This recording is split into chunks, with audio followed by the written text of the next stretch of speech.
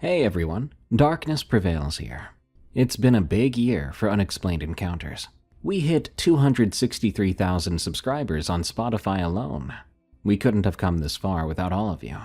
So let's welcome the new year with this compilation of my hand-picked favorite stories from throughout the year. I've left out the recent longer story episodes for my criteria, as they're a little too recent compared to how long they are. I hope that makes sense. Enjoy. And if you haven't yet, be sure to tell your friends where to listen to the scariest stories so we can spread the good and terrible news of Unexplained Encounters. Thanks again, and a very happy new year to you all.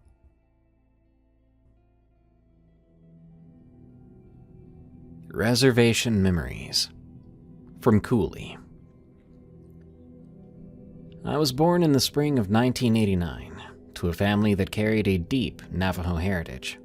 Though our home wasn't in the central area of the Navajo Nation, we lived in a smaller portion of reservation land in northern Arizona, where my father's side had resettled decades ago, for reasons they almost never discussed in detail. My father called it a family matter, and that was generally enough to end any questions. Growing up, I took the land for granted.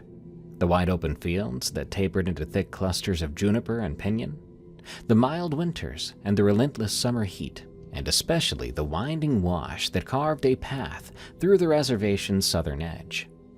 Everything felt like it had been there forever, and I assumed it always would be. In 1999, I turned 10, and that's where this story begins. My memories of the time are oddly crisp, probably because those events marked me more than anything else in my childhood. My mother was a firm believer in traditional Navajo teachings. She'd grown up near the Four Corners region, though we rarely traveled away from our corner of northern Arizona. We still had relatives scattered across several states, but this was where we were settled. My father worked for the tribal council, organizing youth programs and cultural events, while my mother helped run a small convenience store attached to a gas station on the reservation. We weren't wealthy by any stretch, but we weren't desperate either. Life was simple. I had an older sister, Ava, who was 13 at the time, and a younger brother named Peter, who was 5. Our home was a modest, double-wide trailer surrounded by a chain-link fence. Beyond the fence stretched the reservation, a mixture of open fields and scraggly brush and clusters of trees that some people referred to as the woods, even though they weren't really that dense. There was also a wide arroyo about a quarter mile from our yard, which filled with water after heavy rains but stayed bone dry most of the year. Past that arroyo, the land dipped into a shallow valley. You could see for miles if you stood on a slight rise behind our trailer. It was around September 1999, when rumors started to circulate in our small community. People whispered about strange footprints and mutilated animal remains, mostly strays or wild critters found near the edges of the reservation. As rumors often go, it wasn't taken too seriously at first. Our land has coyotes, the occasional stray dog pack too. I've even heard of a mountain lion attack here and there on animals, though that would be considered very unusual. But the stories we heard didn't match normal predator behavior. Folks said these animals were ripped apart in ways that suggested something more deliberate, something that might point to human involvement. The tribal police had no answers. They wrote a few reports, but no culprit was ever found. I didn't worry about it, not until my father began to lock our gate at night, something he had never bothered to do before. He also insisted we keep our curtains drawn after dark. My mother, for her part, started to light a small juniper bundle and walking around the house, muttering soft prayers in the Navajo language.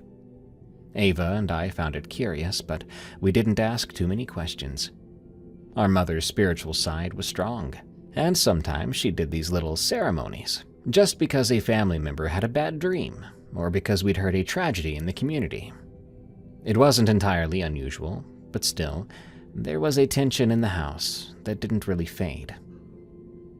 I recall one night, maybe a week after the rumor started, when I heard what I can only describe as scratching sounds on the outside wall near my bedroom window. My window faced the backyard, which led to the fence and then that open stretch of field. The noise was faint but unmistakable, like nails on metal siding. I remember freezing up, feeling terrified, but listening very close. A few seconds passed by. The scratching repeated, slower this time, almost exploratory. I was much too scared to move. Eventually, it stopped, but I lay awake there for another hour afterward, waiting for something else to happen. It never did, so I convinced myself it was just a stray cat, maybe a branch brushing the trailer in the wind. However, my father's behavior the next morning suggested otherwise. I watched him walk the perimeter of our yard, searching the fence line with a flashlight even though the sun had already risen. He didn't say much, just kept scouring the dirt. When I asked him if something was wrong, he looked at me gravely. "Nothing you need to worry about. Just be sure to stay in after dark." In October of that year, the rumors intensified. 2 teenage boys from another family claimed they'd seen something stalking them while they walked home from the bus stop at dusk. They described it as a tall figure with uneven proportions, moving on all fours at one point, then standing upright the next. Their parents scolded them for telling wild stories, but the boys insisted on what they saw. I heard about that one in bits and pieces from Ava, who was friends with the older sister of one of those boys.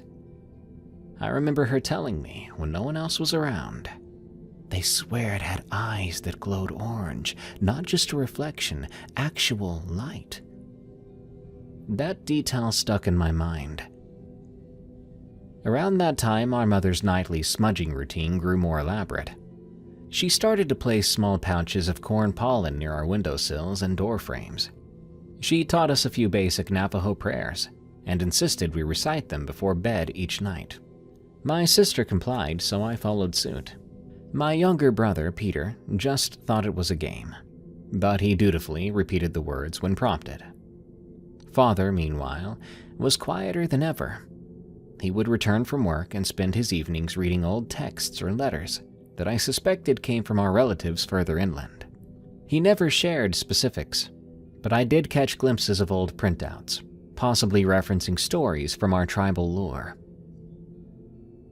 On a cool autumn evening, I got my first direct glimpse of what we were up against.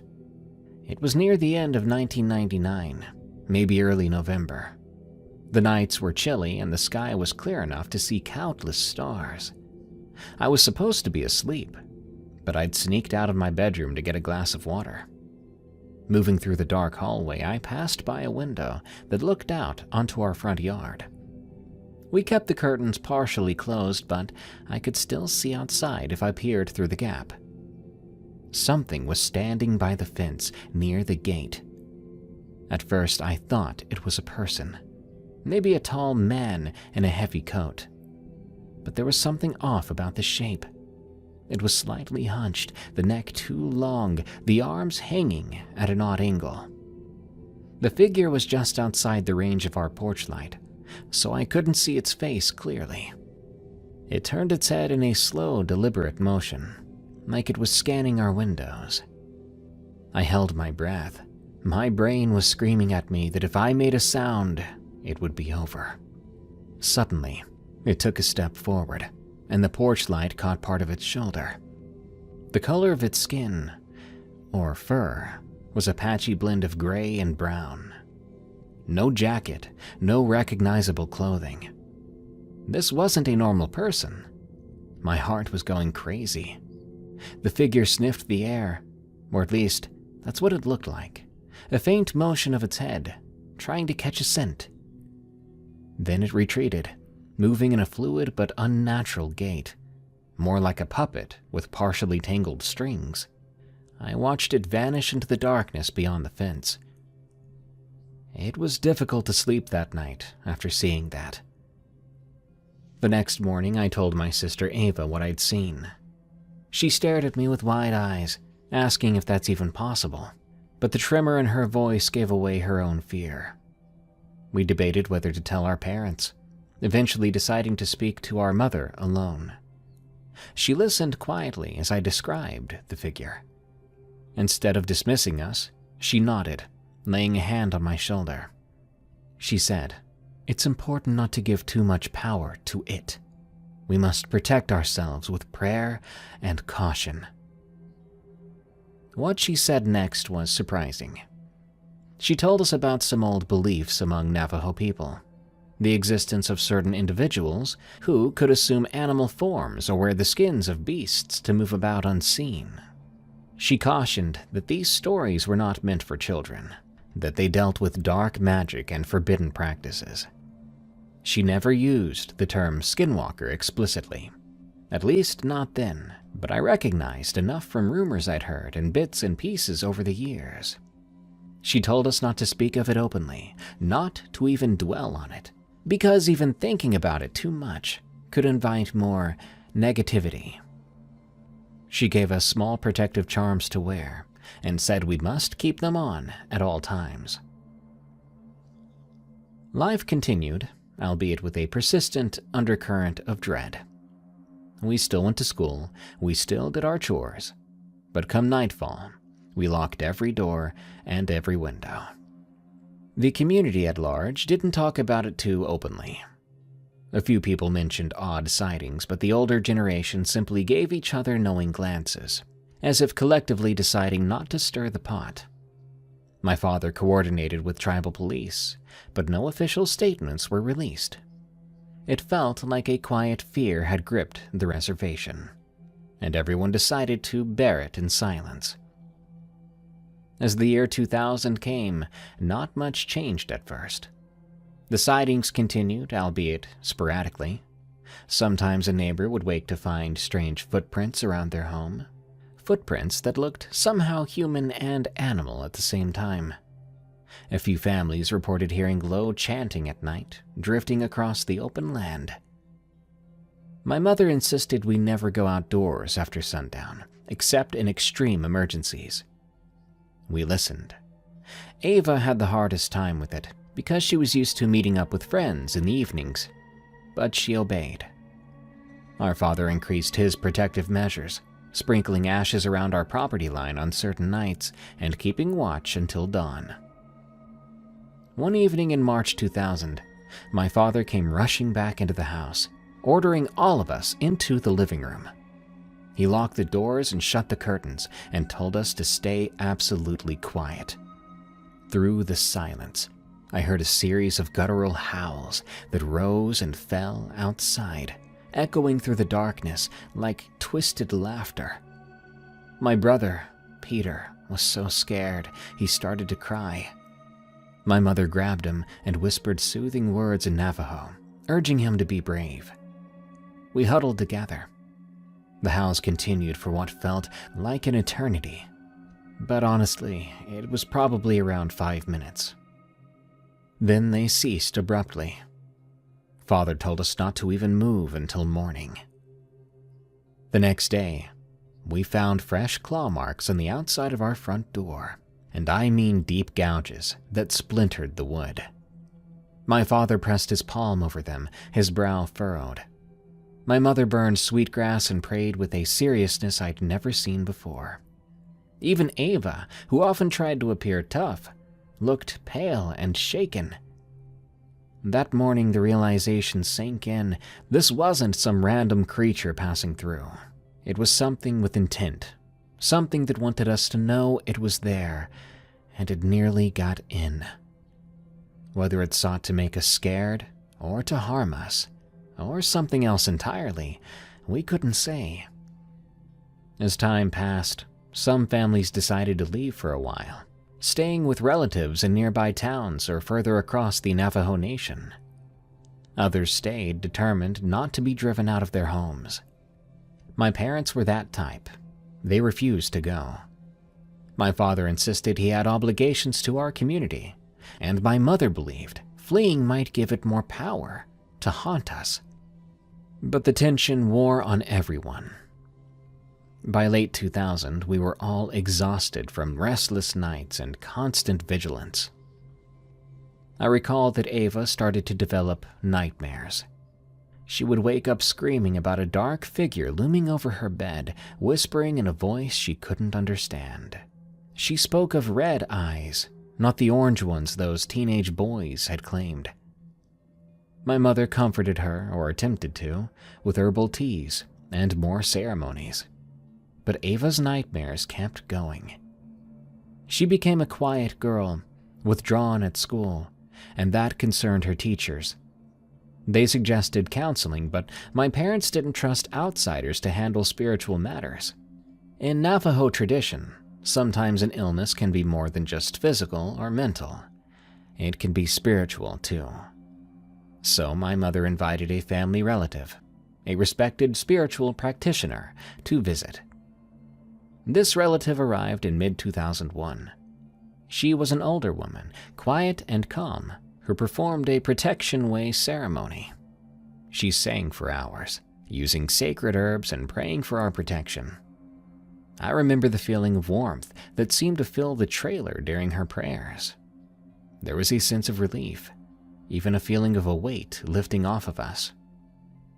For a short while, things did get better. The scratching noises, the howling, the unsettling footprints around the yard, all of it decreased markedly. We found ourselves sleeping more peacefully for a while. But then, in early 2002, a new wave of disturbances flared up. It started with an incident involving one of our neighbors, an elderly man who discovered his chicken coop had been torn open late one night. More than a dozen chickens were slaughtered, remains strewn about in a pattern that defied logic, almost ritualistic. The man was distraught, convinced it was the work of witches or someone dabbling in dark magic. Then a high school girl claimed she saw a figure on the roof of the community center at dusk, watching people as they walked to their cars. She described it as similar to what the teenagers had seen before. Tall and gaunt, but she included that she saw an animalistic face that made her scream when she saw it. By the time anyone else looked, though, it was gone. Stories circulated. Some claimed it was a shapeshifter, or skinwalker, from the old tales, a malevolent force that wore the skins of animals to roam at night. Others thought it might be a person practicing black magic, conjuring illusions to terrorize the community for reasons unknown. Yet no one could identify who it might be, or why they would target us. Whenever the topic arose, the elders would give grave warnings. Do not speak of it. Don't think about it too much. Protect yourselves, follow the old ways, and be mindful of where you go at night. In the summer of 2002, we had a family gathering. Relatives from out of state visited, and for a brief time our home was filled with laughter and good food. I almost forgot about the fear that hovered in the background. One evening, my cousin Alec, who was around my age, suggested we go exploring near the arroyo. I hesitated, but decided it would be fine as long as we did so before nightfall. We took Peter with us, and we walked along the dry arroyo bed, searching for interesting rocks. It was nice to feel normal again, just some kids being kids. At a certain point, Alec looked up, and I saw him freeze. I followed his gaze to the crest of a small rise about 50 yards away. A figure stood there. In broad daylight, I could see it more clearly than ever before. Tall, lanky limbs, torso wrapped in ragged animal skins. The face was obscured by shadows from the shape of the head covering. Even so, I could sense its eyes on us, cold and unblinking. My stomach churned with terror. I grabbed Peter's hand, and we both retreated a step. Alex stood motionless, mouth wide open. Then the figure raised an arm, as if to point at us, or beckon, perhaps both. A sudden dread overcame me, stronger than anything I'd ever felt. We turned and ran, half pulling Peter along, stumbling over the uneven ground.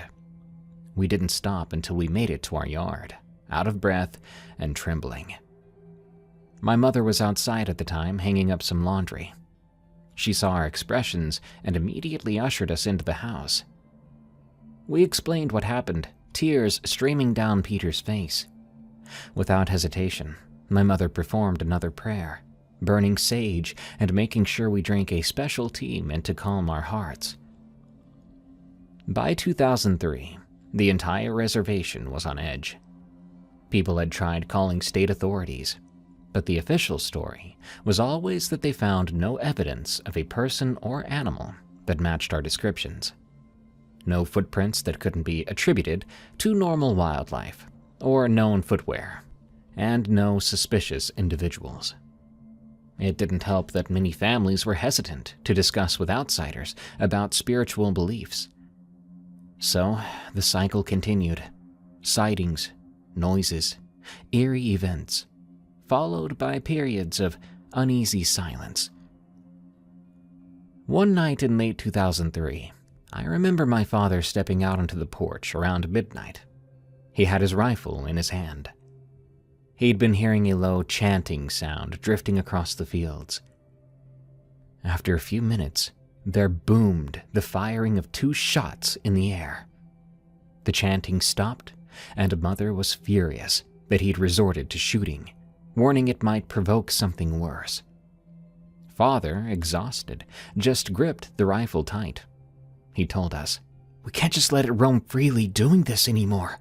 We have to show we can fight back, or it'll never back down." Whether that show of force helped or not, the chanting didn't return for several weeks. We savored a bit of calm, though we never let our guard down. School was a distraction, but even teachers seemed to know something heavy weighed on the community. Students continued to whisper about the shapeshifter during lunch breaks, daring each other to go out late at night. Some would joke about it, but those jokes always seemed to ring hollow. Beneath the jokes, there lurked genuine fear. When 2004 arrived, I was 14. My sister Ava was 17, preparing for her next steps in life. She wanted to attend a college out of state, far from northern Arizona and its constant dread. She had blossomed into a quiet but determined young woman, still bearing the psychic scars of her nightmares. Peter was 10 now, a happy child in daylight, but prone to anxious fits once darkness fell. My parents were wary. They'd done everything they could to protect us, but years of living under threat was taking its toll. Everyone hoped for a resolution soon, a sign that this presence would finally leave. In early spring of that year, my father received word from an elderly relative that there would be a significant ceremony held deeper in the Navajo Nation, a large gathering involving multiple spiritual leaders. It was meant to combat negative forces that had been plaguing several families. My father decided we should participate from afar, hoping a unified spiritual effort would help. Over a span of 3 days, we observed stricter prayers and avoidance rituals. We didn't let Peter watch TV at all. We abstained from certain foods. My mother sang old songs I'd never heard of before, and I often saw her cry when she did. On the second night of this period, I was awakened by clamoring outside. The dogs were barking and going mad, and I heard more than one voice shouting. I rushed to the window. In the distant field beyond our fence, flashlights bobbed. At least 3 beams of light swept across the grass. I couldn't see details, but it was clearly a group of men searching for something. A muffled gunshot rang out. My father burst into my room, telling me to stay put. He went outside to join them, carrying his rifle. Later I found out they'd seen the figure, a tall shape loping through the darkness, heading toward the tree line. One of the men fired, but it disappeared. They tracked footprints for 100 yards, footprints they swear changed shape halfway through, as if human feet gave way to large paw prints. The trail ended abruptly near a rocky outcrop. No blood, no body, nothing. But there was an overpowering stench that made the men recoil. Father came home looking grim, but with a hint of defiance in his eyes, as if telling me, we faced it, and we didn't run. That was the last major incident that I can remember. Over the next few months, sightings dwindled. Occasional odd noises or fleeting shapes, yes, but the full-scale terror that had dominated our community began to subside. By the end of 2004, many families breathed easier. Some credited the combined spiritual efforts, others said it was just time for the malicious force to move on, and others believed the men that night might have wounded it enough to weaken its hold, even if no blood was found. Nobody knew for certain. For me, that entire stretch of years, from 1999 to 2004, felt like living in a prolonged nightmare that ebbed and flowed but never entirely released us from its grip.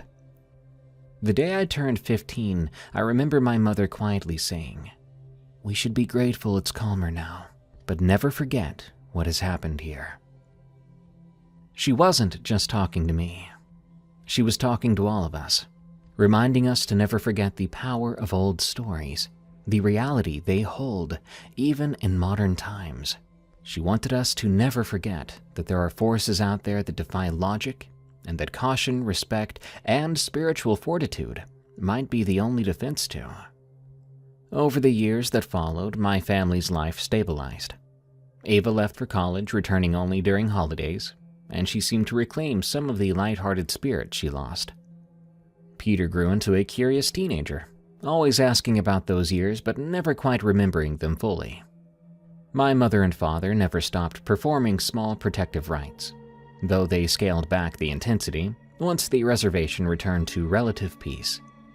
Our old chain-link fence around the yard remained, but my father replaced our wooden front door with a sturdier metal one when he could afford it, still bearing faint scars from the night of the claw marks.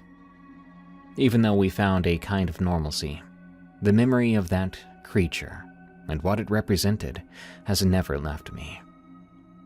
When I drive through that part of northern Arizona or walk along the Arroyo, I feel a slight chill, recalling the day I saw it in daylight. The elders say that once you've been marked by a supernatural presence, a part of it lingers in your awareness, even if you never see it again. Sometimes I wonder if that presence was truly an external being, or if some of it came from our own collective fears. But then I remember those unexplainable footprints, the guttural howls, the claw marks on our door, and I know it was more than just imagination. I remember the summer of 1992 like it was last week, though so much has changed since then. Back then, I had just turned 27, still feeling the afterglow of youth, but also aware that I needed to make some mature decisions if I wanted my life to stabilize. I was living in northern Illinois, not too far from the Wisconsin border, working as a traveling sales rep for a small office supply company. My job required me to spend hours on the road, visiting stores, and trying to convince managers to stock our pencils, paper, and staplers. It wasn't glamorous, but it covered my rent and gave me enough leftover cash for weekend outings with friends. That summer, the head office assigned me a new itinerary that stretched well into central Wisconsin. Rural territories, endless farmland, winding roads that cut through thick woods, and small towns miles apart from each other. Initially, I was excited about this change of scenery. I'd lived my whole life near the city. Getting to see rolling hills and forests of pine sounded refreshing. Plus, I'd be the only rep out there, which meant fewer competitors and a better chance of meeting quotas. One warm evening in late June, I packed my sky blue Ford Escort for a couple days on the road. I remember tossing a duffel bag into the trunk, alongside a giant black trash bag full of used clothes. I'd promised my aunt I'd drop them off at a Goodwill store upstate. She liked to declutter every few months and pass the load to me. "I'll get to it in my travels," I'd told her. But I'd already forgotten about the bag once, letting it sit in the trunk a week too long. By the time I finally left, it had a certain odor. I couldn't put my finger on it. Maybe an old pair of shoes or something that got damp. I figured I'd handle it soon enough and shrugged it off. That day, the sun was strong, lighting up the farmland in broad strokes of orange and gold. The roads twisted and turned, so I kept my windows down to take in the breeze. My cassette player was on full blast, Madonna, if memory serves, when I spotted a small sign for a country diner. I decided to stop for a quick meal. The place was nearly empty, and I felt a friendly warmth as the waitress served me meatloaf with mashed potatoes. I chatted a bit with an older couple about how quiet the region was, how traffic seemed non-existent. The man told me, half jokingly, "We got more animals than people here. Just watch out for the big ones at night." I laughed politely and didn't think much of it. I left the diner around 7 p.m., hoping to reach my motel by nightfall. The route took me through an even lonelier stretch of highway. Trees loomed on both sides, casting long shadows as the sun dipped low. I was humming to myself, trying to keep calm because, despite the scenic view, I felt an undercurrent of unease. There was something about that dense forest that made me wonder how anyone could live so far removed from civilization. Not more than half an hour later, I saw movement in my peripheral vision. On the right side of the road, near the tree line, something big moved, an animal perhaps. I slowed a bit, eyes scanning the darkness under the branches. For a moment, I spotted a form that looked vaguely canine but upright. It was tall, disturbingly tall for an animal on hind legs. My brain struggled to process it. Did I see a bear? A stray dog on 2 legs? The thing's eyes flashed in the waning light, and a chill ran up my spine. I pressed the accelerator, wanting to get far away from that spot. But after a few minutes, I glanced in my rearview mirror and realized I wasn't alone on this road anymore. Another silhouette, or maybe the same one, darted across the pavement behind me. It moved with uncanny speed, crossing from one side to the other and then vanishing into the shadows. My heart thudded. I told myself, keep driving, ignore the weird feelings. It's probably just an animal scurrying at dusk. Twilight turned into full night. The moon was out, though clouds passed over it periodically, blanketing the road in darkness. That's when I saw a shape emerge again, only this time it ran alongside my car, deeper into the woods, but parallel to my vehicle. I pressed my foot harder on the gas. My Escort wasn't a muscle car, but I got it up to around 60 miles per hour. The shape kept pace, weaving between trees. I could hear branches snapping, as though it was crashing through brush with a raw power that sent my pulse into overdrive. There was no mistaking it.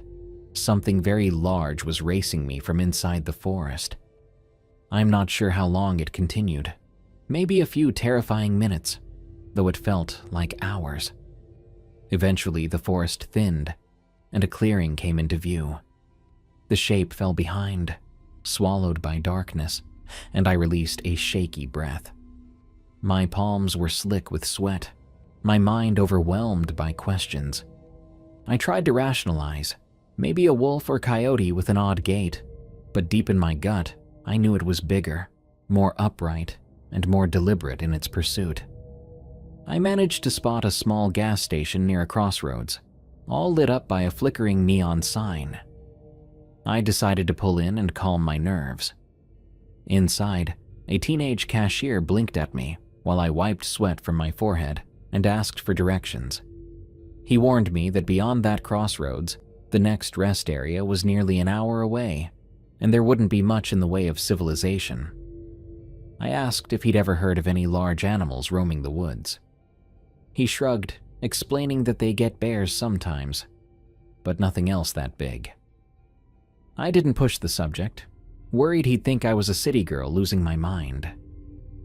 Leaving the station, I got back on the highway, determined to reach that next rest stop.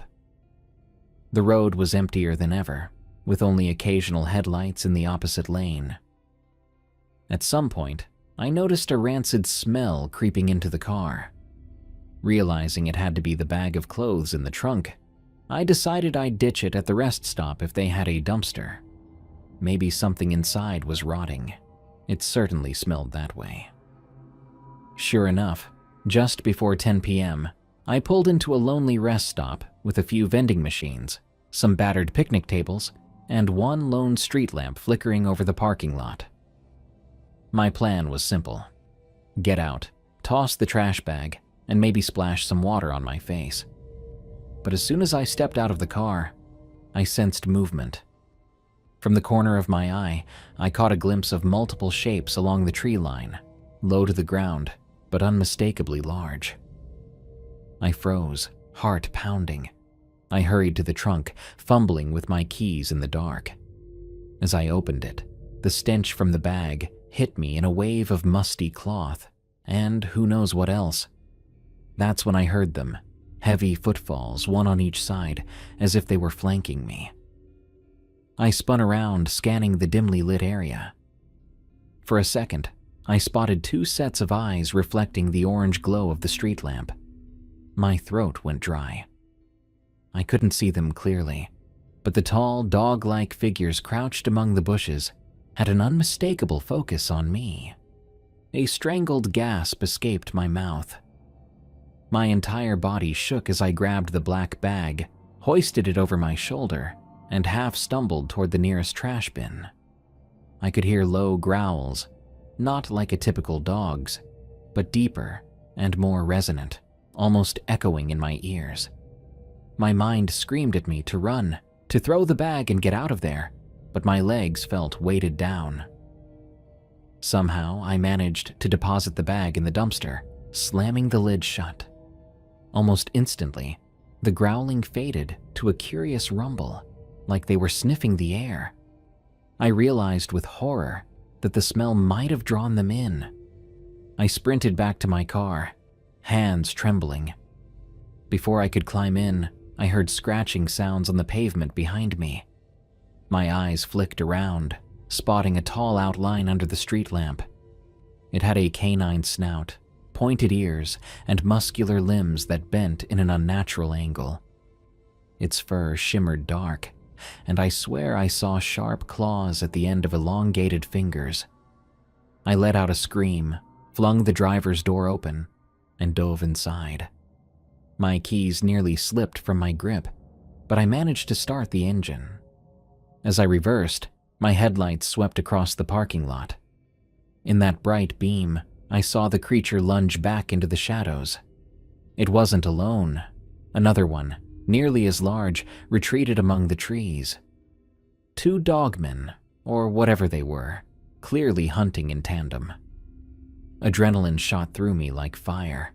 In seconds, I was speeding down the highway again, ignoring every traffic law. For the next half hour, my mirror played tricks on me.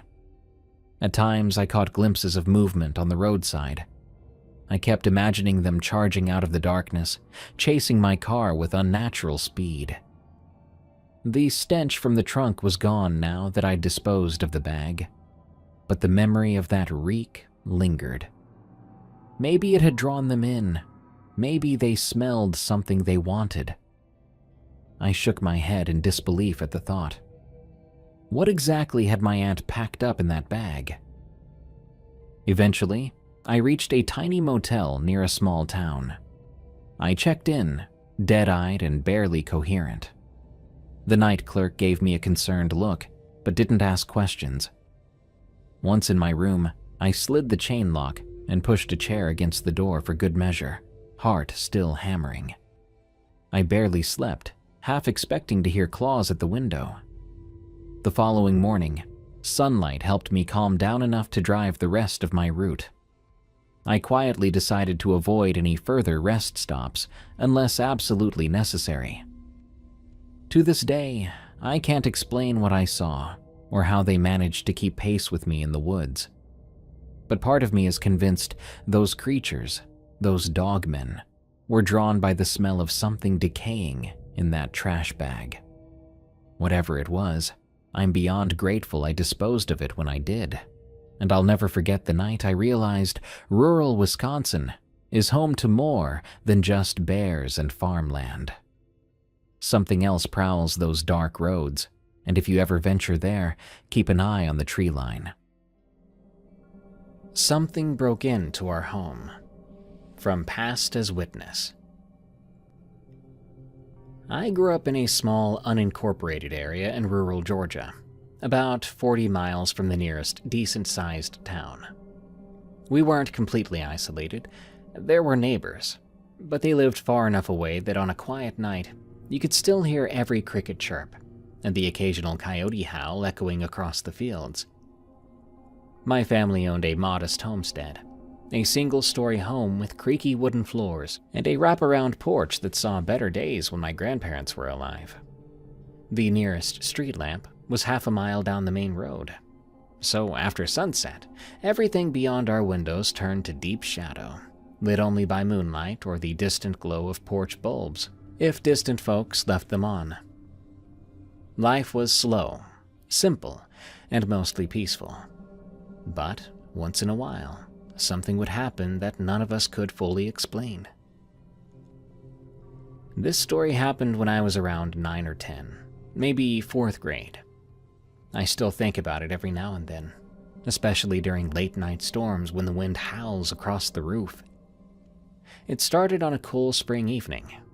I remember it being around mid-March, just after the time change, so the days were getting a bit longer. But that night, the moon was nowhere to be seen behind heavy clouds. I was in bed early, probably around 8:30 or 9 p.m., because I had school the next morning. My older sister, Rose, had her own room across the hall. My parents' bedroom was on the opposite end of our little L-shaped hallway. We had a habit of sleeping with our doors locked. It might sound weird to people from the city, but out in the country, there's an old habit of locking your inside doors, especially if your house isn't in the perfect shape. We had some trouble with raccoons sneaking in through screen doors, or occasionally having stray dogs nose their way in if the front door was left unlocked. Plus, my dad would always say, "If you feel safer behind a locked door, then lock it." So we did. One night, something stirred me awake, sometime well past midnight. No storm, no thunder, but I distinctively remember hearing a low, steady wind outside. I blinked in the dark. My heart was pounding as if I had just snapped out of a dream. At first, I assumed I'd heard a branch scraping against my window. Maybe the wind had rustled through the bushes near my bedroom. We did have old pine trees out back, tall enough that their needles would sometimes scratch the roof when a gust came through. But this was different. A scratching sound, followed by what I could only describe as a heavy dragging noise along the porch, like someone big and strong was shuffling slowly, or maybe something with claws was stepping carefully on the wooden boards. I held my breath. Suddenly, I was hyper-aware of how silent everything was. No frogs, no crickets. That hush told me if there was something out there, everything else had gone into hiding too. I was a restless kid, always more curious than cautious. But something in me just screamed to stay put, to keep still. I sat in my bed, pressing my ear to the thin wooden door of my bedroom. I heard a dull thump on the porch again, as though weight, and I mean serious weight, had landed on those boards. My throat went dry. If it had just been a person, maybe a burglar or a stranger, I'd expect footsteps, not these weird scraping sounds and panting noises that kept drifting through. Yes, panting, like an animal that had been running and was now sniffing around for a place to rest or feed. and then I caught a shadow moving under my door. Just for a second, but I swore something had passed right by the sliver of light at the bottom. My heart was going mad. I could hear my own blood rushing through my ears. We had a hallway nightlight, a little bulb in the outlet near the bathroom door, so it wasn't pitch black out there. Even from behind the door, I could see faint outlines of something blocked that light. I scooted off the bed, tiptoeing closer. My bare feet pressed carefully against the cool wooden floor, avoiding the squeaky spots by memory. There was a soft creaking as weight pressed on a board right outside my door. It took everything in me not to call out for my parents or my sister. But fear gripped me. I did not want to draw attention if some sort of prowler was in the house. My dad kept a .22 by the door in his bedroom, but at the moment I didn't dare try to go get him or it. I was far too scared I'd come face to face with whatever it was. Then came the sound that I remember most vividly. A long, low growl. It was so low-pitched and gravelly, like a dog's snarl, but deeper, more primal. That one sound turned my legs to jelly. My little doorknob rattled slightly, as though tested by a large hand, or maybe claw, on the other side. My mind was reeling. If someone was messing around in our house, they were doing a disturbingly good job at sounding like a wild animal. I'm not sure how long I stood there, holding my breath, but it felt like ages. If a kid had never had a heart attack before throughout history, I was sure I was about to be the first. Gradually, the scraping footsteps moved away from my door. I heard something brush up against the wall in the hallway, and then, in the distance, a sharper sound, a crack, followed by the metallic grind of the front door's old hinges. Our front door was a big old wooden slab that had come with the house. Dad replaced the locks, but the frame itself had always been a bit worn out. If you slammed it just right, it would pop a hinge. But this noise sounded like the whole door had been smashed against its fittings. The frame squealed. I couldn't tell if it was an animal's growl or a man's grunt, or perhaps something in between. There was silence again, but only for a moment. Then the scrape of nails or claws across wood. It moved outside, circling around the porch. I think I might have let out a tiny whimper then, or maybe it was just the sound of my breath catching in my throat. I knelt by my bed, crawled underneath my blanket, and waited. I remember not even caring that there were dust bunnies and old toys. I just wanted to be as hidden as possible. Eventually, the noise faded into the distance, perhaps around the back of the house. I stayed there, though, awake for the rest of the night, listening for anything. The quiet came back, but I didn't trust it. I wanted to find my parents. I wanted my dad's comforting voice telling me it was just the wind. But I was terrified of opening that door. If the thing had already found its way inside once, how did I know it wasn't still around? I must have dozed off from exhaustion at some point, because I remember opening my eyes to daylight streaming through the windows. My bedroom door was still locked. My shoulders were stiff from lying on the floor. My first conscious thought was that maybe I'd dreamt all of it, and I had that fleeting sense of relief that I'd let my imagination get the better of me. But then my dad's voice thundered through the hall. "What in God's name?" That got me to my feet in seconds. I pulled open my bedroom door once I was sure the hallway was safe, and I found my dad standing in the living room with a bewildered, angry look on his face. Mom and Rose were huddled by the kitchen entrance, eyes wide open. The front door was off its hinges, not just knocked loose, but torn from the frame, which was splintered around where the lock and deadbolt should have latched. The door itself was lying crooked on the porch steps. A few pieces of wood were scattered around. One hinge was bent nearly straight. The other was hanging off the frame by a single screw. Dad walked out onto the porch. He carefully touched the big wooden slab, as if trying to see how it had been forced open. The porch itself had deep scratches, like claw marks, etched into the paint. Some of them looked like big arcs, almost parallel lines about an inch or two apart. There was hair too, dark brown or grayish, snagged on a nail that had been pulled loose from the railing. It didn't look like a dog or cat's hair. More like thick patches of fur you would see on a wild boar or something larger. But the color reminded me more of a wolf or coyote. Mom kept pressing Dad about what he thought could have done it. He was furious, thinking maybe it was some stray dog from up the road or some rabid coyote. Tell me if I'm wrong, but coyotes don't usually break doors off hinges, especially not old wooden doors that still had a functioning deadbolt. Yet, what else could do that kind of damage? A bear, maybe, but we rarely saw them that far south. And if a bear did break in, I doubt it would just leave after ripping off a door. Dad took his shotgun and walked the perimeter of the house, looking for footprints. I peeked out the doorway, staying close behind him, safe in his shadow. Sure enough, in the soft dirt near the porch steps, there were footprints. More like paw prints, but longer.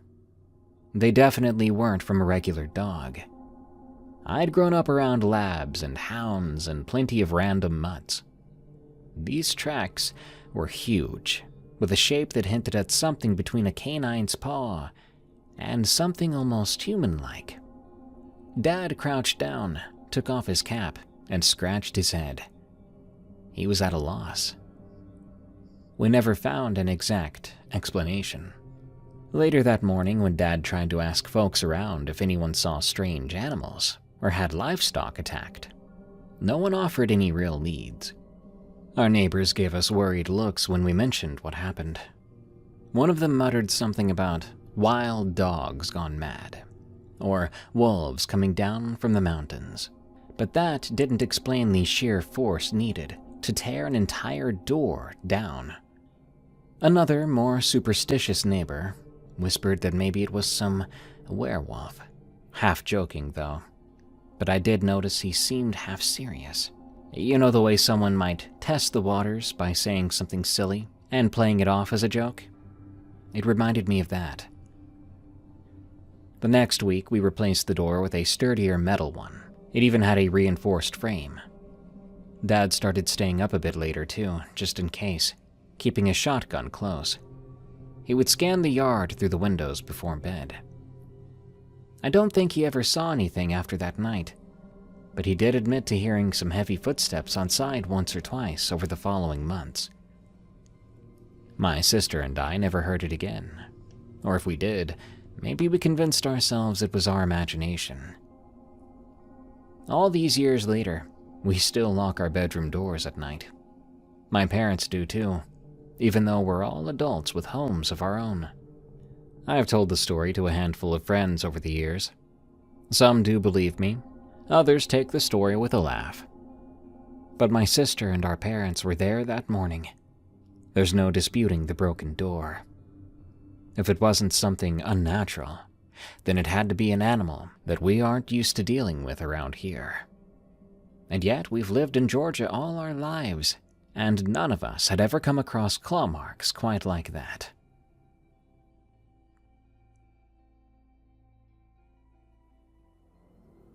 Cliffside View, from Garbled Johnsons. Look, I hate to be that kind of grandkid, but I never liked my grandparents' cottage. They owned it on a rocky stretch of coast in Maine, perched too close to a steep cliff. Each summer, Mom would drop me off for a few weeks. She thought fresh air and an ocean view would do me good. But that view, it was the worst.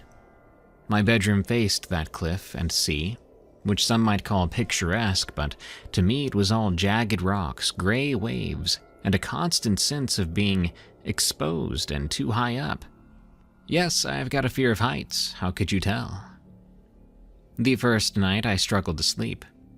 The bed smelled like old blankets and salt. Every time I closed my eyes, I felt like someone was staring at me through that window. At one point, I forced myself to look. The curtains there were thin, and I could make out the faint glow of the moon and the outline of the cliff. But nothing moved, and there were no figures, and yet my heart pounded like there was something there.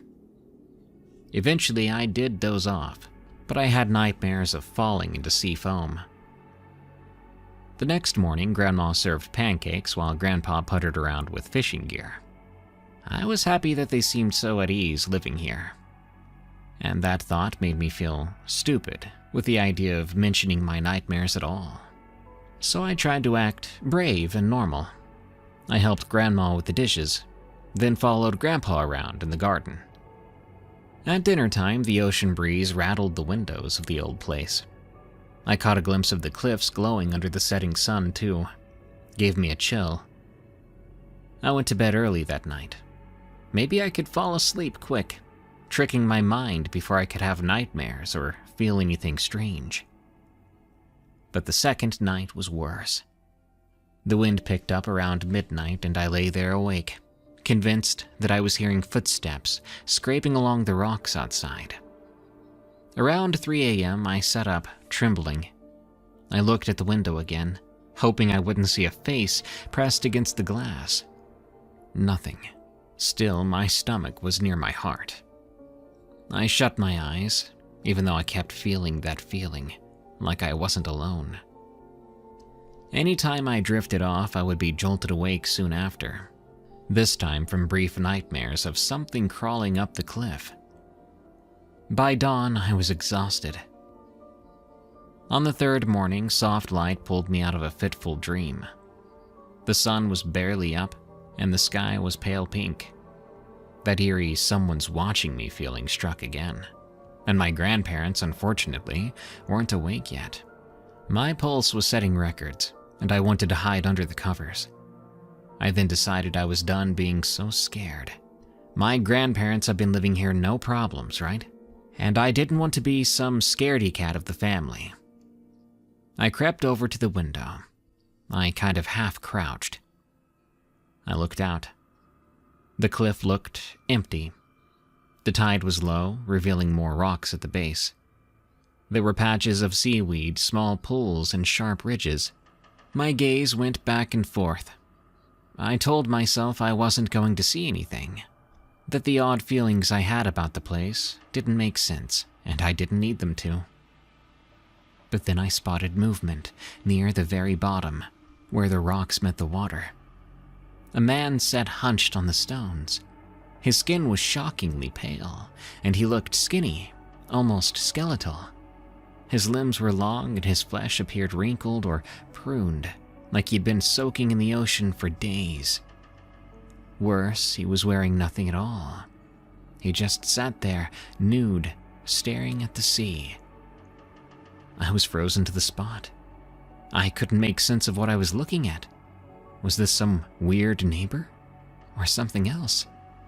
Who would be down there naked at sunrise? Maybe he needed some help, but fear pinned me in place. I felt like everything was going in slow motion then, especially when I saw him turn his head. And even from that distance, I saw him look right at me. I couldn't breathe for a moment.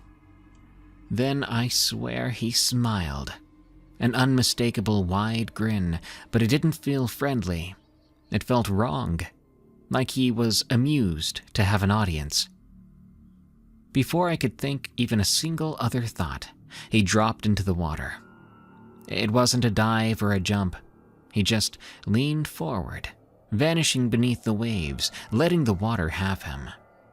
No splashing came after, no struggle. One moment he was there, and the next he was gone. My legs were shaking, like there was an earthquake beneath me. I jumped away from the window. What if it was a normal man and he was hurt? I couldn't bring myself to go outside. I dashed back into bed, yanking the covers over my head, trying to breathe calmly. If I couldn't go back to sleep for another hour, I thought surely I was about to faint and sleep anyway.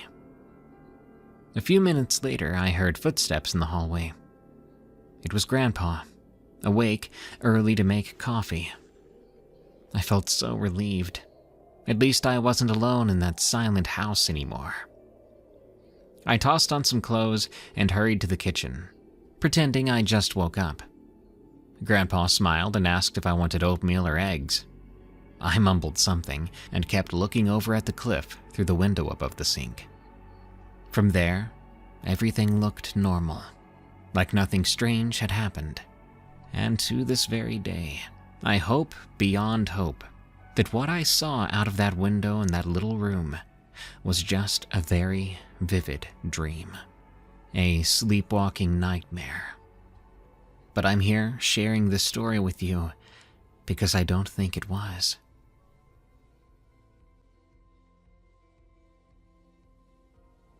Appalachian Terror from Buckstop. I've spent my entire life in a small Appalachian town tucked into a valley that's flanked by rolling hills and steep ridges. The place where everyone knows everyone else. I'm sure you've heard that before. You could at least say everyone knows a story about everyone else. My family has lived here for generations, which means our name is inextricably linked with the ridges, creeks, and old cabins that dot the landscape. Growing up, I was always a child of the outdoors. Fishing and hunting and hiking were my pastimes. As soon as I could walk, my grandfather would take me along the foothills, teaching me to look for signs of wildlife, tracks in the mud and tufts of fur on broken branches. When I was old enough to explore on my own, I made a habit of wandering even deeper into those woods, never thinking much of the legends that we told, the ones locals would whisper around bonfires. But I will tell you about them. I remember stories about strange silhouettes people would see just around sunset, eerie lights that flickered at the tops of ridges and disappeared with no explanation.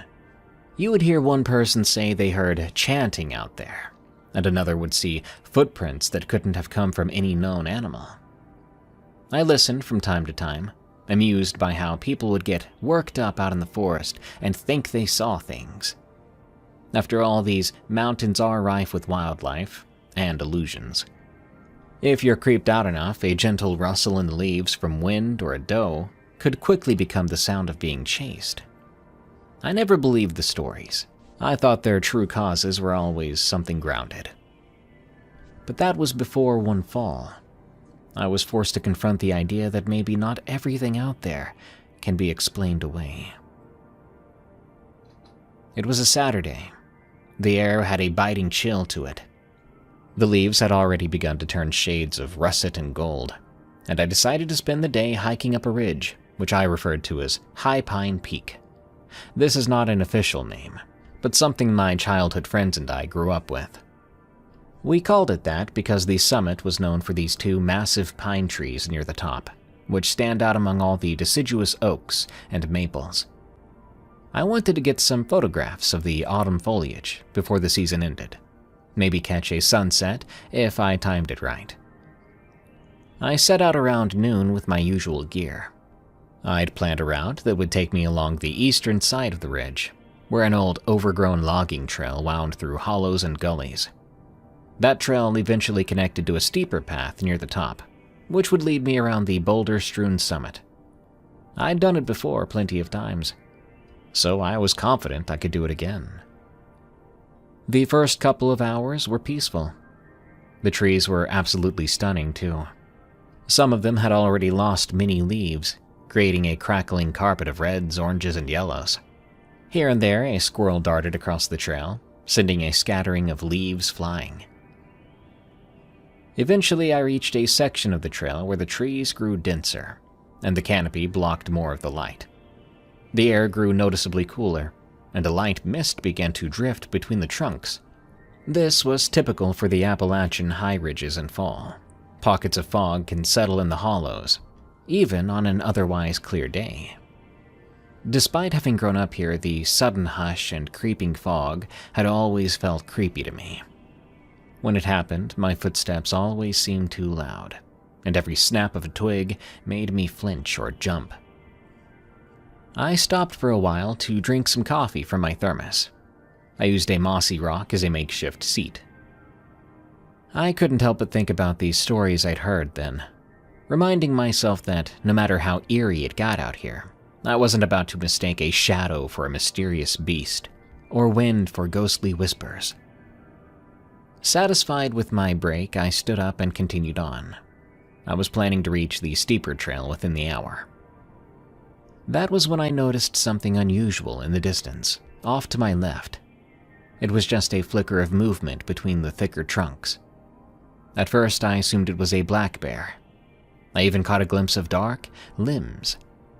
But as I tried to focus on it, the movement stopped, and the figure disappeared. I shrugged it off, thinking at most, cool, I saw a black bear. I made a mental note to keep a wide berth from any bears I saw. About a half-mile further, the logging trail curved around a slope. The brush on either side was overgrown, but the path itself was mostly clear. I slowed down when I saw something lying about 30 feet ahead. Looked like a fallen branch or a log. As I approached, I realized it wasn't a branch. It was a cluster of broken limbs. They were snapped in a strangely deliberate-looking way, arranged almost like a crude barrier. There were no cutting marks or sawing marks. No, it looked like they'd been twisted or broken by force. Maybe some strong winds had come through recently. Then again, it looked to have been constructed, not accidental. And when I looked up, none of the branches near me were broken. These were collected and put here. Sometimes local kids would pull pranks or set up things like this for whatever reason. But we were far away from any frequently traveled route, and kids rarely come this deep into the woods alone. I stepped around the pile. I wanted to kick it or dismantle it, but something inside told me to just leave it alone. So I continued along the trail. Sure, it was a bit unsettling, but mostly it was fascinating. About 20 minutes later, I reached an open stretch of trail that offered a view of the surrounding ridges whenever there wasn't fog. That day, though, a pale haze clung to the valleys, making it hard to see more than a mile or so. The sky was clouding over, and the temperature seemed to drop another few degrees. I was thinking of turning back then. Then I spotted it. There was a figure standing near the crest of the slope, maybe 70 yards ahead. They seemed to be standing upright, but with an off posture, perhaps hunched. Whatever it was, or whoever they were, they looked unusually tall and thin. It wore some kind of dark, ragged covering that might have been clothing, or perhaps just a wrap of fur or leaves. I couldn't be sure at this distance. My mind scrambled to come up with an explanation. A hiker with a large backpack, a hunter wearing camouflage. But the figure didn't move like a person. It took a step sideways, then another, in a way that reminded me of how a heron might move along a riverbank. As I watched, the figure shifted and glided out of view behind a cluster of mountain laurel. I say glided here because that's truly what it looked like from there. No heavy footfalls, no bending of the knees like a typical walk. I stayed rooted to the spot for maybe 30 seconds. Was I seeing things? Did I just see that right? Maybe it was a trick of the fog and my imagination. The part of me that demanded a rational explanation insisted I follow it and get closer. For all I knew, it could be a lost hiker or a local hermit who didn't want to be disturbed. But if I saw it up close, I could rest easy. I've always been pragmatic, but also stubbornly curious. Against my better instincts, I shouldered my backpack. I took a deep breath and made my way up the slope, where I'd last seen the figure. But I didn't find any footprints, just damp leaves. The leaves, though, did look like they'd been disturbed in a path heading westward. I then followed the trail of scuffed foliage, watching carefully for any more movement. After about 5 minutes, I came to a large rocky outcrop where the mountain laurel grew thick. It was almost like a natural wall. I wondered how the figure could have possibly slipped through without me hearing branches crack, or at least me seeing them sway. The laurel was dense, and moving through it would have made a tremendous amount of noise. And yet I heard nothing. I pressed around the outcrop and found a narrow gap, barely wide enough for me to squeeze through. My jacket snagged on a branch, making a loud tearing sound. The gap led to a small clearing, a hidden hollow with a flat moss-covered rock at the center, and a ring of stunted oak trees around its perimeter. The air in that hollow was dead still. I heard no wind or bird calls. The ground felt oddly spongy, too, beneath my boots. I cautiously advanced, looking left and right, but there was no sign of anyone else or anything else. Before long, though, I did see it. It was crouched at the far edge of the clearing near the trunk of an oak. It was definitely tall, well over 6 feet, maybe closer to 7. Thin limbs with proportions that didn't seem quite human, and the covering it wore, or grew from its body, hung in dark tatters. As I stood there, it slowly turned its head toward me. I couldn't see a face exactly, more like an elongated shape with ridges where a skull should have been. Yet, I had the unmistakable impression that it was watching me with intense scrutiny. My blood pounded in my ears. I felt an overwhelming, instinctual urge to run, but also a strange pull to keep observing. I held my breath, and for a moment, I was thinking about saying something to it. But I decided against that. The creature, I struggled to call it a person, seemed wary of me, almost as if it was ready to sprint away if I made any sudden moves. The idea emboldened me a bit. Maybe it wasn't aggressive. Maybe I had the upper hand here. I took a half step forward. It instantly sprang upright. It made no sound that I could hear, but its movements were swift and smooth, reminding me of a deer spooked by a hunter's approach. It then darted along the edge of the clearing, weaving between trees so gracefully. I had to follow it, though, as quickly as I could. Branches scraped at my arms, and I stumbled over some roots. In seconds, however, it was gone, vanished into the thicker part of the woods on the far side of the clearing. I stood there, breathing hard, feeling like I'd lost my chance to figure out what I was dealing with, my chance for an explanation and comfort. Every rational thought in me was telling me that I'd just chased a figure that might be dangerous. But my dumb self felt compelled to keep going, telling myself it was just a person, definitely a weird-looking hermit, that was harmless, and if I just got close enough, I would see a human face and there would be no problem. After a few moments to catch my breath, I pressed on. The terrain grew steeper as I reached the upper ridges, and the ground was scattered with loose stones. The old-growth forest was much more dense here, with massive pines, oaks, and maples. It was near the crest of the hill, only about another 200 yards to the top, but the route had no clear trail. I had to pick my way around fallen logs and lichen-covered boulders. I started to notice small signs. Branches snapped off in ways that seemed intentional, scratch marks on tree trunks, and once a faint footprint in the wet soil. The footprint resembled a person's, enough. Even so, something about it gave me shivers. I pushed on, convinced I was close to discovering something mundane. Eventually, I emerged on a narrow rocky ledge that offered a view of the next valley over. Normally, from there you could see farmland, a winding 2-lane road, the distant roofs of houses. But the fog had thickened, cloaking everything in milky gray. The wind was picking up, carrying the smell of damp earth and leafy decay. I reoriented myself, then saw movement near a stand of those massive pine trees that gave this peak its local name, High Pine Peak. There it was again. The figure stood among the pines, one thin limb resting against a trunk. It was like it was trying to hide. Except it was nearly the same dark color as the bark, so it didn't blend as seamlessly as it might have hoped. As I stepped forward, it jerked away, disappearing behind the tree. Despite my fear, I advanced. Rain was starting to patter down, lightly at first. It didn't take long for the ground to get slick. I nearly lost my footing twice. By the time I reached the two tall pines, the drizzle had turned into a steady shower, and dusk was closing in earlier than I'd expected. I had maybe an hour of usable light left, if that. My mind told me I should turn around then.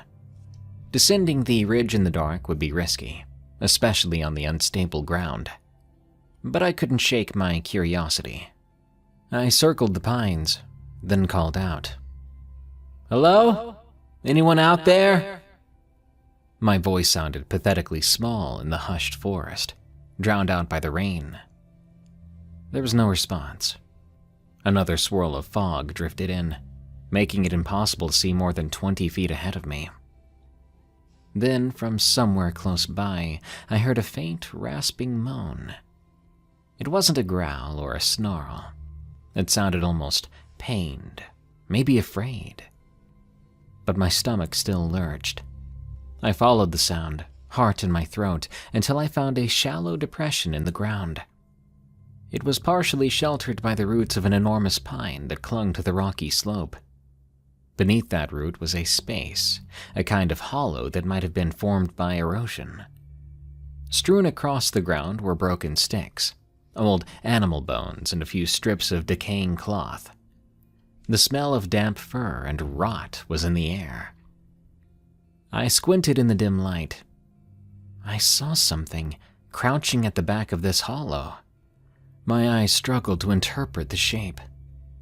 It looked like the thing I'd been chasing, curled up in on itself, as if hurt or exhausted or scared. There was an elongated arm, or maybe a leg. It was hard to tell. Whatever it was bent at an awkward angle. A cluster of small, pale bones lay near its side. The creature, or emaciated person, or whatever it was, lifted its head slightly, meeting my gaze with what I can only describe as a sorrowful intensity. I froze. No words formed in my mind.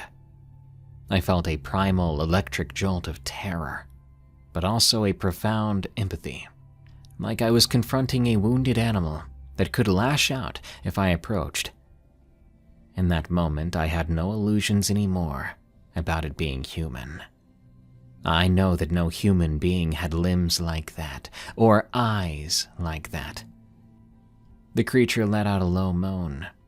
My instincts screamed, "Leave now," but something held me in place.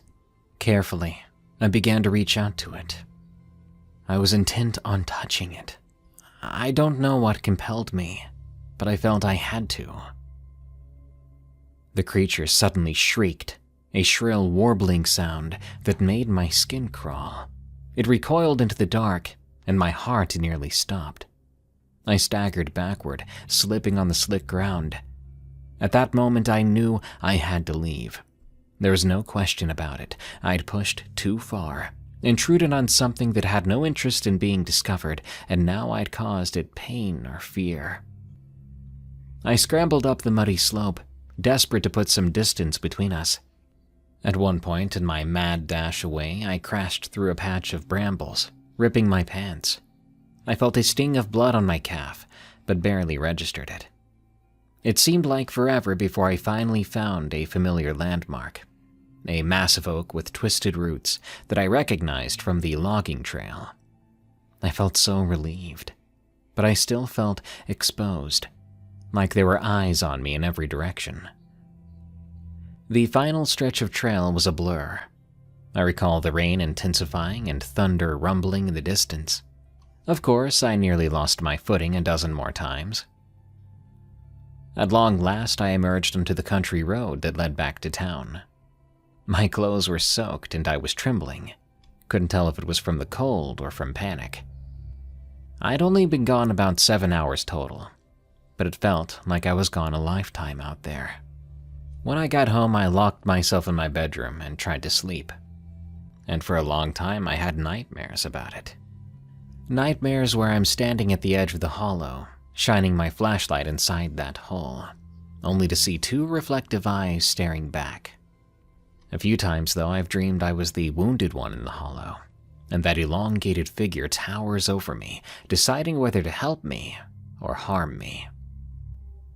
Many who live in Appalachia say these mountains hold secrets far older than our towns, older than the roads and the rail lines. At first, I always thought it was just poetic talk. Now I'm starting to rethink things. I suspect maybe I've glimpsed one of those secrets, a creature that moves quietly among the pines and laurel, shy, maybe even wounded. What its purpose is, I'm not sure. But I am sure that there's something unnatural and otherworldly about it. Don't go chasing the things that go bump, especially the ones that want to be left alone.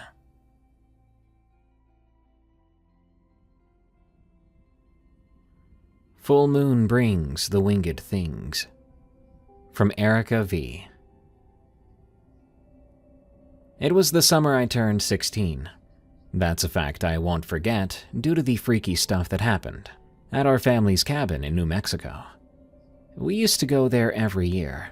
My parents, me, my older brother, and sometimes my aunt, uncle, and their kids too. It was this kind of double family staycation in the woods for about a week. Normally, it was just super chill. We would fish, roast hot dogs, play board games, and we'd always come home with stories of silly cousin drama or how many fish we'd caught. But that particular summer, it was totally different, like goosebump-inducing different. And I think the fact there was a full moon for 3 nights in a row might have been important. Anyway, I was living in Arizona at the time, still do actually, and that year was just not good for me in school. I'd had a falling out with a close friend, and I was feeling pretty down about my weight, just my body image in general. To be honest, I wasn't super excited to go on this trip, because I wasn't really excited about anything at the time. But Mom and Dad insisted that fresh air would do me good, so I figured I might as well tag along and just mope in the woods instead of at home. Little did I know, mope was not exactly what I'd end up doing. The cabin is in the northern part of New Mexico, tucked away in this heavily forested area near a small river. It's cozy, not super fancy. There's no cell service except for a spot near the edge of the front porch. Really just enough to get a text out every now and then. We arrived in the afternoon. My aunt and uncle and their family weren't there that week, due to some scheduling conflicts. That made the place feel a bit quieter than it usually is. My brother and I helped Mom bring in groceries, and Dad started to set up the grill. We played a bunch of board games that evening. Scrabble, Cranium, even Uno. And surprisingly, I was having a good time. It felt kinda nice being disconnected from everything else. The next day, Dad took us fishing down by the river. My brother is all about fishing, but me, not so much. Still, I tagged along, walking around taking pictures of random trees and trying to clear my head. That day was a beautiful day, sunny and warm with a cool breeze. After we got back, we roasted hot dogs outside. The moon was already looking huge even before the sun fully set. I remember joking with Dad about how bright it was going to get.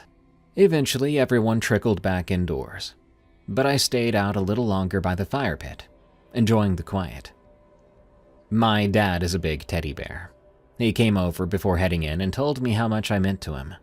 He kissed my forehead, even though I was a teenager then, and I rolled my eyes. It felt sweet. He told me he would always be there for me if I needed to talk. It was one of those moments that made me feel safer than I had in a while. He went inside after that, and I just sat there scrolling through my phone, attempting to send a text to my friend back home. That's when it happened.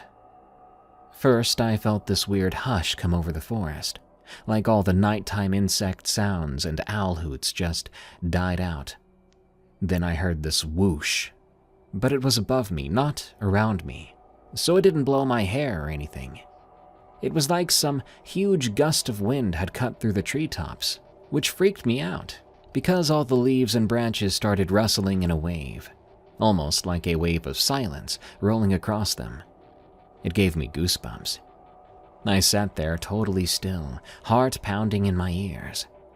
It sounded big, heavier than any bird or even some raccoon scampering about. And after the thud, there was this clicking sound. Really loud clicking. I was so creeped out. The first thing that popped into my mind was that it sounded like echolocation. That clicking went on for a bit, echoing through the quiet forest. I couldn't see anything because it was so dark, though the moonlight helped a little. But the thick canopy overhead didn't let me see the actual shape. After a while, the clicking just stopped. Then, steadily, the normal forest sounds started creeping back. I was about to quietly step back toward the cabin when another whoosh came. This time it was followed by a heavy thud on the ground, maybe 20 yards away from me. Then there was this high-pitched squeal, like a rodent or something in agony. It freaked me out so bad that I stood up, ready to bolt away. But I looked up just in time to catch a glimpse of this huge bat-like thing flying away, and it was holding something in its claws, something that was squealing. I ran inside so fast, I nearly tripped over the porch steps. Dad was still in the kitchen getting some water, and my brother was sprawled out on the couch with some old VHS movie playing on the TV. I probably looked like I'd seen a ghost, because Dad's eyes went wide and he asked what was wrong. I told him that I'd heard something. I saw something out there. My heart was racing so quickly I could barely get the words out.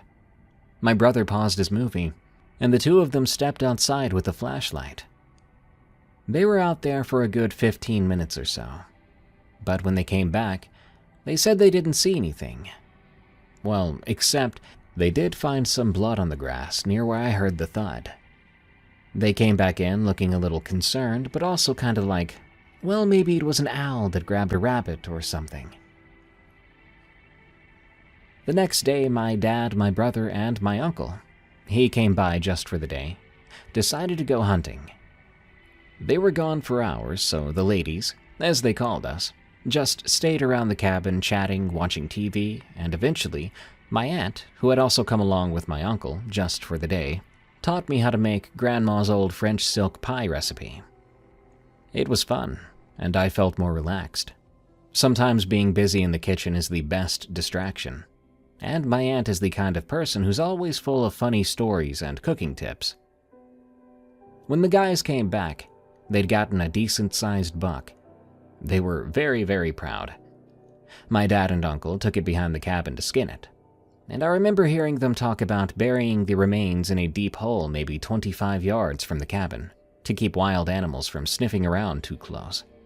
They quartered it up and stuck the good meat in the freezer. Then they grabbed shovels and went off to do the burying. The rest of the evening passed without anything weird happening. We had a big family dinner, watched some random TV shows. Then, after my aunt and uncle left, we headed to bed. I was sharing a room with my brother in the cabin. My brother's 19 years old at the time. I was awakened in my bed from him suddenly shaking me. It was around 2 a.m., and he whispered, "Hey, wake up! You need to see this." I was super groggy and instantly grumpy, but he insisted that I look out the window. So I stumbled over and peeked through the blinds. Sure enough, there was something moving around near the spot where they buried the deer remains.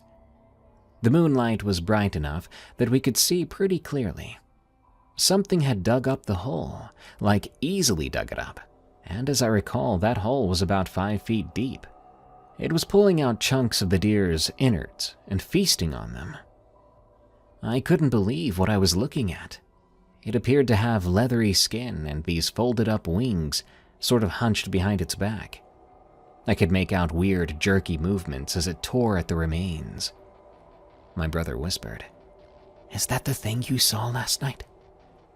And I just kind of nodded. We both stood there, freaked out but quiet. We didn't want to make too much noise. My brother didn't wake Dad up yet, said that thing would take off the second it heard a door open or footsteps. So instead we watched. I had tried to grab my phone to take a picture, but my camera was terrible in low light. The whole shot came out almost entirely pitch black, no matter how hard I tried. I remember feeling so frustrated, thinking no one's gonna believe this, but mostly just terrified that at any moment it would look at us and see us. Eventually, it must have heard something or sensed our presence. Heck, maybe it got done. It stiffened up and then took off in this clumsy hop and flew away into the trees. The next morning, we told Dad everything. My brother was all pumped up, saying we should stay up that night outside to try and spot it again, maybe even shoot it. Dad wasn't exactly thrilled with the plan. He's a big, sweet guy, but he also hunts, so he can handle a rifle. Still, he's not the type to go out guns blazing on a wild animal. And yet, he didn't want my brother doing something stupid or dangerous. So eventually, he relented. "Fine, I'll stay up with you two, just to keep an eye out. But if it gets too late or too sketchy, we're done." We agreed. That day was super weird. I kept glancing up at the trees, expecting to see something, imagining it perched up there watching us. My brother was on edge too, or maybe just overly excited. He seemed super cool about it, but knowing him, he was probably anxious. When night fell, Dad, my brother, and I plopped ourselves outside. Dad had his rifle propped up against a chair, not in any aggressive way, but just to be safe. We sat around, listening and waiting. Honestly, it was kind of nerve-wracking because you start to imagine every rustle of leaves is some giant bat monster. Dad was starting to doze off around midnight, snoring quite loud, and my brother actually joked, saying something along the lines of, "He's gonna scare it off with all that racket. Only thing he'll attract is some female Sasquatch." I rolled my eyes and smiled. We were almost ready to head back in when something told me to stand up. Maybe it was just the stiffness in my legs, but the second I did, I caught a red glint up in the high branches of a pine tree. At first, I thought it was just a reflection from the cabin lights, maybe a raccoon's eyes. But then I realized the shape was way too big to be a raccoon. I nudged my brother and woke my dad up, pointing to what I was seeing. The figure was hanging upside down. Its eyes reflected red at just the right angle when you looked at it. I could see a leathery, wrinkled face, kind of pig-like with a snout, and when its mouth opened, I swear I saw small fangs glinting in the moonlight. It was at least the size of a very big dog, but with wings. They were all folded up so you just saw bits of them around its body. Dad reached for the rifle, but he barely even moved it, and the thing instantly spread its wings, taking off in one powerful leap. I mean, it had insane hearing or some sense that we were about to make a move.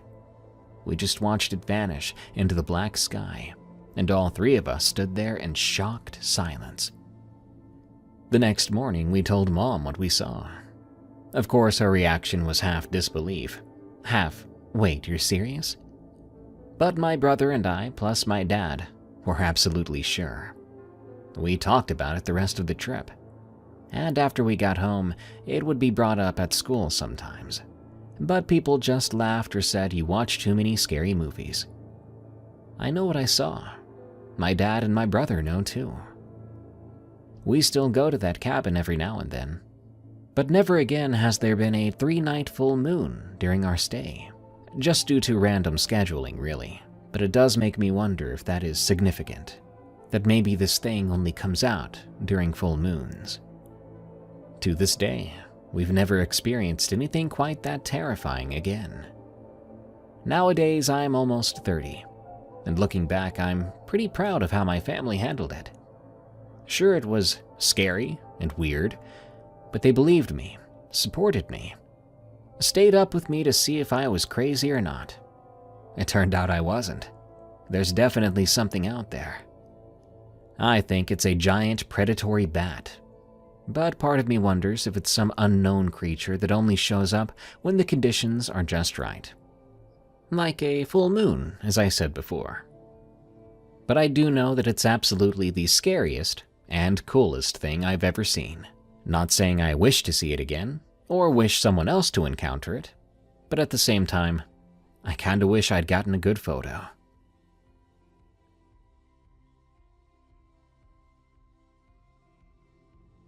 The Sea Column, from Acre 90. I've been living on a 30-foot sailboat off Oahu for about a year. Some people see it as living rough, but it keeps me afloat, literally and financially. My boat's name isn't important. It's just home, a cramped cabin, a bunk, and a small propane stove. On a clear day, I can see Diamond Head in the distance.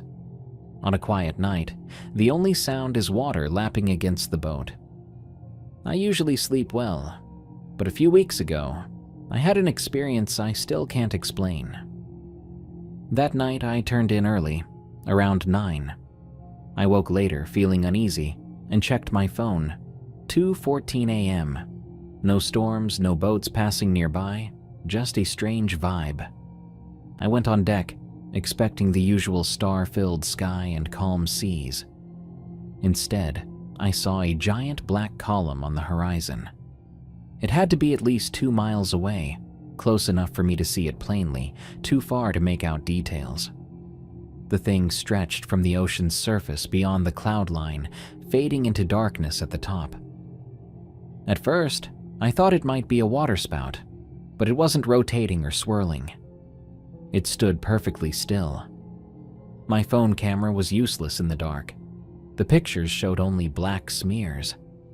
I tried adjusting settings, but none captured a real image. Meanwhile, the column seemed to shift slightly, although I couldn't tell if it was my eyes playing tricks. After a few minutes, it dropped. The top sank straight down, disappearing into the water in one smooth motion over about 10 seconds. No splash, no noise. Then the horizon was empty, as if the column had never been there. I stayed on deck until sunrise, too rattled to sleep. I scanned the ocean for any clue, debris, foam, lights, but saw nothing unusual. By morning, I tried convincing myself it might have been some bizarre weather formation. I sailed to the pier for groceries. Nobody at the dock mentioned seeing anything strange. A couple of days later, I moved to a calmer spot. Around noon, I spotted something floating a few hundred yards away. At first, I thought it was garbage or a log, but it turned out to be a school of small tuna, all belly up. Dozens of them, not a single bite taken. Normally, scavengers would flock to an easy meal, but the water was empty except for these dead fish. I fished one out with a net. Its body looked pristine, no signs of wounds or decay. I let them drift. That incident might have been a fluke, but it happened again a few days later, then a third time. Different fish species, all floating lifeless, none scavenged. I started mentioning these mass fish kills to anyone who would listen. Local boaters, fishermen, but nobody seemed to have a clear explanation. Some shrugged, blaming pollution or temperature spikes.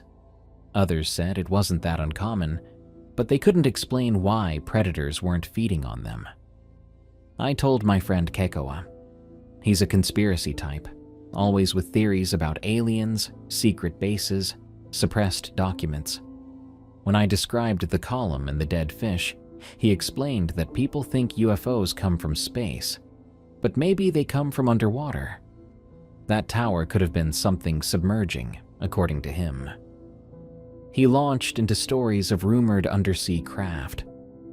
I'm not sure I believe in UFOs, but the column dropping straight into the ocean with no disturbance was beyond strange. Keikoa insisted that if a craft emits unknown energy, maybe it's toxic to fish. He claimed the animals sensed something wrong and avoid the remains. I didn't know what to say. Even a far-fetched theory beats no theory at all. I tried to see if anyone else had reported a similar black pillar. Nothing turned up in local news.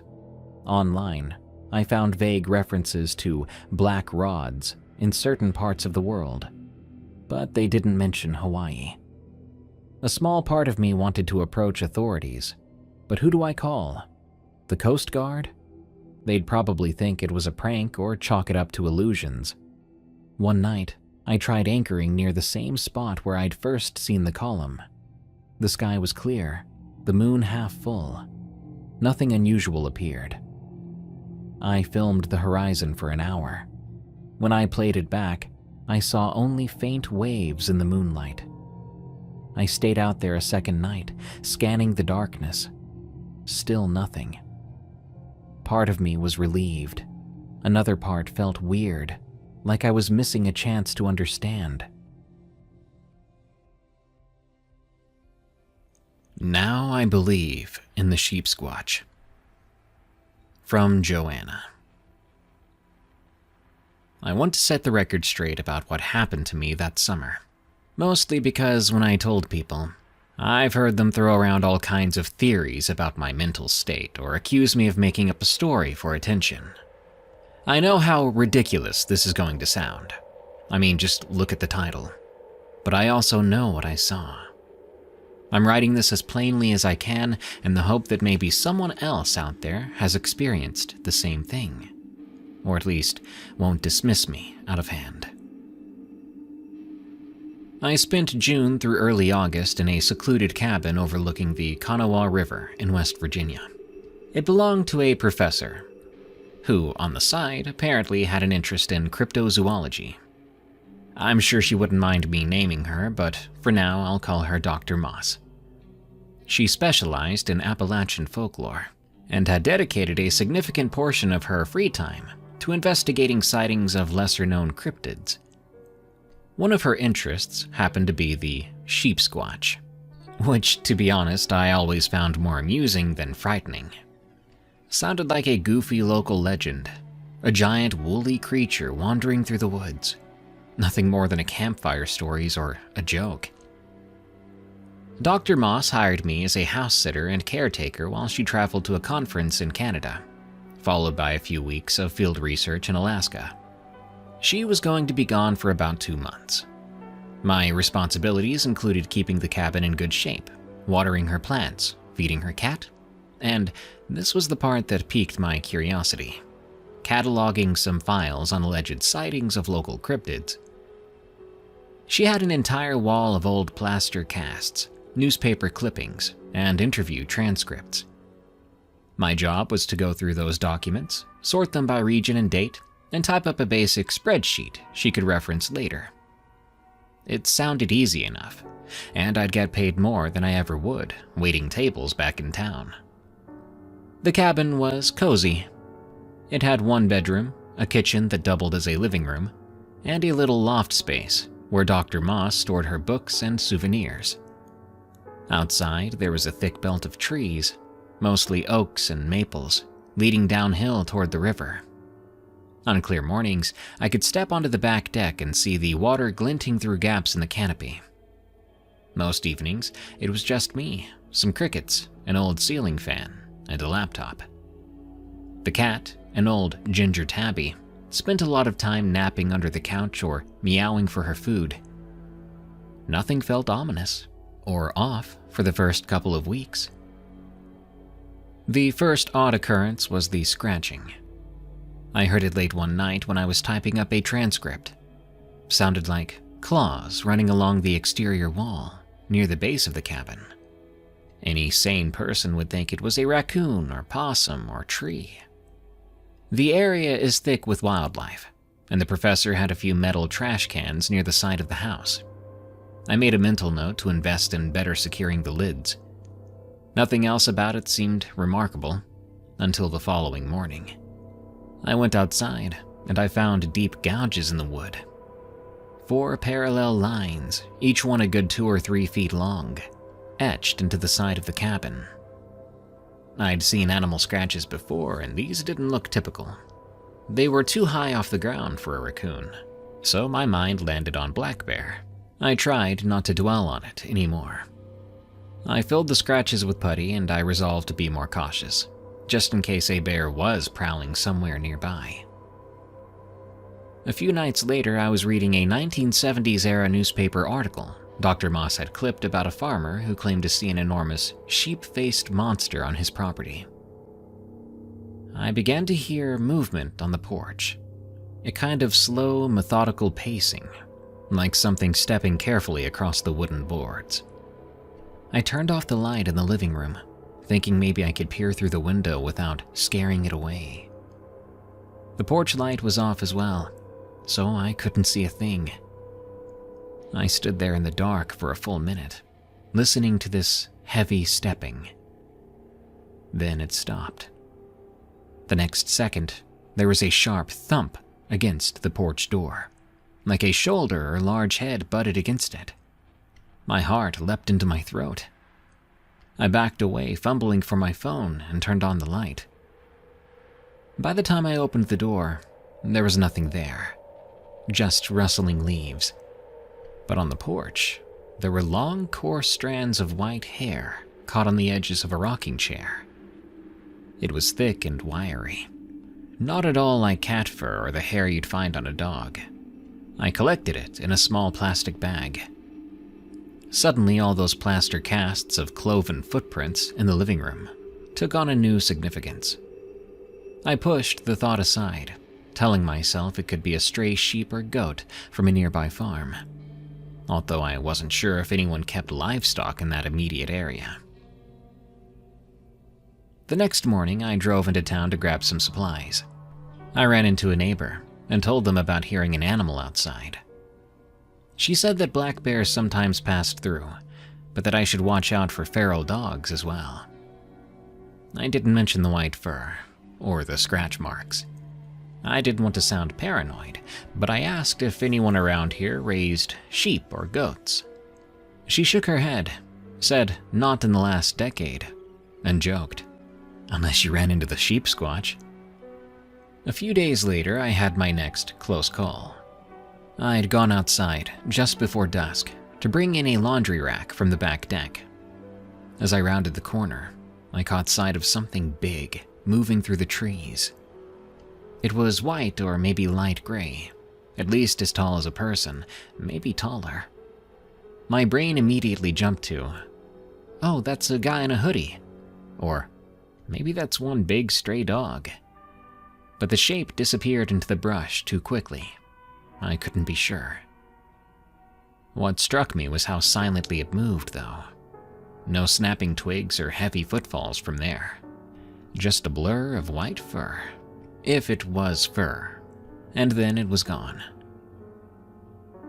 That night, I locked the doors and windows, leaving a few extra lights on. The cat curled up on my lap while I tried to watch a movie, but every creak in that old cabin made me jump.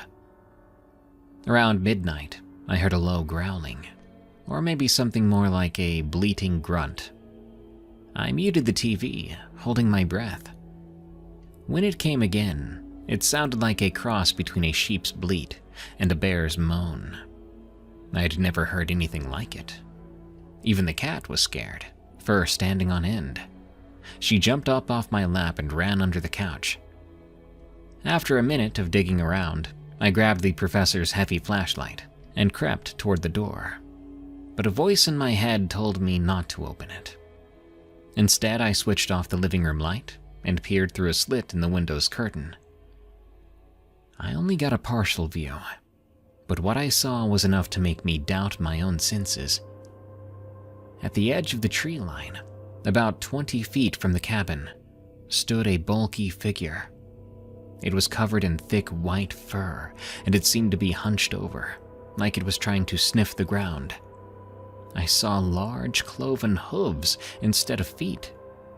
Definitely not a bear. The arms hung long at the sides, ending in claws or maybe nails. For a second, I saw its face tilt up toward the window. It had this elongated snout like a sheep or goat, but the eyes looked too far forward to be those of a typical grazing animal. They were dark, almost carnivorous. I must have gasped or moved, because the creature suddenly jerked its head right in my direction. God, I could have died then, just from the panic. We locked eyes. I froze. The thing opened its mouth, and I swear there were teeth in there that looked sharp, not the flat teeth of a normal herbivore.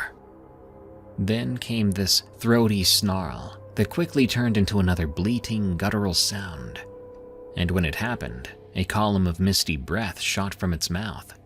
Reminded me of an exhaling bull in the middle of winter. I nearly fell backward, but I did drop the flashlight. By the time I scrambled to look again, it was gone, and I spent the rest of that night huddled in the bedroom, lights off with the cat by my side. Every so often, I thought I heard branches snapping. I kept imagining something smashing through the window, clawing at the door. But it never came closer. And if it did, I was too paralyzed to notice. Or it just moved with that much silence. The following morning, I found prints in the mud near the back deck. They had a cloven shape, but bigger than my hand. They were spaced far enough away that it looked two-legged. I tried to make sense of it. Could be a hoax. Maybe I was misreading the tracks. Maybe I'd completely misseen what I saw last night. But my gut told me otherwise. My first impulse was to pack up and leave, but I felt responsible for the place. And part of me was curious. I had trouble accepting that I might really be dealing with a sheep squatch, but I also didn't know what else could match that description. One evening, with nervous hands, I set up a motion sensor camera at the edge of the porch. I figured if the creature did come back, I could hand off some evidence to Dr. Moss.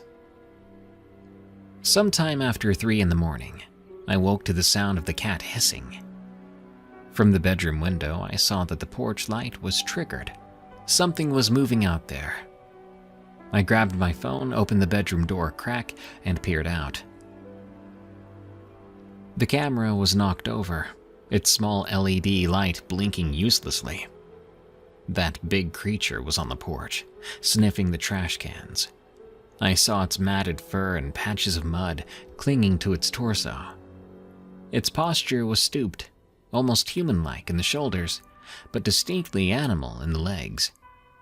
I couldn't see a face from that angle, but I watched it tip over a trash can like it weighed nothing.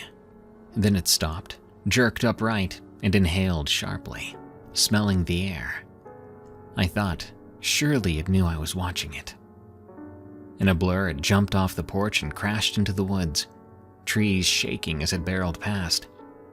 When I finally gathered the courage to step outside, I found the trash can dented and the motion sensor camera in pieces on the ground. That was it for me. I packed up, emailed Dr. Moss and apologized, telling her I had to leave early because of a family emergency. I felt a bit guilty, but I also felt sure I couldn't last another night alone, with something like that roaming around. It wasn't just the fear of seeing it again. I couldn't handle the constant anxiety. It could come at any moment, and it didn't seem to care how close it got. By the end of it, I'd left 2 weeks earlier than planned. I haven't been back, although Dr. Moss told me she understood and said I was welcome back any time. She returned to the cabin in August, claimed she found new sets of footprints, even teased me about letting the sheepy have run of the place. She said she believed me. Of course she did, given her field of study, but that it rarely shows aggression unless it feels threatened. I wish I had her sense of detachment, like it was just another research specimen. To me, it felt too real, too big, too off-putting to be anything but dangerous. That's everything I remember. I don't care if people think I'm exaggerating. I know what I heard, what I saw, and what I felt in my gut. The environment around that ridge is thick with stories, and at least one of them, in my opinion, isn't just a story.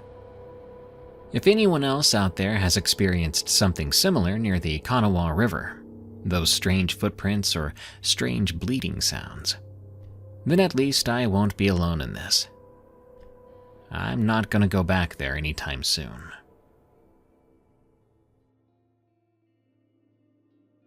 Something in the woods tried to take me. From Anderson.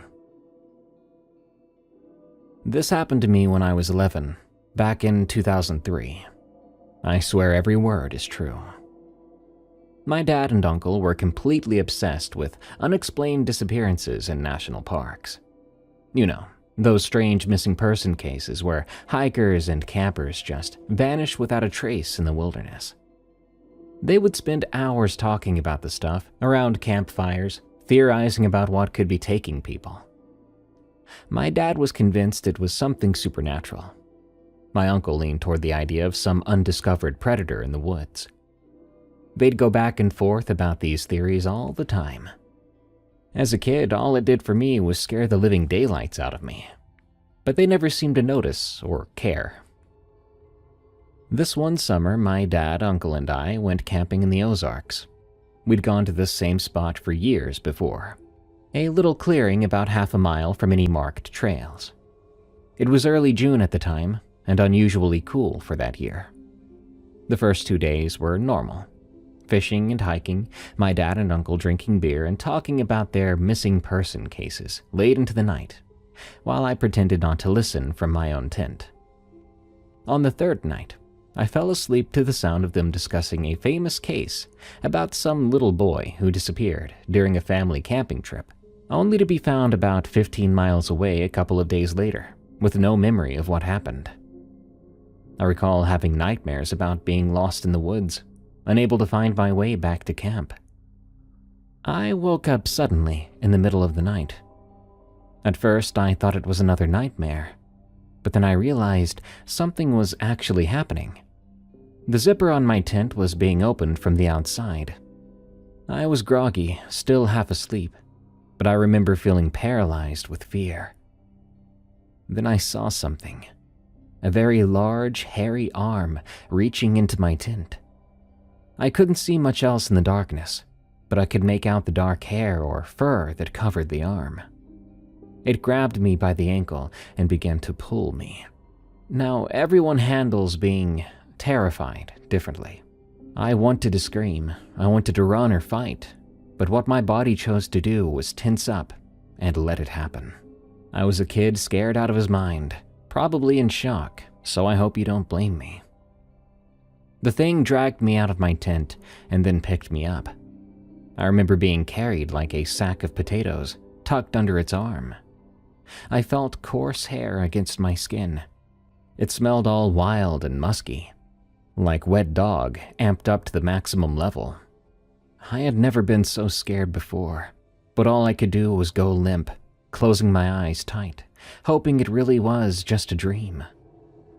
I could hear the thing breathing, heavy and controlled and very slow. Not the panting of an animal, but not quite human either. It carried me deeper into the woods.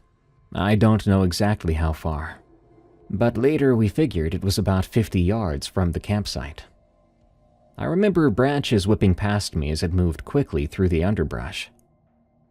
Then, all at once, the creature stopped. Something had changed. The creature tensed up. It made a strange huffing sound, then carefully, almost gently even, placed me down on the forest floor. I kept my eyes squeezed shut, terrified of what I might see if I opened them, or what might happen. I then began to hear it moving away quickly, branches breaking as it retreated. Whatever it was in a hurry, like something had spooked it, or it had changed its mind. I lay there curled up into a ball, still too horrified to move an inch. I could barely even breathe. Eventually, I passed out. Maybe I fell back to sleep from pure exhaustion. But when I woke up, it was early morning. The sun was just starting to filter through the trees. I lay exactly where the creature had left me, deep in the woods, away from our campsite. My pajamas were torn and dirty. There were leaves in my hair and scratches on my arms and legs from being carried through the brush. It hit me then, like a truck. That had not been a dream, even if I'd wanted it to be. I started to cry then, and I screamed for my dad. It only took a minute or two for them to come out and find me. They'd been frantically searching the area since discovering I was missing from my tent. When they asked me what happened, I said everything that I knew. I expected them to tell me it was just a nightmare, that I sleepwalked into the woods. But they didn't do that. They exchanged this look I'll never forget. Part fear and part vindication. Like they'd been expecting something like this to happen eventually. Kinda messed up that it happened to me. We packed up and left immediately. On the drive home, they made me promise never to tell my mom what happened. They said she would not understand, that it would only scare her. So I kept quiet. Years later, when I was in college, I asked my dad about that night.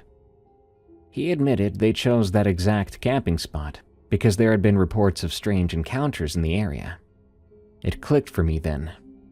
I think they were using me as bait, a way to test their theories. Ever since that conversation, I haven't spoken to my dad. Sometimes I wonder what would have happened to me if that thing had not been spooked by something. Where was it taking me? Would I still be alive?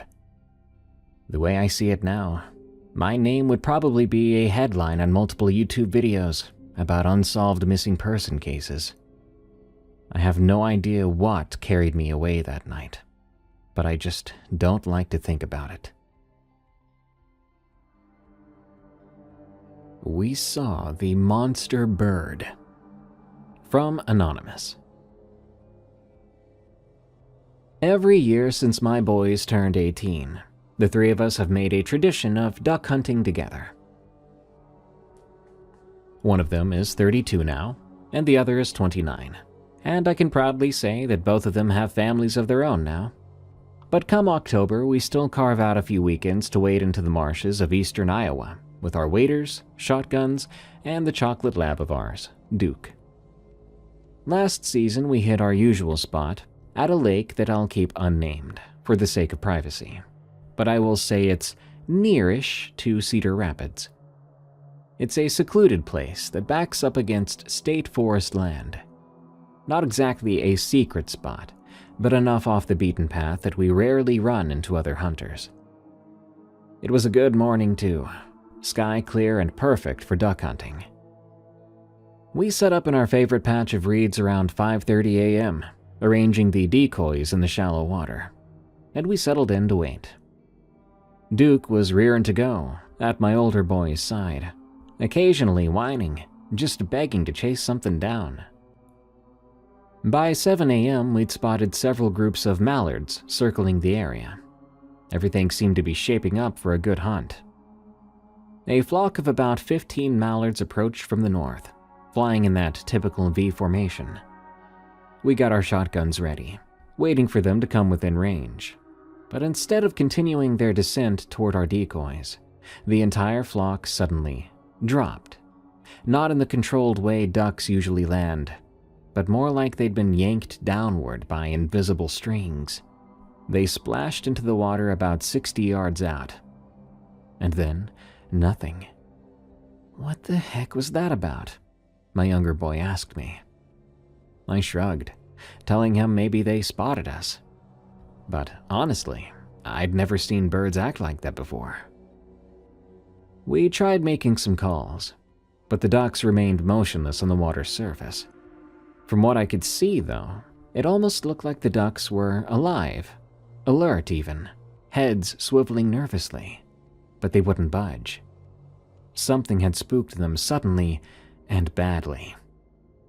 My older boy sent Duke to flush them out, thinking they might take off when approached by the dog. Duke swam out excitedly, but even with him splashing about just feet away, the ducks just paddled in tight circles, refusing to fly. Good Lord, I've never seen them like this before, I told the two of them.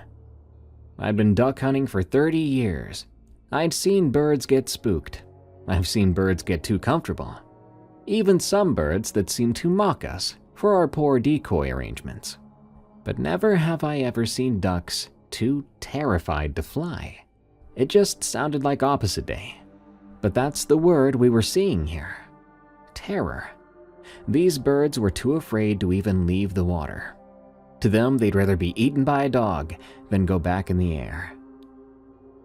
My younger boy stood up, waving his arms around and shouting to flush them out, and even that didn't work. The ducks huddled closer together and quacked softly. But then we heard something, a sound that gave me goosebumps instantly. An extremely high-pitched screech cut through the air. If it was a bird, it was unlike anything I'd ever heard, and it sounded big. It started as something similar to a hawk's cry but rose in pitch and volume until it felt like it was vibrating inside my skull. Duke whimpered now. He was scared too. He swam in a panic back to shore and shook violently as my older boy pulled him in. "Dad, what is that?" My younger boy asked. I'd never seen him scared like that either. Not since he believed the boogeyman was in his closet. The sound came again, much louder than before, from somewhere behind us over the tree line. All three of us turned toward the sound, and that's when the shadow fell over us. Something massive was moving above the pine trees at the edge of the marsh. My brain struggled to make sense of it. Was this a low-flying plane of some sort? Maybe a small passenger jet that had strayed off course from the Cedar Rapids airport. But planes don't have wings that flap. As it cleared the tree line and soared directly overhead, I felt my heart nearly stop. This bird, because it was definitely a living thing that could fly, was the size of a regional airliner, a wingspan that must have stretched 70 feet, if not more. Its body was long and serpentine, covered in what looked like scales or maybe just really leathery skin. Whatever it was, it caught in the early morning light. The head was all wrong for a bird, sort of elongated like a crocodile's, with a ridge of spines running down its neck and back. It was flying pretty low too, about twice the height of the tallest pines. Close enough I could see the leathery texture of its wings and the way its long tail whipped behind it for balance. For a split second, I swear it looked down at us, with eyes that seemed like a reptile's. Without thinking, instinct compelled me to shout, "Run!" Maybe it wasn't the best idea, but I feared for our lives. Realistically, where exactly could we run that this thing couldn't just follow us and catch us? But the most vivid fear I've ever felt took over me. We were making a mad dash through the marsh, clutching the shotgun so close to our chests we thought they were lifelines. And they might have been if the worst happened. Duke was ahead of us, making a beeline for the truck. The creature screeched again as it passed overhead. It was so loud I even saw it vibrate the water around our legs. It continued on its path, flying east over the marsh and eventually disappearing. We made it to the truck in record time, piling in with Duke still dripping wet in the back seat. We sat there for a moment, breathing hard, and eventually my older boy broke the silence. "Did we all just see the same thing? Tell me what you saw." My younger one answered first. "That was a freaking dinosaur. Dad, that looked like a god-dang pterodactyl." I wasn't gonna argue. I just didn't have a better explanation than that. I mean, come on. It looked reptilian. It really did look like something from Jurassic Park. But that's not something you're supposed to see over eastern freaking Iowa. After some debate, we worked up the courage to go back for our gear. The ducks that had been paralyzed with fear were gone now, so if they were brave enough to go back up in the air, maybe we were okay. Everything in the marsh seemed to have returned to normal. That was our favorite spot, and we didn't go back after that. Found some new and good places, and we've become a bit friendlier whenever we see other hunters about, because feeling alone out there doesn't quite feel as good as it used to. The Fire Tower, from Obvious One. I've always been a bit of a loner when it comes to hiking. I enjoy the companies of others on the trail, sure, especially my friends, but there's something about being alone out there that's just better. I'm not about to sound humble. I'm an experienced hiker. Been doing it since I was a kid with my dad, who taught me everything about wilderness survival and hiking. I've done multi-day treks through the Appalachians, explored parts of the PCT, and even did a solo trip through Glacier National Park once. But what happened last summer in the Allegheny National Forest still keeps me up at night sometimes. It was a trip I'd been planning for weeks. The Perseid meteor shower was supposed to be exceptional that year, and I wanted an unobstructed view away from any light pollution. There was an abandoned fire tower on a ridge. It seemed perfect too. About 60 feet tall, no longer in service, but still structurally sound according to the forums I'd checked out. Locals used it occasionally, though it was technically off limits. The Forest Service just didn't have the budget or staff to deal with it anymore. I made it to the tower around 4 p.m. after a 6-mile hike from the nearest road.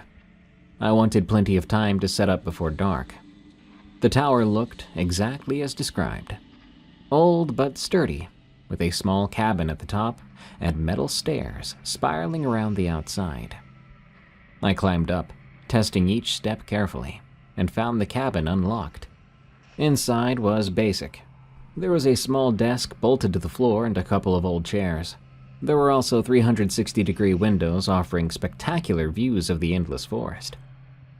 I laid out my sleeping bag and set up my small camp stove, checking my maps one last time before settling in to wait for darkness. That sunset I will never forget. It was gorgeous.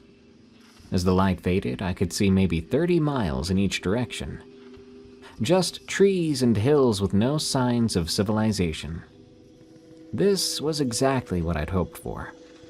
I ate my dehydrated meal, drank some hot tea, and prepared for the show above.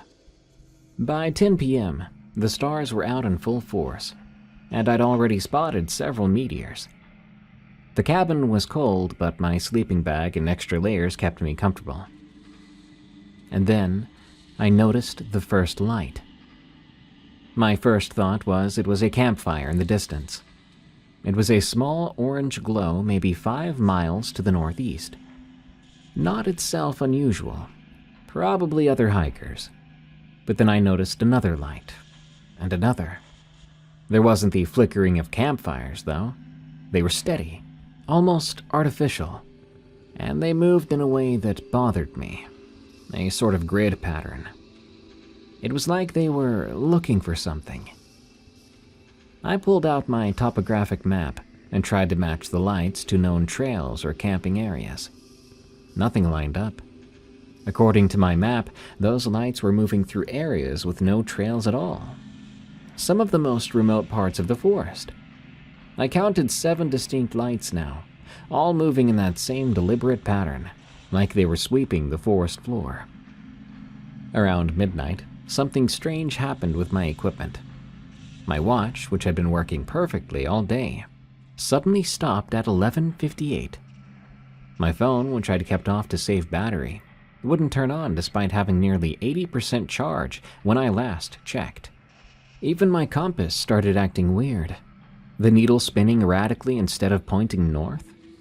I told myself it must be some kind of strange magnetic anomaly. Maybe it even had something to do with the meteors. That happens, right? The temperature began to drop too, though. I'm talking mid-August, going from kind of comfortable 60s to what felt like near freezing in the span of an hour. My breath fogged in front of my face.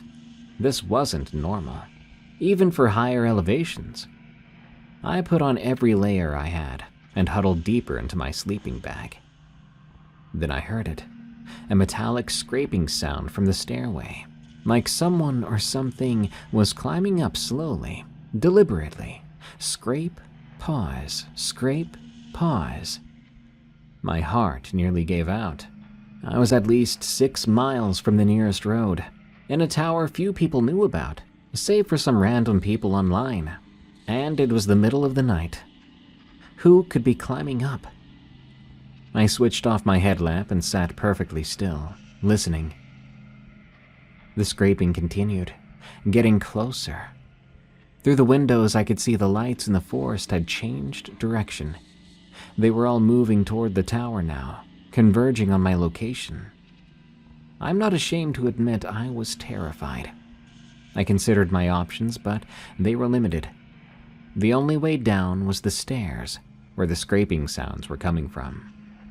I was trapped. So I did the only thing I could. I waited, holding my knife, my back against the farthest wall from the hatch that led to the stairs. The scraping stopped just below that hatch. And then, nothing. I sat there, barely breathing, and I waited. Sunrise could not come fast enough. Outside, I could see that the lights were forming a perfect circle around the base of the tower, and I could hear what sounded like whispered conversations. But if it was in English, I couldn't tell what they were saying. It was jarring. It almost sounded like voices that humans couldn't even produce. But maybe I was just scared at the time. When the first light of dawn finally broke, the whispers stopped. The scraping never came back. As sunlight filled the cabin, I slowly approached the hatch and peered down.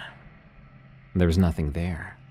I gathered my courage and my gear and descended the tower, and I went as quickly as I could.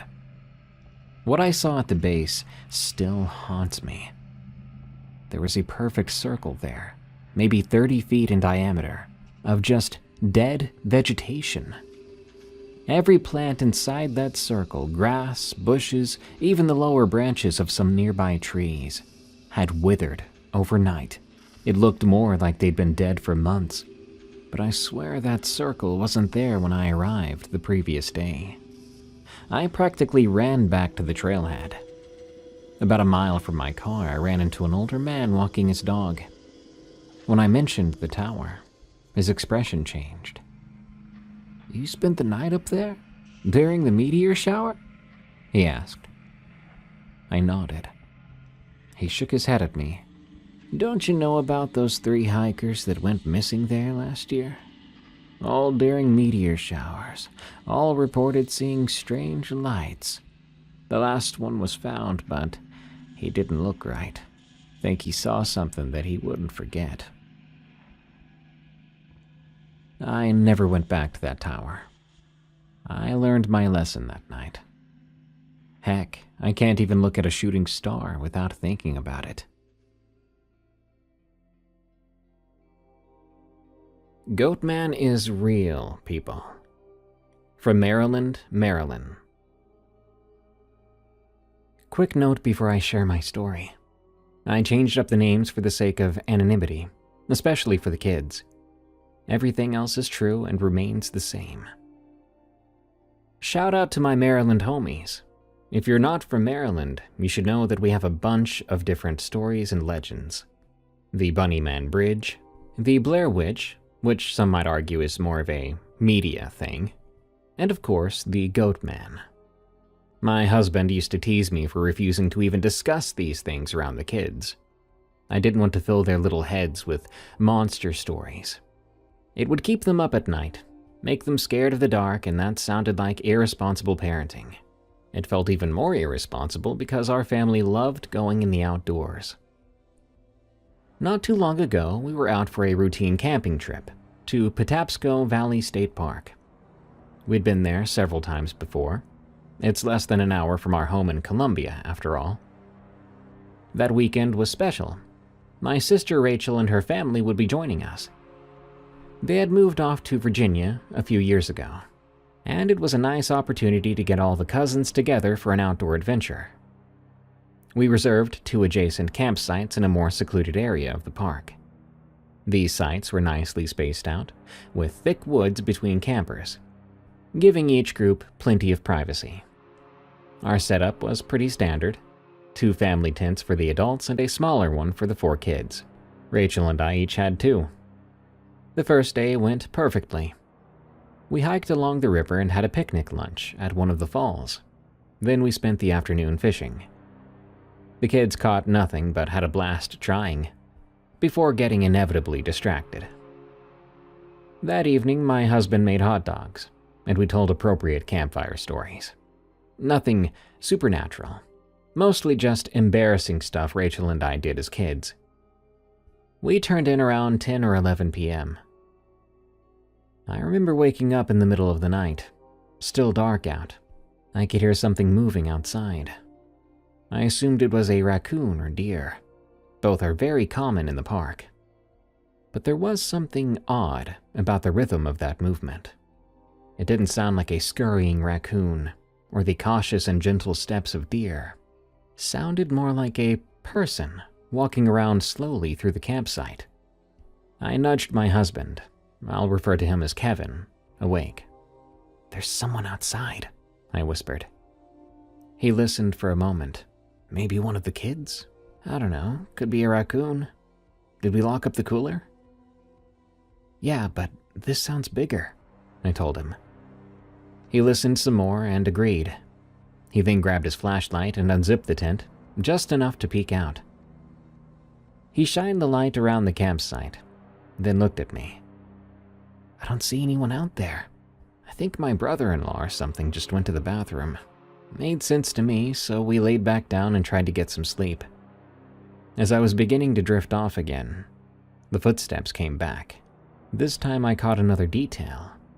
They had this cadence to them, like someone was walking with an uneven gait. Then I heard something brush against our tent, running a hand, or something like a hand, along the fabric from one end to the other. "Kevin," I hissed, extremely scared now. He was already sitting up, had his flashlight in his hand. "I'll check it out," he said, reaching for the tent zipper. I grabbed him by his arm and told him, "Don't go out there. It's probably just teenagers or someone messing with us," he said. But I could tell from the sound of his voice he was frightened. Then there was a sudden noise from the kids' tent, making us both freeze. It was a sharp intake of breath, followed by a frightened whisper saying, "Mom?" It was our oldest. I'll call him Jake for the story. Before we could respond to Jake, we heard a low scraping sound against the kids' tent, followed by quiet whimpering from inside. Kevin was out of our tent in seconds, with me right behind him. The campsite was lit only dimly, because we'd put the fire out earlier, so all we had was some dying embers. Kevin shined the flashlight towards the kids' tent and called out, "Hey, who's there?" The beam caught something moving at the edge of our campsite. A tall, dark figure. It seemed to be going back into the woods. It moved in such a strange way, not like a person running. "Jake? Tyler? You guys okay?" Kevin called. "Dad, there's someone outside." Jake's voice trembled. "We heard breathing right next to the tent." Kevin quickly unzipped their tent and checked on the boys. They were huddled together in their sleeping bags, obviously scared. I hurried over to Rachel's tent to wake them. Within minutes, we were all gathered at the picnic table, flashlights pointing outward in a circle of light. The kids were really freaked out, especially Ethan, who kept insisting he'd seen a face peering in through the mesh window of the tent, a face that he said wasn't right. "What do you mean wasn't right?" Rachel's husband Tom asked. Ethan looked down at his hands. "It had horns," he whispered. "Or antlers. I don't know. And its eyes were weird." "You were dreaming, buddy," Tom said. We decided it would be best to stay up for a while, thinking there was safety in numbers, and certainly some safety in keeping our guard up. Tom thought it might be a homeless person, perhaps someone on drugs who had wandered into the park. Kevin thought it might be other campers playing some pranks. Neither explanation felt right to me, but I didn't say that just yet. I didn't want to scare the kids any more than they already were. After about 30 minutes with no further disturbances, we were starting to feel relaxed. Tom was about to suggest we head back to our tents when we heard it. A strange, bleating cry from the woods, somewhere between a goat's call and someone trying to imitate human speech. The sound was so crazy and horrifying, all of us just sat there paralyzed. It came again, closer this time, followed by the distinct crack of branches breaking under heavy weight. "Inside the car, now," Kevin said. Our SUV was parked just a few yards away at the edge of the campsite. We hurried the kids toward the vehicle when a certain smell hit us. A powerful odor, like wet fur and musk, maybe even something rotten. It was so strong it made my eyes water. Tom was at the end of the line and shouted, "Run!" I looked back for a moment to see what had startled him, and I caught a glimpse of something moving between the trees. Something tall and dark and running on two legs in a way that seemed so wrong, as if this person or creature was only just now learning how to use their own legs. The moonlight was barely enough, but what I saw was something with horns, or something with large protrusions on its head. We piled into the SUV and locked the doors. Kevin started the engine, turning on the headlights, and for a few moments, we saw nothing. "What was that?"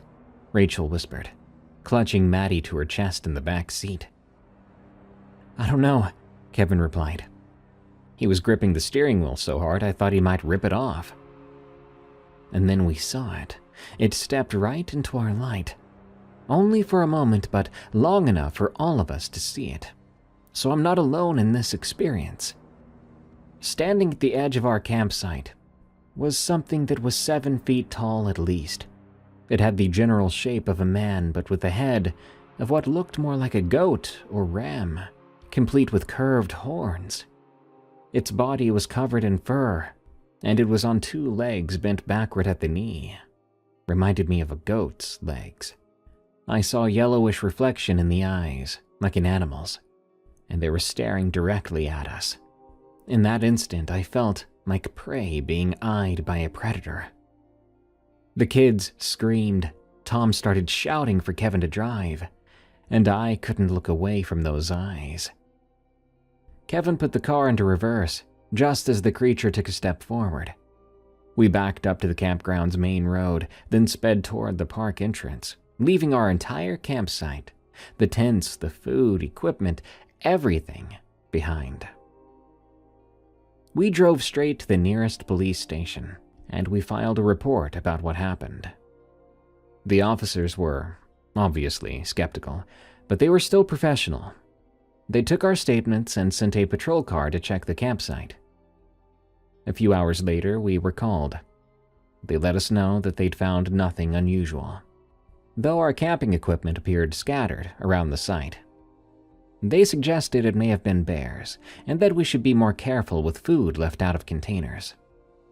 But I know what we saw, and I know we didn't leave any food out. We returned with a park ranger the next morning to collect our things. Everything was indeed strewn about, but not in the way bears typically ransack a campsite. There were no torn coolers or food wrappers. Instead, it looked like someone had carefully examined each item, then discarded it. My camera, which I'd left in the tent, was missing. So was Jake's pocket knife, and oddly, all of our shoes had been left outside the tent. I wondered if it had been sniffing them. The ranger noticed something else. A series of unusual tracks in the earth around our campsite. They looked like hoof prints.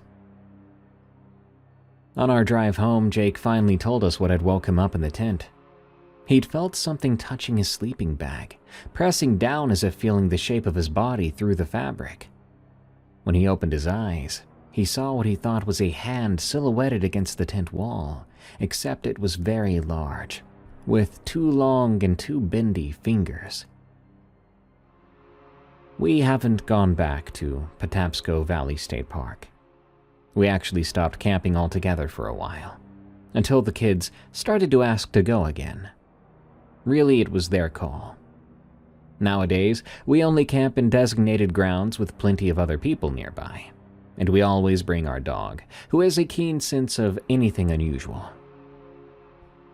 I can't tell you for sure what we saw that night. I don't know if it's the same creature from those Goatman stories or something else entirely. Maybe it's a deformed, psychotic man. But I do know it was real, and that this experience really happened. If it was Goatman, they say that he is curious about humans. But I highly doubt it would be in an innocent way. Warning: the following story contains depictions of violence against pets. Something was killing the local pets. From Press Scott. Growing up in Salt Lake City, I never gave much thought to wildlife beyond the occasional deer or raccoon. We all knew about the mountain lions and bears in the mountains, but they were distant concerns, like tornadoes or hurricanes, things that happened to other people in other places. That changed when my wife Carrie and I moved our family to what the realtor called a semi-rural community, about 40 minutes outside the city in 2007. We'd outgrown our starter home with 3 kids under 10 years old, and property was cheaper out there. Plus, the idea of giving our kids some space to run around in appealed to us city transplants. We weren't farmers or ranchers by any stretch, but we did enjoy the quiet and the way you could actually see the stars at night out there. The town, I'll leave unnamed, wasn't so much a town as it was a loose collection of homes, small farms, and the occasional business spread out along winding roads. No official boundaries, just the general understanding that once you passed the old grain silo on Route 16, you were in our town. Our closest neighbor was a quarter-mile down the road, which took some getting used to after living in the city. The trouble started in late 2009, about 2 years after we'd settled in. My cousin and his family lived about a mile down the road from us, actually, part of why we'd chosen that area. One morning, my cousin called me, sounding shaken up. "You haven't seen Bruno running around, have you?" Bruno was their Great Dane, this massive but gentle giant who was practically part of the family. "No, man, he didn't get out, did he?" He was quiet for a moment, made me nervous. "The reason I ask is, I'm hoping what I found wasn't the rest of him." "Good Lord, man, rest of him? What happened?" "We found him this morning. Part of him, anyway. Something got him last night." I drove over right away. My cousin was in his backyard, shoveling a grave that seemed way too small for how big Bruno was. Then I saw the tarp nearby, and it made perfect sense. There wasn't much left to even bury. The local sheriff's deputy who came out said it was likely a mountain lion. They had been spotted increasingly in the area over the past few years, as new developments kept pushing into their territory. Made sense, I thought, though I remember thinking it was odd that a mountain lion would take on a dog Bruno's size. Those cats are ambush predators. There are much easier meals out there than a 150-pound dog. Life went on. We kept our labs, Max and Cooper, in the fenced backyard to keep them safe during the day when we weren't home or after dark. The kids were instructed not to wander into the woods behind our property alone. A couple months later, in January, the Sewells lost one of their cats. The Sewells were an older couple who lived up the hill from us, early 60s salt-of-the-earth types who'd been farming these hills their whole lives. Their cat, an orange tabby, was found torn apart in their front yard. Awful business, but not that unusual given the wildlife in the area. What was strange was that less than a week later, they lost a second cat the same way. Almost identical circumstances. Remains found scattered across their front yard in the morning. 2 cats in 1 week seemed like terrible luck. But nobody thought too much about it. I mean, sure, it was dreadful and heart-wrenching. But again, we thought it was mountain lions, maybe bears or something. The interesting thing so far was, at least something I thought at the time, whatever was killing these pets seemed to have no interest in the livestock. The Sewells had goats and chickens. Some neighbors down the way had a small herd of cattle. Nobody lost a single farm animal during these events, just pets. I remember talking to Carrie about it one night after the kids were in bed. Doesn't that part strike you as strange? If it is a mountain lion, why is it only going after people's pets? She wasn't sure. She said, maybe they're easier targets. Maybe they're wandering farther from the houses than the livestock might. That made sense to me, so I let it go. Until one night in early March, when someone pounded on our front door around 10 p.m. I wasn't expecting anyone. Visitors that late aren't common out here where folks rise with the sun. I checked through the peephole to see Mr. Sewell, looking real sketchy on the porch. This was odd. I had only spoken to the man a handful of times since moving here, mostly just waves from the driveway or brief chats at the community pancake breakfast. Evening, Mr. Sewell, I said, opening up the door. Everything okay? He glanced past me into the house. Your family asleep? Kids are, but wife's reading upstairs. What can I do you for? Mind if we step outside a minute? Got something I need to talk to you about. I wasn't feeling it, seeing how cold it was out there, but I obliged. Mr. Sewell didn't waste time once we were alone on the porch. You folks ever seen or heard anything unusual around here since moving in? Anything that didn't seem right? Can't say that we have. Why? Is everything okay, Mr. Sewell? He took off his cap and ran a hand through thinning gray hair. He looked so tired, had circles and bags under his eyes. What I'm about to tell you stays between us, you understand. I'm only telling the men with families in the hollow. I nodded, starting to get nervous myself. Last night, I was taking some scraps out to the goats. Late, maybe 11:30. Martha was already in bed. I was spreading the scraps in their trough when I heard breathing. Deep and heavy breathing, like something big trying to be quiet. At first, I thought one of the goats was getting sick, but they were all huddled on the far side of the pen. There was something in there with them, in the corner of the pen, big as a bear, maybe bigger, all hunched over. I could just make out the outline, all fur and bulk. But here's the thing that doesn't make sense. The goats didn't seem to care. They weren't scared at all, just standing there like it was normal to have this thing in there with them. That sent a chill up my spine, and it wasn't from the cold. I ran right back to the house for my rifle, but by the time I got back, the thing was gone. Well, this morning, we found Lily, our last cat, or what was left of her, by the goat pen. Jeez, I'm sorry, I said. That's not the worst of it. His voice dropped lower. The night before, Martha and I locked everything up tight.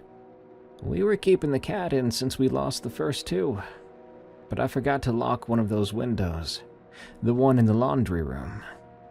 This morning it was open a few inches. Those are crank windows, you know the type. If they're locked, the crank won't turn from the outside, but something, had cranked it open from out there, and... You think whatever killed your cats got in your house? The thought made my stomach turn. I think it tried to. Maybe it lured Lily out, or maybe she got out on her own through the window. Either way, something opened that window, and it wasn't the wind. He put his cap back on. Just needed to warn you. Keep you and your family safe. I've talked to the neighbors too. We're thinking of organizing some kind of hunt, but until then, just lock up tight, especially after dark. After that night, I was definitely more vigilant. The dogs stayed inside unless one of us was directly supervising them. The kids were not allowed to play outside alone, especially near dusk. I bought new locks for all the windows and checked them twice before bed each night. For a couple of weeks, nothing happened. No more pets went missing, no sightings of unusual wildlife. I was hoping that Mr. Sewell was seeing things. Maybe it was stress, maybe poor lighting playing tricks on him. Then came a certain evening. The weather had warmed up enough for the kids to play outside after dinner.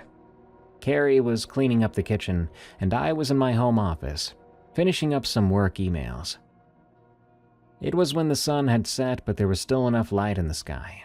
Just a bit. Maybe 6:30 or 7 p.m. Suddenly, I heard Carrie scream from the front yard. Not a startled yelp, but a full-throated, primal scream of terror. I knocked over my chair getting to the door.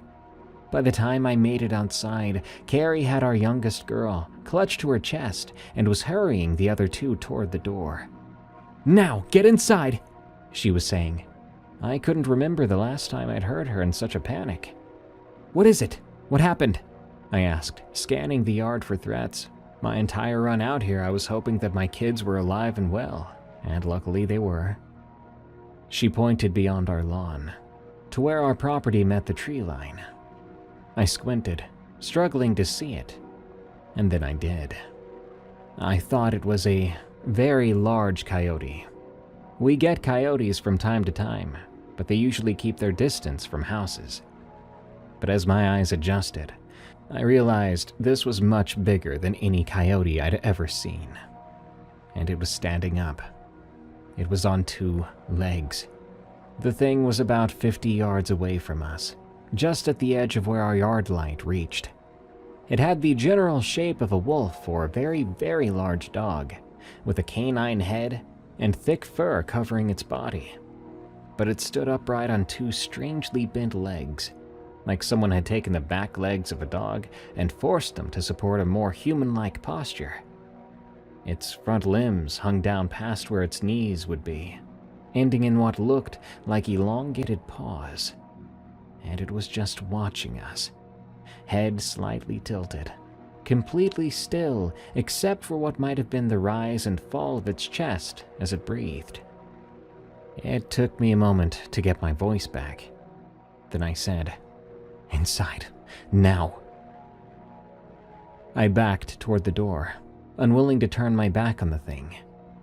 Once we were all inside, I slammed the door shut and locked it. Then I ran like a madman throughout the house, making sure every window and door was locked and secured. What Mr. Sewell had told me kept echoing in my head about something opening his window, so I had to be sure that nothing could get inside. "What was that?" my wife kept asking me. "What the heck was that?" "I don't know," was all I could say. "I don't know." I called the sheriff's office. They sent a deputy out about an hour later, but by then, whatever it was had long gone. The deputy took some statements but didn't seem particularly concerned. And he said, just a coyote, that they can look strange in poor light conditions. Maybe it had mange, which would explain the unusual appearance. I wanted to say something back, but I caught myself, realizing if I'd argued it was something beyond normal, that I would sound crazy. And the idea of sounding crazy to a cop didn't seem like a good idea. But I knew from the look in Mr. Sewell's eyes that night on my porch that he had seen it too. The next day I drove around to the neighbors who had kids, repeating Mr. Sewell's warning, but with more urgency. No kids alone outside, and be extra cautious near dawn or dusk. No pets left outside overnight. Lock everything up. The community pulled together. Some of the men did organize hunting parties, going out in groups of 4 or 5 with rifles and spotlights. Nothing was ever found, but one of the neighbor's oldest boys claimed he did see eyes reflecting their flashlights one night. Eyes that were a bit too high off the ground for a normal animal. As suddenly as it had started, the killings stopped. Spring turned to summer. No more pets went missing. No more sightings of strange creatures at the edges of our yards. Life slowly returned to normal, though I noticed most families were still more cautious than before. Kids played in groups and pets came in before dark. It's been 13 years now since those events. My oldest is in college, the other 2 in high school. We live in the same house too, though many of our neighbors have moved on. Mr. Sewell passed away in 2015, and Mrs. Sewell moved to be closer to their daughter in Oregon. Sometimes I think maybe we all overreacted to some natural predator passing through. Maybe it really was just a mountain lion or a bear with unusual behavior patterns. Maybe what Carrie and I saw that evening was some coyote with a disease that affected its posture or appearance. But then I remember the look in its eyes as it watched my kids play. It wasn't the vacant stare of a wild animal. It was something calculating, something patient. I still check all the windows before bed, every single night. And when I hear coyotes howling in the distance, I find myself listening for anything that might sound just a little bit different, a little bit wrong. Because whatever it was that passed through our town in 2009, I can't shake the feeling that it wasn't hunting for food. It was hunting for something else, and I'm scared that one day it might come back.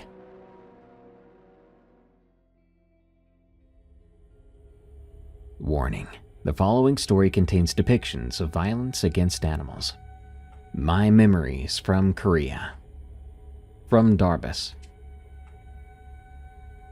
People ask why I never joined the hiking trips here in America. Why I make excuses when friends invite me to their cabins in the woods. I'll tell them I'm busy, that I have exams to study for. But the truth is more complicated than that, creepier than that. When I was 12 years old, during winter break of my first year in middle school, my parents sent me to stay with my grandparents in their mountain village. Gosung is a small place in Gangwon province, near the eastern mountains. The village was dying even then. Most young people had left for cities, leaving only the elderly. My grandmother had been sick, and my parents thought I could help my grandfather around the house for a couple of weeks. I'd only ever visited there once before, when I was too young to remember it clearly. The village was nothing like Seoul, just 20 or so houses scattered along a narrow road that wound up the mountainside. No PC rooms, no convenience stores, not even reliable cell service. Just mountains and forest and silence. My grandfather's house was traditional. It had wooden floors and sliding paper doors, and a courtyard with persimmon trees. At night it would be absolutely dark, in a way that city people can't understand unless they experience it themselves.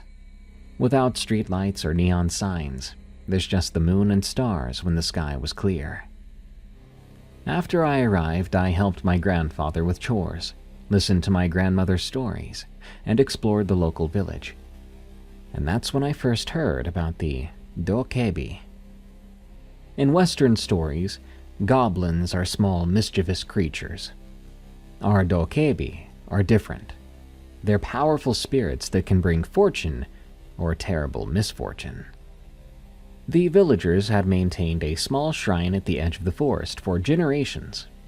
Grandfather showed it to me. A simple stone structure with offerings of rice cakes and soju. He told me it was to keep the mountain Dokebi content, so they would bless the village instead of cursing it. I laughed when he said this. Soul kids don't believe in such things. We study science and English and mathematics. We didn't put much weight into superstitions. Grandfather didn't scold me for laughing, but his face was serious. He looked me dead in the eye and said, "The old ways may seem foolish to you, but some things remain true, whether you believe in them or not." I should have listened to him. 3 days later, I was bored and restless. My grandfather was gone, helping a neighbor repair their roof, and my grandmother was sleeping. I decided to explore the mountain path behind our house. I took some snacks and water and set off, planning to be back before dinner. The path was well worn at first, climbing gently through pine forest. After about a kilometer, I came to the shrine my grandfather had shown me. The offerings had been replaced recently. There were fresh rice cakes and a small cup of soju. I'm not proud of what I did next. It was childish, very disrespectful. I picked up one of the rice cakes and took a bite of it. It was sweet and sticky. Then I drank some of the soju, grimacing at the unfamiliar burn. I'd never tasted alcohol before. As a final gesture of disrespect, I knocked over the stone altar, watching the carefully arranged offerings scattering on the ground. Keep in mind, I was a pubescent kid, a little boy with a bit of rage, feeling like I'd been abandoned here to help my grandparents. I said out loud, "Stupid superstition," and laughed at how dramatic I was being. As if in direct response, the wind suddenly picked up, howling through the trees, and the temperature, I swear, it dropped several degrees in an instant. Spooked despite myself, I hurried back down the path toward the village. That night brought the first encounter. I woke around 2 a.m. to a strange noise outside. A rhythmic tapping like someone gently knocking on every window of the house in sequence. A tap, tap, tap at the kitchen window, then silence. A tap, tap, tap at the living room window, then silence. When the tapping reached my room, I pulled the blanket over my head, telling myself it was just tree branches in the wind. The tapping stopped directly outside my window, replaced by a sound like wet breathing. Then a voice, neither male nor female, somehow both whispering and loud at the same time. "I accept your offering, child. Now I will give you something in return." I didn't move, didn't breathe, until morning came and the sun filled my room. I convinced myself then it had been a dream. The soju I drank, playing tricks on my mind.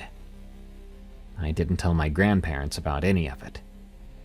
The second encounter came 2 days later. My grandfather kept rabbits in these hutches behind the house. 6 of them total, white and brown with soft fur and twitching noses.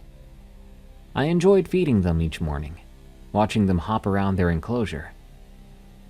That morning I went out to find the hutches open and empty.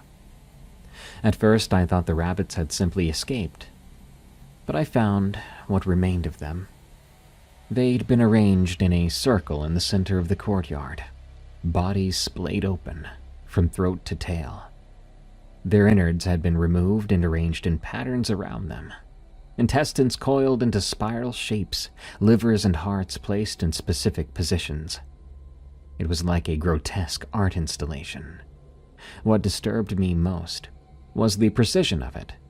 No splattered blood or signs of a struggle. Each cut was so clean and precise. My grandfather found me standing there staring. He pulled me away, his face pale. He said nothing as he cleaned up the scene, burying the remains in the woods. That evening, he went to the shrine with new offerings, higher quality rice cakes, more expensive soju, and something wrapped in red cloth that he would not let me see.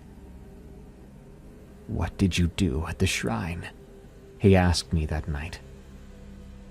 Feeling guilty and scared, I confessed to everything. I expected anger, but instead Grandfather looked afraid. "The Dokebi has noticed you," he said. "We must be respectful until you go." I believed him this time. For 3 days, nothing happened.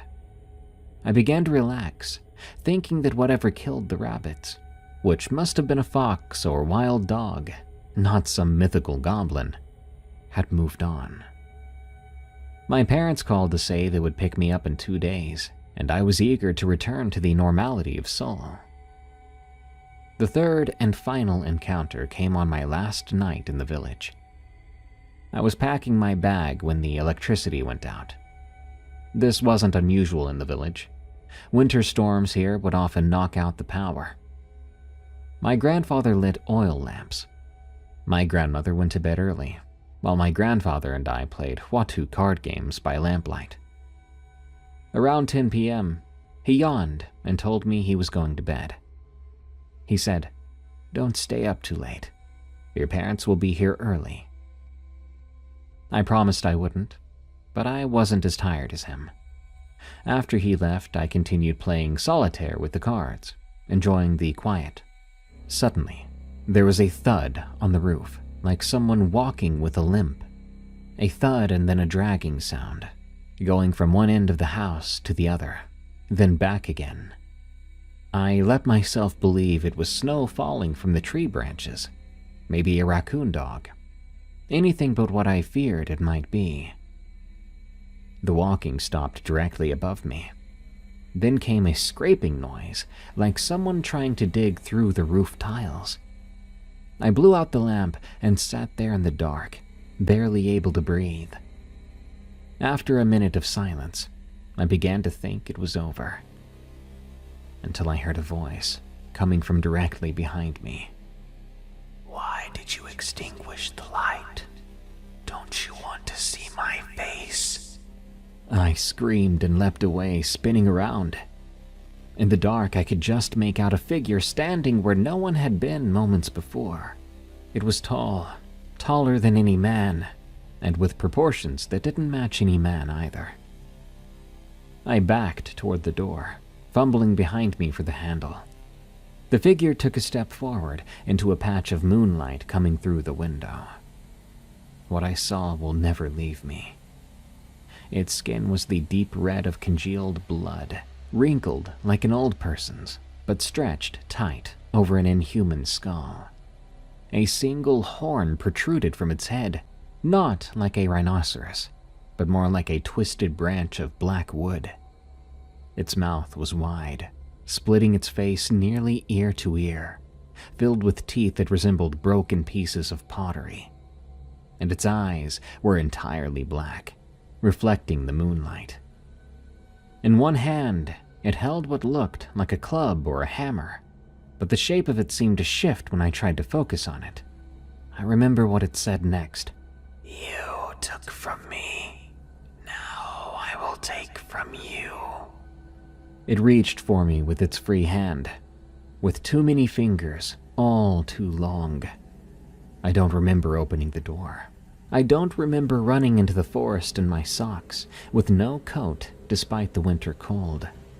I remember only fragments, my lungs burning, falling multiple times.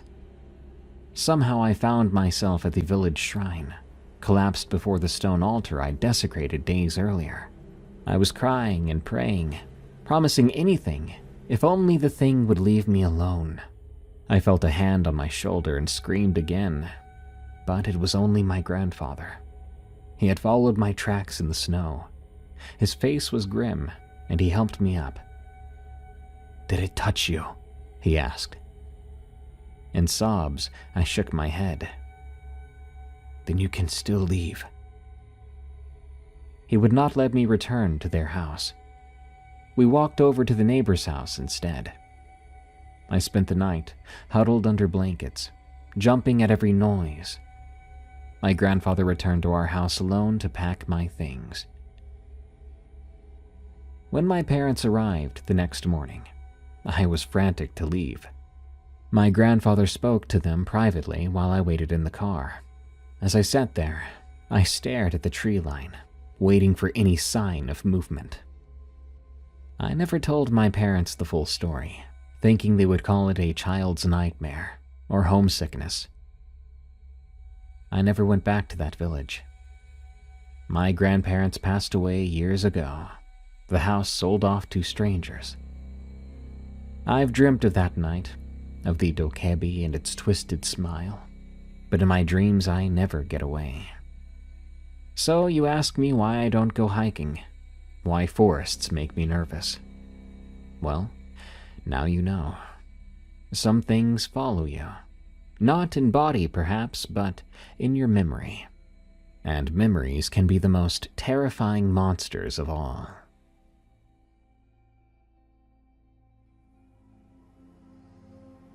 She haunts the Firewatch Tower. From Otis. My friend Weston and I have been tight since sophomore year of high school. We were into terrible metal bands and even worse fashion choices. But our friendship stuck through college and into our mid-20s. By the time this story occurred, I was 24 years old. I worked at a brewery in Atlanta, and Wes was 26 by then, doing some freelance graphic design between real jobs, as he called them. That spring was pretty rough for me. My girlfriend of 3 years had moved out in February, leaving me with an apartment that I could barely afford, and that kind of emptiness you get that makes you rethink your life choices. Work wasn't getting better either. My hours were horrific, and the customers were so demanding and annoying. My manager seemed determined to criticize everything I did. One day, Wes told me he wanted to go on a weekend hiking trip. I agreed immediately. It would be my chance to reset. Now, neither of us were outdoorsy guys. We grew up in Marietta subdivisions where nature meant the strip of trees between housing developments. But that was part of the appeal. This would be something completely different and new. We would be in nature, where our cell phones likely wouldn't work too well. No reminders of my ex-girlfriend. No craft beer snobs complaining about hop profiles. We picked Black Rock Mountain State Park. It was only a 2-hour drive from where we lived, and allegedly had very good views. We packed our cars with whatever camping gear we could borrow or afford, and headed out early on a Saturday morning in April 2018. The main trails were decent, well-marked, moderate difficulty kind of stuff. But by mid-afternoon, Wes was getting bored with what he called the tourist experience. "Check out this game trail," he said, pointing to a barely visible path veering off into denser forest. "Want to see where it goes?" I know I should have told him no, but the whole point was to do something different, right? After about 40 minutes of pushing through brush and climbing over fallen trees, we made it to a small clearing. And in that clearing, we found this old fire tower, probably from the 50s or 60s from the look of it. It stood about 60 feet tall. It was a mix of metal and wood, listing slightly to one side. The thing was practically screaming, "Do not climb me." There was even a faded sign that said something along those lines. "Holy crap, it's perfect," Wes said. "We have to camp in there tonight." "Is that even safe?" I asked. "Probably not, but imagine the sunrise view. And I haven't seen anyone post this one on Instagram yet. It's authentic." It took us about 20 minutes to climb those switchback stairs, testing each step before putting our full weight on it. The whole building swayed slightly in the wind. At the top was an observation platform, maybe 15 feet square, with a small enclosed cabin that was missing its door and half its windows. We set up our sleeping bags on the open platform, rather than in the cabin, which was filled with beer cans and graffiti. Clearly, we weren't the first to ignore the warning sign. But Wes was right about one thing. The view was perfect. Miles of blue-green mountains rolling away in every direction. We broke out the whiskey we'd brought and talked about things as the sun went down. Just cozy conversation about nothing important. Stuff I don't recall at the moment. It felt good to be away from everything. Then we got to some conversation that I do recall. "You know, there are stories about this tower," Wes said. He then explained that some guy at the gear store had mentioned it, said that's why they closed this building off. "What kind of stories exactly?" I asked. "Ghost stories. About some park worker who killed himself up here in the 70s, and a little girl that got lost in the woods and died out here. It's different apparently, depending on who tells it." I told him there's always ghost stories about places like this. And he said, yeah, it's probably all bullcrap. He took a swig of the whiskey and said, "If we get murdered by ghosts tonight, at least we'll die with a good view." By midnight, we were both properly drunk and exhausted from the hike. We crawled into our sleeping bags under a sky packed with more stars than I'd ever seen. The tower creaked and shifted a bit in the wind, but I was too tired to care. Actually, it was kind of peaceful, to be honest. I woke up suddenly sometime later. I have no idea what time it was then. And instantly, I had that unmistakable feeling of being watched. When I opened my eyes, I nearly peed myself right then. A small girl was standing over me, maybe only 2 feet from my face. She looked to be 7 or 8 years old, and she wore an old-fashioned dress with a pattern I couldn't make out from the dark.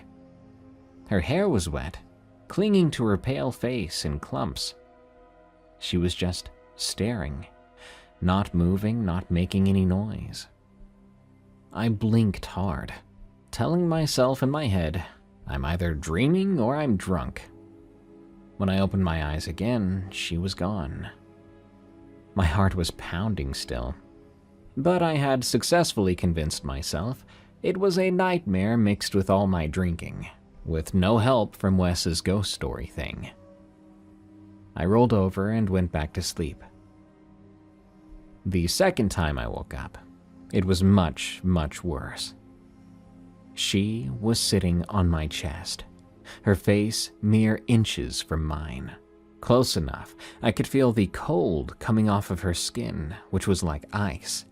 Her eyes were wide open and unblinking, with none of the shine or moisture of living eyes. Water dripped from her hair onto my sleeping bag and face. I could make out her dress now, a faded blue thing with small flowers, the kind no kid had worn in decades, from my experience.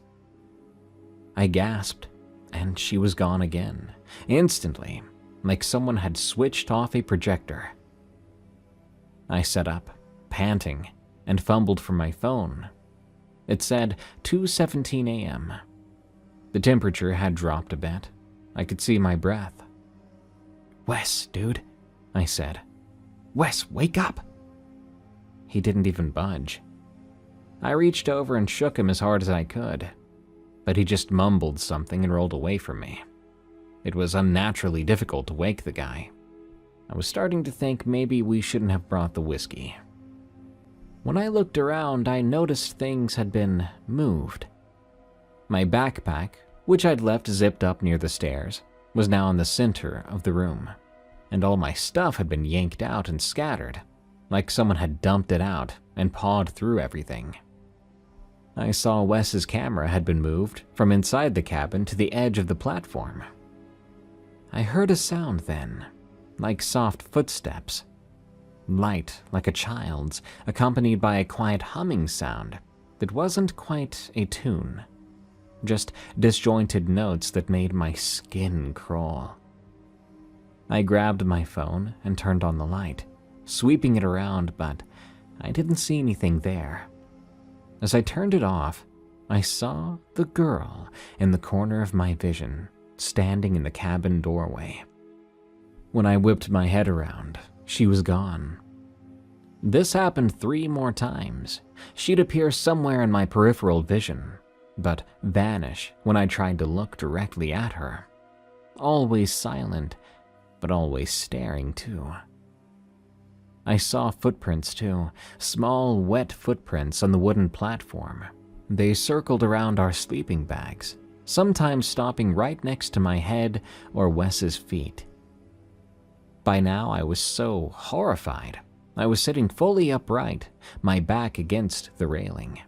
I had my knife in my hand, though I wasn't sure how useful it would be, because this little girl didn't seem like a normal little girl. The temperature kept dropping until it felt like winter. Around 3 a.m., I saw her again, standing at the foot of our sleeping bags. There was a puddle of water around her bare feet, and her dress appeared even more wet than before. She stared at me with dead eyes, and then slowly raised her arm, pointing down through the platform. I didn't move. She kept pointing, insisting on something, but didn't make a sound. She then tilted her head at an angle that wasn't physically possible, nearly sideways on her shoulders. Her expression never changed. What happened next really broke me. She dropped down to all 4s and began to crawl towards us. When she crawled, the joints in her arms and legs seemed to bend all wrong, and her head was twisted. She moved like something studying human movement, but unable to truly get it right. She made it to the edge of the sleeping bag, then impossibly began to crawl up the cabin wall. Wes finally woke up. He sat up disoriented. "What the heck, man?" he mumbled, then saw where I was staring. The girl was now on the ceiling looking down at us, her wet hair hanging toward the floor, defying gravity. She opened her mouth, impossibly wide, and no sound came out. I screamed at Wes to run. I was already scrambling for the stairs when I said it. We left most of our gear behind, grabbing just our phones and car keys. The stairs felt endless when we ran, but I think I'd rather fall off the platform than stay there any longer. We spent the night hiking back through the woods, getting lost repeatedly and jumping at noises. By dawn, we made it back to the car. We drove away, laughing like maniacs after about 10 minutes, when we realized we were safe, and we realized what had happened. Beside a funeral home. From Rural Mythos. I've lived in my house for decades, and for as long as I can remember, the building next door was an abandoned funeral home. I say was because about a year ago, that changed. It started with vans pulling up at all hours, renovations, and fresh coats of paint. Within months, the decaying structure, once a splintered, broken place with shattered windows, was transformed, restored to its former glory, ready for business once again. Then came the ornate new sign on the lawn, Lucian Funeral Home. At first, I wasn't thrilled about living next to a functioning funeral home, but I told myself it was better than the alternative. At least it was no longer a crumbling, haunted-looking husk. And for a while, it seemed normal, almost pleasant in a way. But I never could have imagined that the beautiful, polished version of that building would terrify me more than the abandoned one ever did. And yet, here I am, praying every night that it shuts down again, that the people running it pack up and leave, that the building is left to rot until it finally collapses into an empty lot. At first, the only unsettling thing was watching them bring in the bodies. My back porch faces the side of the funeral home where they unload them. There's no proper loading bay, just an elevated double door, and they only bring the bodies in at night. Sometimes when I go outside for a smoke, I see them pull the hearse around, backing it up to the building. As it gets close, the double doors swing open, A man inside reaches for the stretcher, pulling it smoothly into the building. There's some kind of rail system on the floor that it slides into. It's morbid, I know, but how can you not take a peek? That's how it started. Just the occasional guilty glance while I smoked. One night, I had a rough day. Stressful enough that I stepped outside for a second smoke much later than usual. It was brutally cold, but I bundled up and took my usual spot on the porch. I wasn't looking at the funeral home this time. Instead, I was scanning the tree line, searching for the little rabbit that sometimes nibbles on the lawn at night. I took a slow drag from my cigarette. Everything else was dark. Then, in an instant, the entire backyard exploded with light. The floodlights from the funeral home, ones I'd only seen used a handful of times, blazed to life, as bright as midday. Squinting, I turned toward the building. A figure emerged from the back door, the same man who usually unloaded the bodies. But this time, he wasn't pushing a stretcher. He was dragging something wrapped in a white sheet. I watched, frozen, as he trudged across the lawn, tugging the sheet-covered bundle behind him. He stopped halfway between the building and the tree line, then simply left it there. Without hesitation, he turned and walked back inside. What the heck had I just seen? The obvious questions flooded my mind. Why is he out so late? What's under that sheet? And more importantly, why did he just leave it there? I stood and stepped toward the edge of the porch, squinting and trying to make out any details. The sheet flapped in the breeze, revealing nothing. Whatever was inside, it was small but heavy. The way he dragged it made that much clear. Then, without warning, the lights cut off. Darkness swallowed everything. A long moment passed, then I flicked my cigarette into the grass and turned toward my door. Whoosh, the floodlights roared back to life. I whipped around. The yard was empty, and the sheet-covered bundle was gone. From that night on, it became a pattern. Once a week, always on Sundays, the man would emerge in the dead of night. He would drag something wrapped in a sheet to the same spot in the yard, turn off the lights, and when they came back on, the sheet would be gone. At first, I tried to convince myself there had to be a reasonable explanation. But then I noticed something else. Every Monday morning, just after dawn, he would walk into the woods bordering our properties, carrying an empty black trash bag. A few minutes later, he would reappear, the bag now full. At some point, curiosity turned to paranoia. I just had that sinking feeling that something wrong was going on. Was it organ harvesting or some kind of drug exchange? The possibilities were there. Each one in my head was worse than the last. I knew it sounded crazy, but not crazier than a man dragging a sheet-wrapped bundle into his backyard, which then proceeded to vanish into thin air. I had to know the truth, so I made a plan. Next Sunday, when he brought that sheet into the yard and shut off the lights, I would be ready. This time, I wouldn't just be peeking from my porch. I'd be there, waiting and watching, and I'd finally see what or who was taking it. Sunday night came. I waited in my shed, hidden in the shadows of my backyard. The cold was brutal, making my fingers numb even with my gloves on. I must have smoked half a pack too, my nerves rattling. I'd been out there for hours. The later it got, the more I doubted myself. Maybe it wasn't going to happen tonight, I thought. Maybe I should just go back inside before I froze to death. But just as I started to rise, slivers of light sliced through the cracks in the shed's walls. My breath stopped. It was happening. I pressed my face to the wooden slats and peered through the gaps. There he was, the man, dragging that same sheet-wrapped shape. Excitement and dread twisted in my gut. I was really doing this, and soon I'd find out the truth. As he disappeared back inside, The floodlights cut out, plunging the yard into darkness. This is it, now or never. My mind screamed at my body to move and to sprint, but for a split second, I hesitated. Then my courage took over. I burst from my shed, feet pounding against the ground as I raced across the lawn. Reaching the side of the funeral home, I pressed my back against the wall. I peered out into the backyard. There was no moon tonight.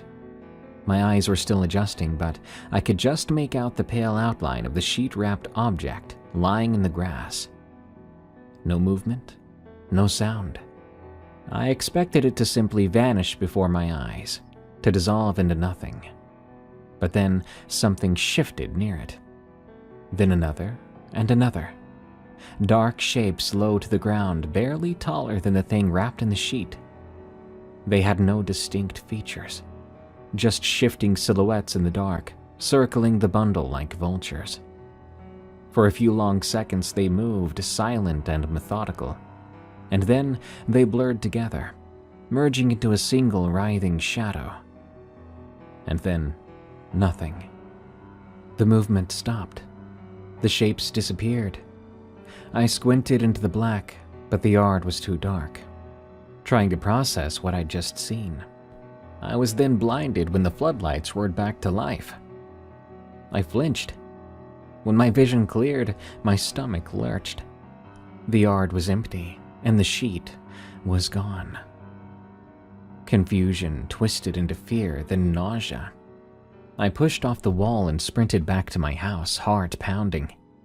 The second I was inside, I slammed the door shut, twisting the lock with shaky fingers. I paced about the living room, every few minutes peeking through the blinds at the funeral home's yard, hoping I wouldn't see something that I could not explain, or perhaps hoping to see something that could explain what I saw. But I was no closer to understanding than before.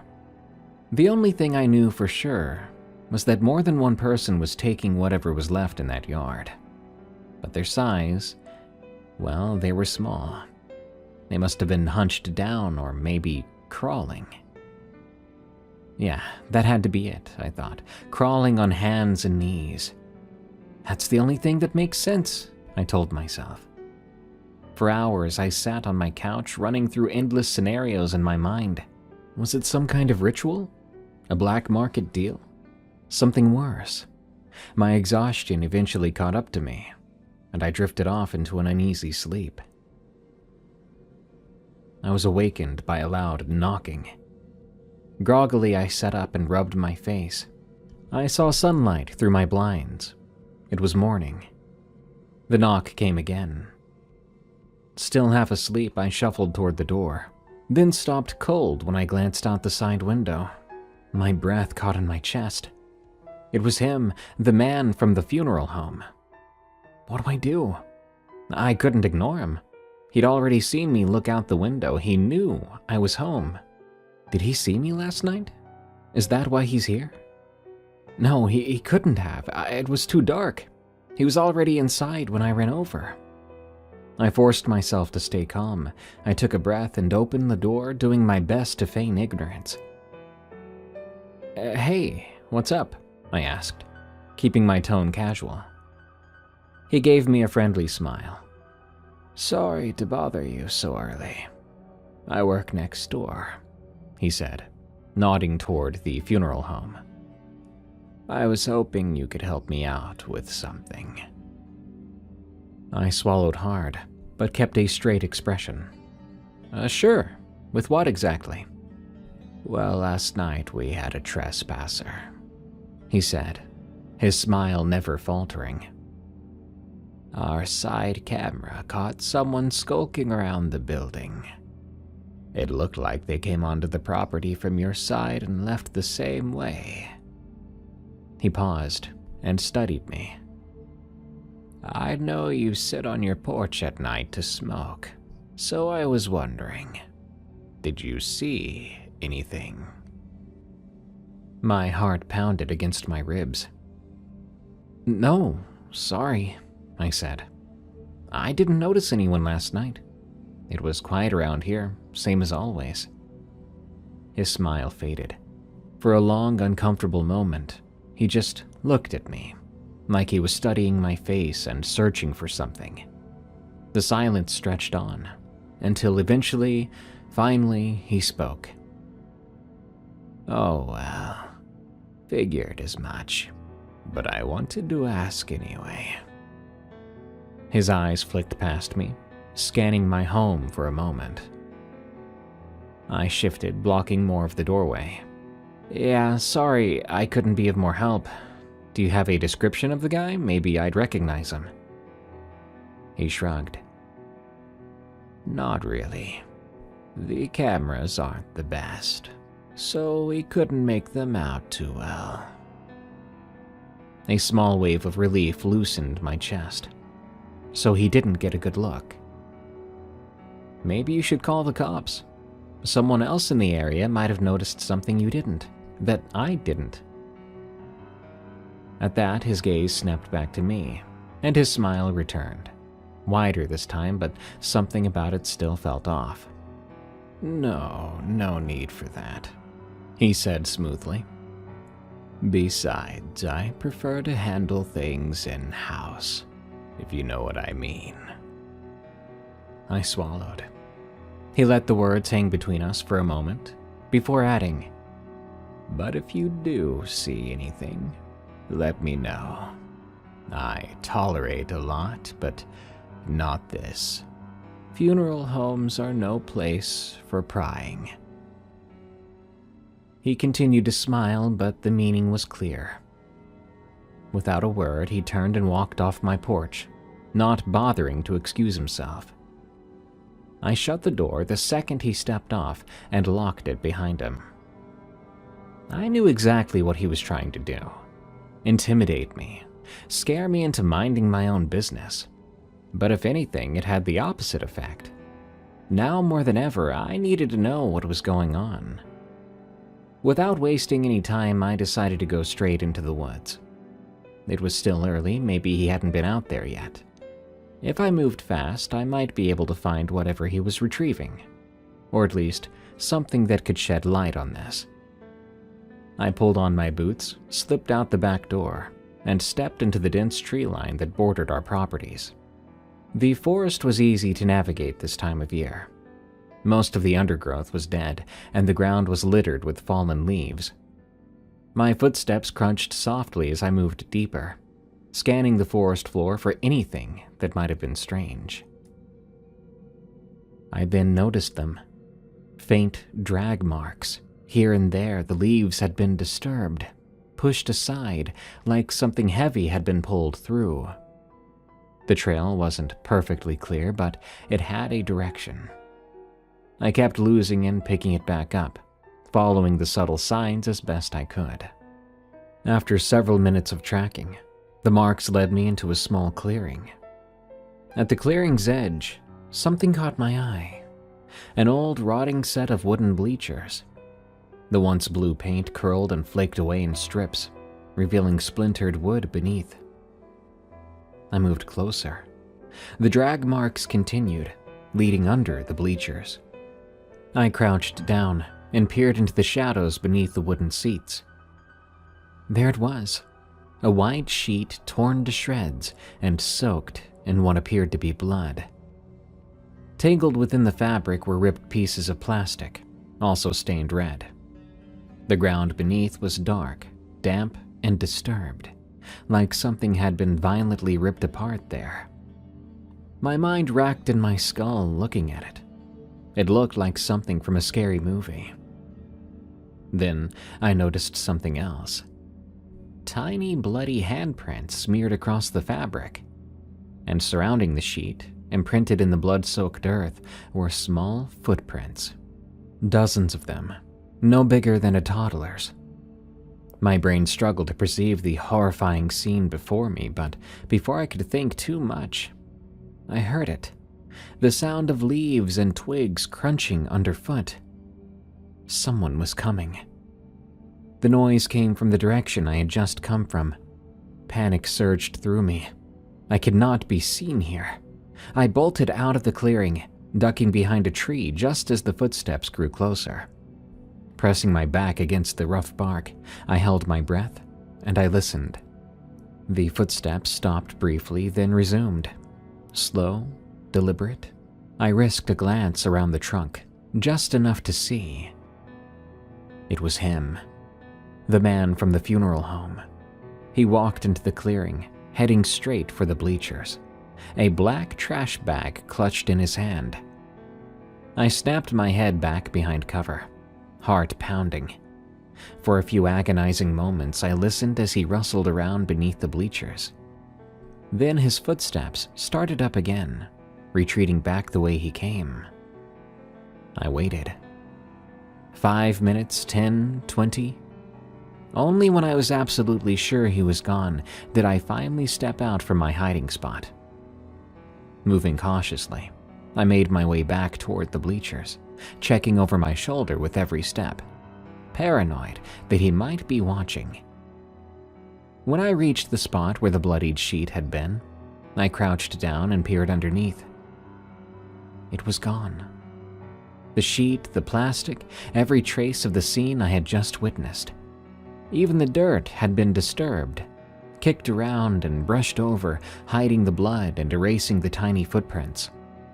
It was like nothing had been there at all. I made my way out of the woods and back to my house. My mind was a storm, and I was freaked out. That was 3, maybe 4 months ago now. Since then, I don't go outside much anymore, especially not at night. I avoid my porch, my backyard. I do everything I can to pretend that cursed place next door does not exist. But it's getting harder to ignore, harder to push it all to the back of my mind. Because ever since I stepped into those woods, I think I've started to hear things now. Things at night. And it's getting worse. On occasion I've heard knocks at my walls or scratches at the windows. Even footsteps on my roof. I don't know what's going on. I just know that I live next to a funeral home that's been feeding something. And now I think I've ticked it off. What followed us in Zion, from Youngest Elder. I've worked at my software company for almost 5 years now. We're not a huge company, about 60 employees, but we're successful enough that management likes to do these quarterly team-building retreats.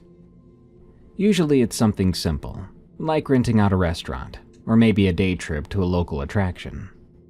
But last October, our department head, Vaughn, decided we should do something more authentic to really bond as a team. That's how 5 of us ended up camping in Zion National Park for what was supposed to be 3 nights. We only made it to 2. I'm still not sure what happened out there. I'm not normally the type to believe in the supernatural or anything like that. I mean, I'm a software developer. I deal with cold, hard logic all day. But what happened in Zion, I can't explain it. And neither can Tessa, or Minson, or Lyle, or even Vaughn, who's usually got an answer for everything. Our department had been under a lot of pressure to deliver on this new client portal. We'd been putting in 60-hour weeks for months, and I think Vaughn thought the retreat would be a good way to blow off steam before the final push to launch. He'd been talking up Zion for weeks, how beautiful it was, how the disconnect from technology would reset our brains. I was skeptical, but whatever. It beat sitting through another PowerPoint about team dynamics at the Marriott downtown. We drove out early Thursday morning, taking 2 cars. I rode with Minson and Tessa, while Vaughn and Lyle took the other car. The drive was actually pretty nice.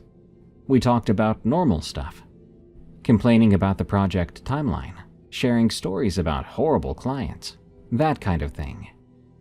Tessa had just broken up with her boyfriend, so we heard all about that too. By the time we reached the park entrance, I was feeling pretty good about the trip. Zion is beautiful, I'll give it that. Those massive red cliffs rising up against the blue sky, it's something else. Vaughn had reserved us a group campsite near the Virgin River. It was late afternoon by the time we got everything set up. 5 tents arranged in a rough circle, with a fire pit in the middle. Vaughn had sprung for the fancy camping equipment. Those big waterproof tents that you can almost stand up in. Decent sleeping bags. The works. I figured if I had to be outdoors, at least I wouldn't be uncomfortable. That first evening was actually fun. We grilled some burgers on a portable stove Vaughn had brought. We drank a few beers. Not too many, Vaughn was strict about that. And just relaxed around the campfire. It felt good to be away from screens and deadlines. By the way, the stars out there are incredible. You forget how many there are when you live in the city. We were all pretty tired from the drive, so we turned in early. I was just drifting off to sleep when I heard a whisper outside my tent. "Hey, Kyle, you awake?" It was Minson. I unzipped the tent flap. "Yeah, what's up?" Minson was crouched outside, holding a flashlight. Behind him, I could see Tessa and Lyle standing a little ways off, giggling. "We got a dare for you." I groaned. "Seriously? What are we, 12? "Come on, don't be lame," Tessa called over. "It'll be fun." I looked past them. "Asleep," Lyle said. "The old man can't hang." I sighed and crawled out of my tent. "Fine, what's the dare?" Minson grinned. "We want you to go into the woods, just past that line of trees there, and say, 'Ye Nod Lushi,' 3 times. "Say what?" I asked. "Ye Nod Lushi," Tessa repeated slowly. "It's a Native American thing. Minson's roommate in college was Navajo." What does it mean?" I asked. Minson shrugged. "I don't know exactly. His roommate said it was something you shouldn't say in the wilderness, but it's probably just a superstition." "So why don't you do it?" I challenged.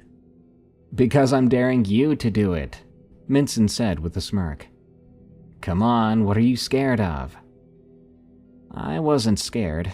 At least, that's what I told myself. I was just annoyed. But I also didn't want to be the guy who couldn't take a joke, especially since we still had 2 more days together. "Fine, whatever. You guys are ridiculous." I took Minson's flashlight and headed toward the tree line. When I reached the trees, I hesitated for a second. I felt stupid, but also, I don't know, uneasy? Like maybe I shouldn't be doing this. But that was silly, right? It was just a bunch of syllables. "Ye Nod Lushi," I said, feeling foolish. "Ye Nod Lushi, Ye Nod Lushi." My voice seemed to drop into the darkness like a stone into still water. For a moment after I finished speaking, the woods seemed even more quiet than before. Then an owl hooted somewhere nearby, and I jumped like a little kid. I hurried back to where the others were waiting. "Did you do it?" Lyle asked eagerly. "Yeah, I did your stupid dare. Happy now?" They all grinned at me. "Very," said Tessa. "Now let's go to bed before we wake up Vaughn." "Not even sure I said it right," I muttered, and they laughed. As we headed back to our tents, I pulled out my phone. We didn't have great reception out there, but I had 1 bar of service. I tried to Google the phrase, but I didn't know how to spell it properly. I tried several variations I could think of, but nothing seemed to match. After a few failed attempts, I gave up, and I went back to my tent. It took me a while to fall asleep. I kept thinking I heard something moving around outside, but I told myself it was just the wind in the trees, or maybe some small animal. Eventually, I drifted off. I woke up suddenly in the middle of the night to a scratching sound on the side of my tent. Not like an animal trying to get in. More purposeful, like someone dragging their nails across the fabric. Scratch, scratch, scratch. Then silence. Then again, scratch, scratch, scratch. It was as if someone wanted my attention. "Hello?" I called out, my voice embarrassingly shaky. Who's there?"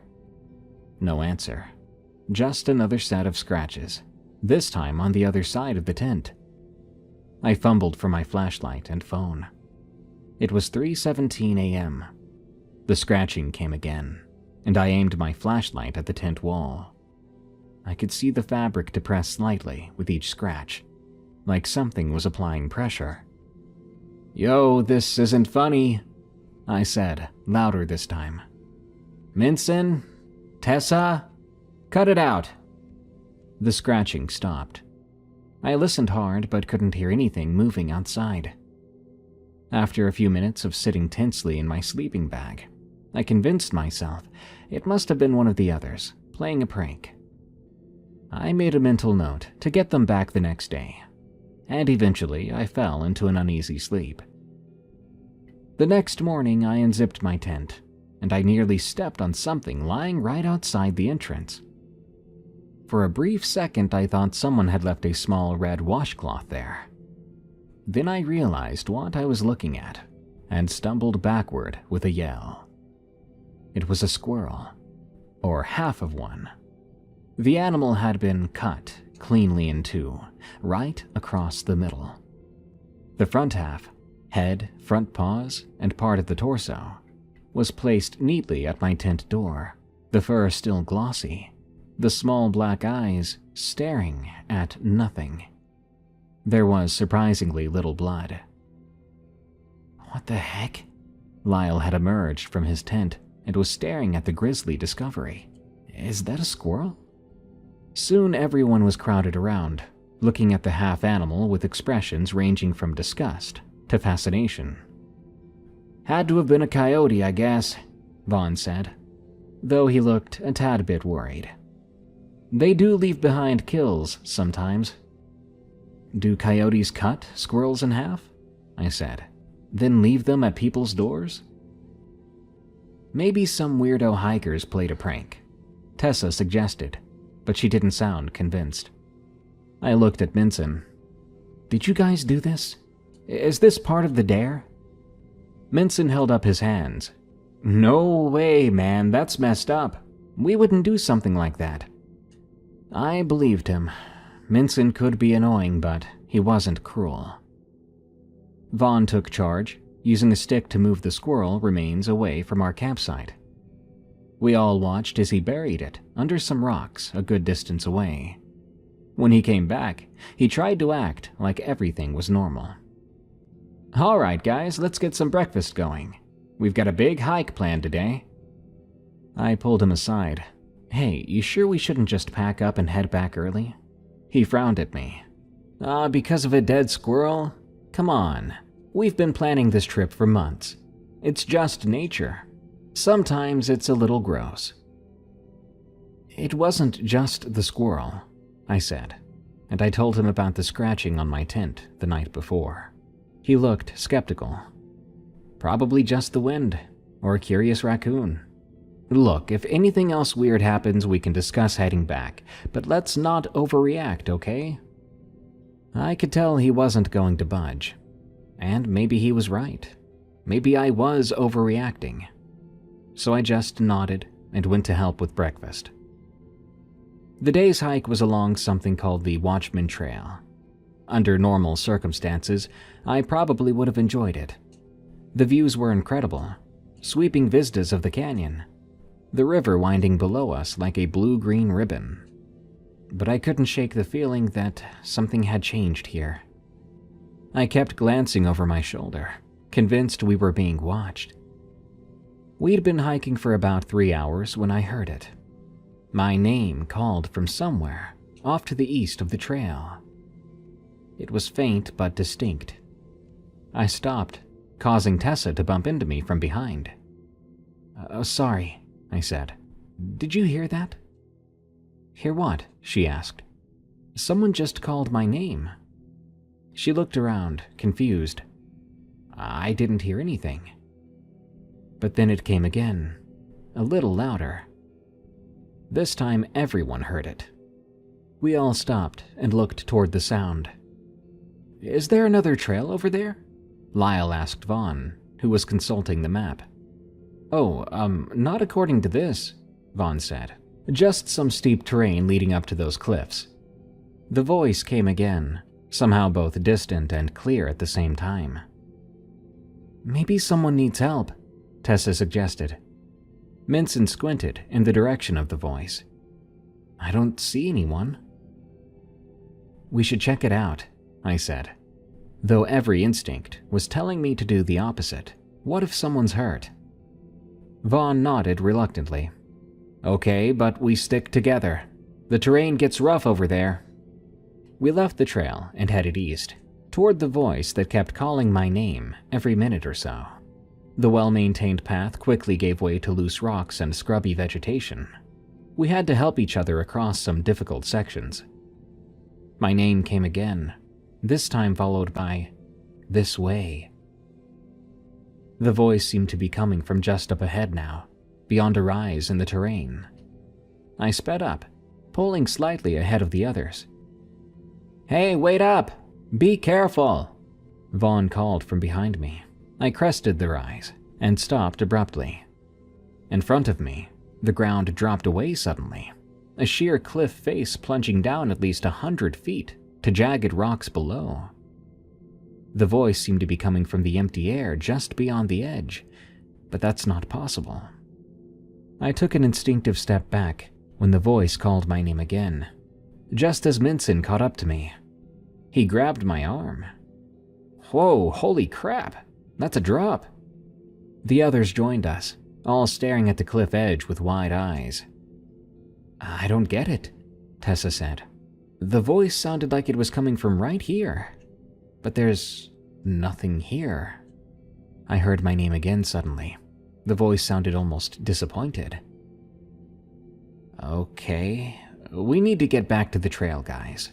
Now," Vaughn said firmly. No one argued. We made our way back in silence, each lost in our own thoughts. The voice didn't call again. When we made it to the main trail, Vaughn suggested we head back to camp. No one objected. The almost carefree mood of the morning was gone. We were all so tense. We hiked back mostly quiet. That evening around the campfire, we tried to rationalize what had happened. "Must have been some kind of weird echo." Lyle scratched his chin. "Sound does strange things in canyons, right?" "But why would it be saying Kyle's name?" Tessa asked. "Maybe it wasn't saying his name at all.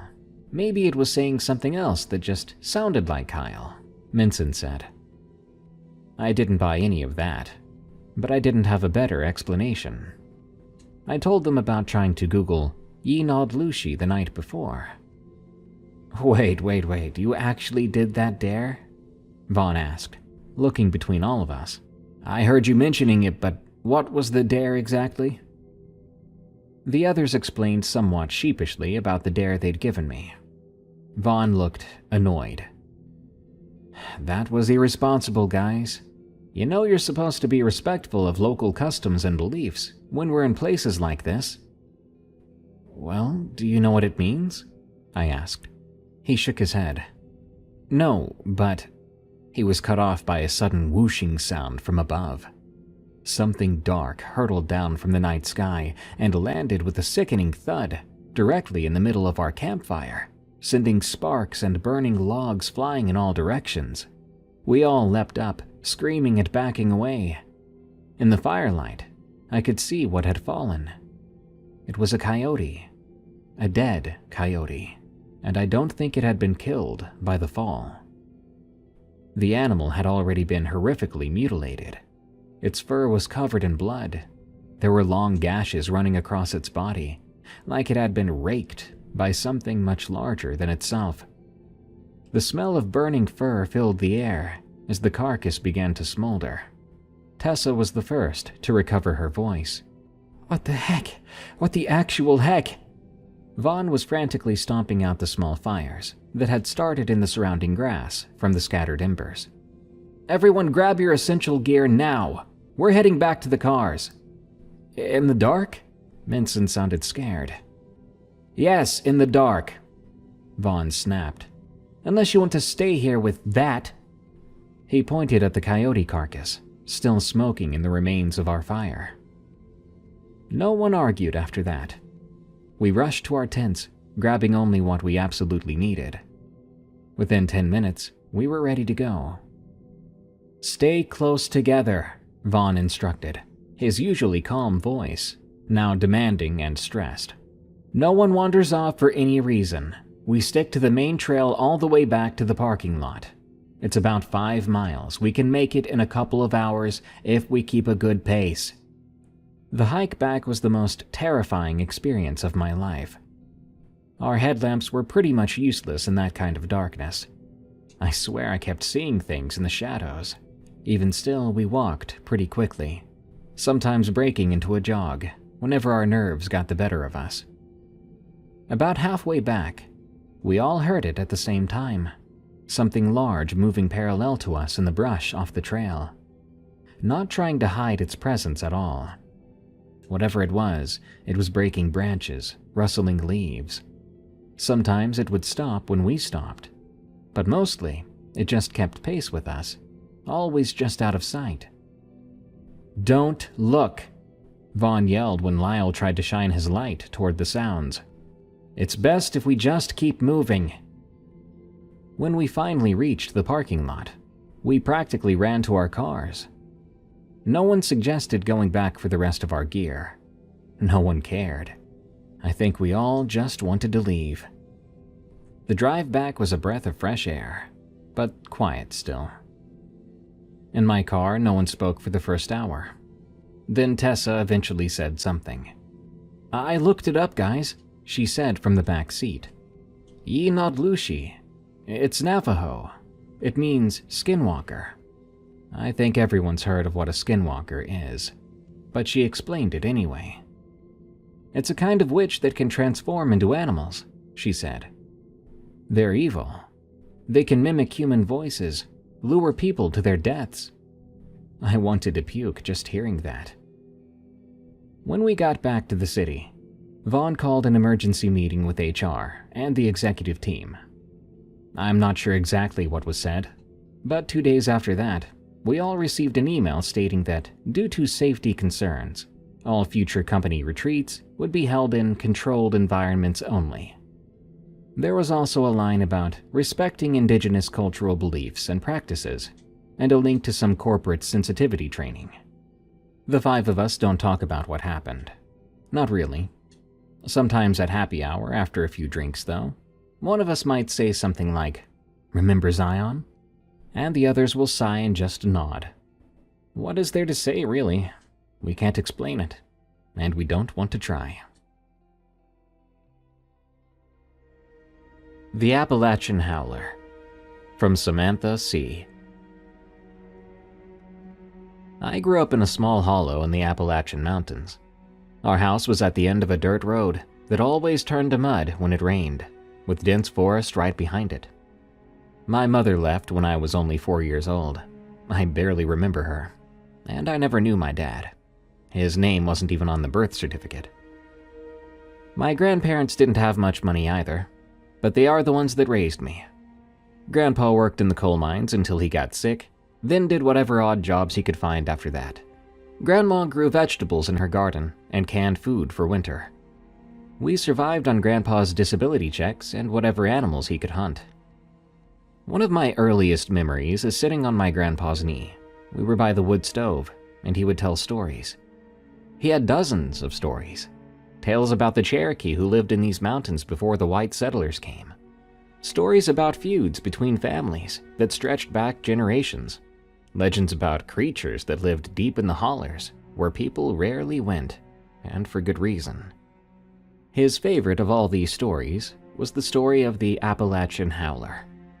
"The Howler," he'd say, his voice would drop low every time he said it, "is older than these mountains.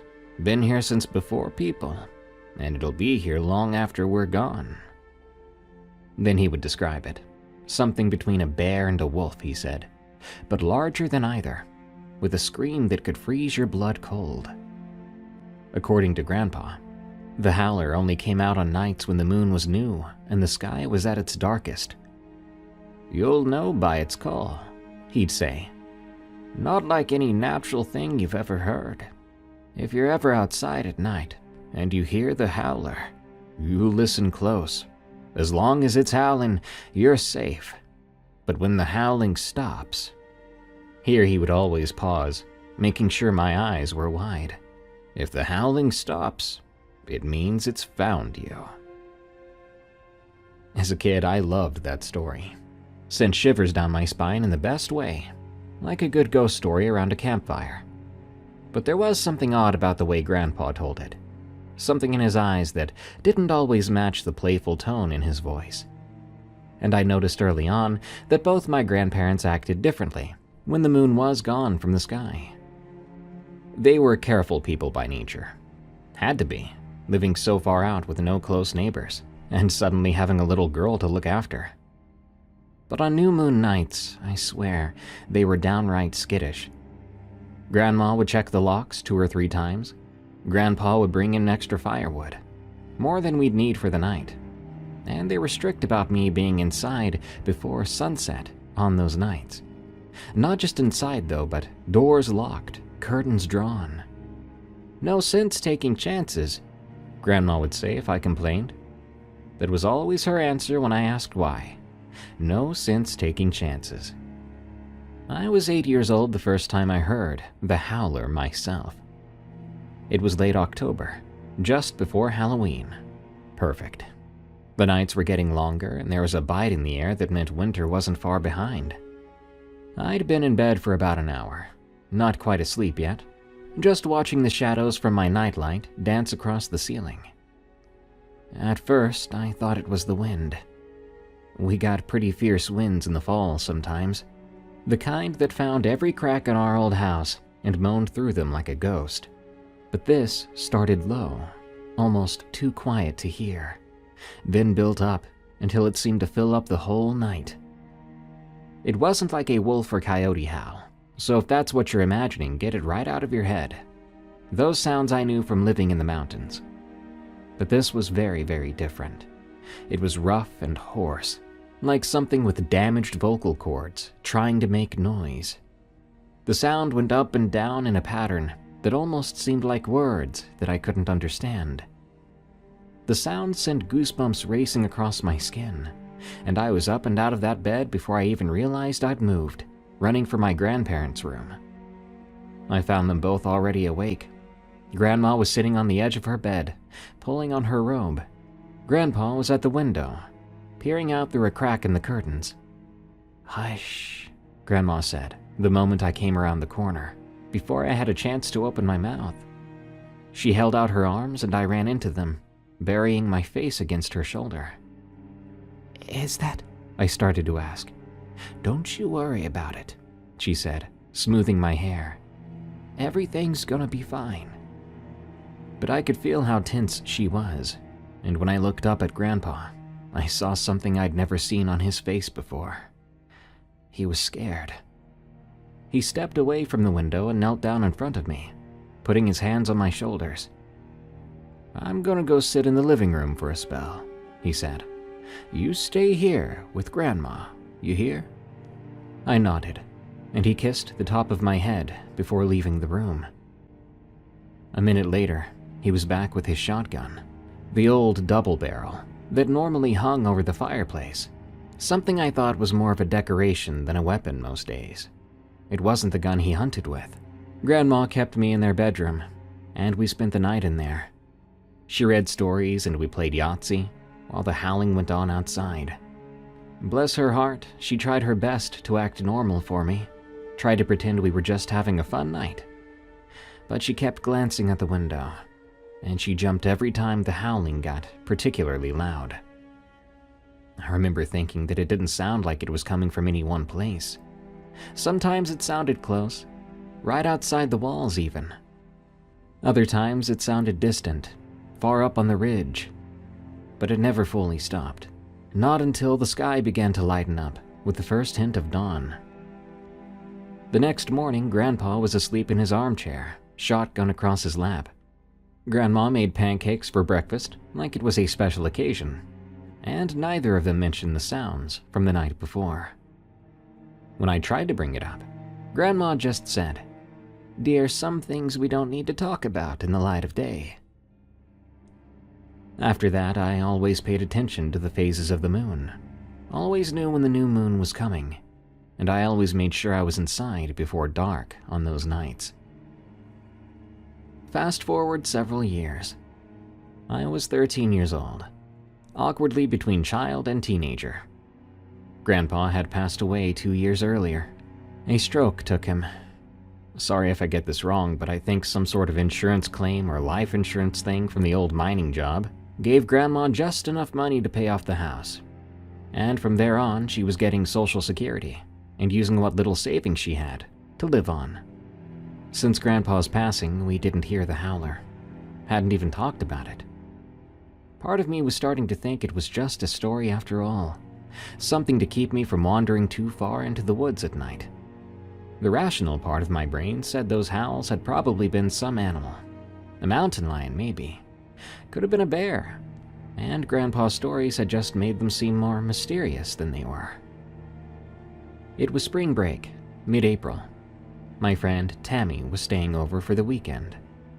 Tammy lived in town, in one of those cookie-cutter houses with neighbors close enough to borrow sugar without leaving your yard. She loved coming out to our place, said it felt like a real adventure. We'd spent the day exploring the woods behind our house. We were deep in conversation about Dylan, a guy in class who we both had a massive crush on. Tammy was convinced he liked me. I was sure he was into her, though, and we went back and forth, debating about stuff like that for hours.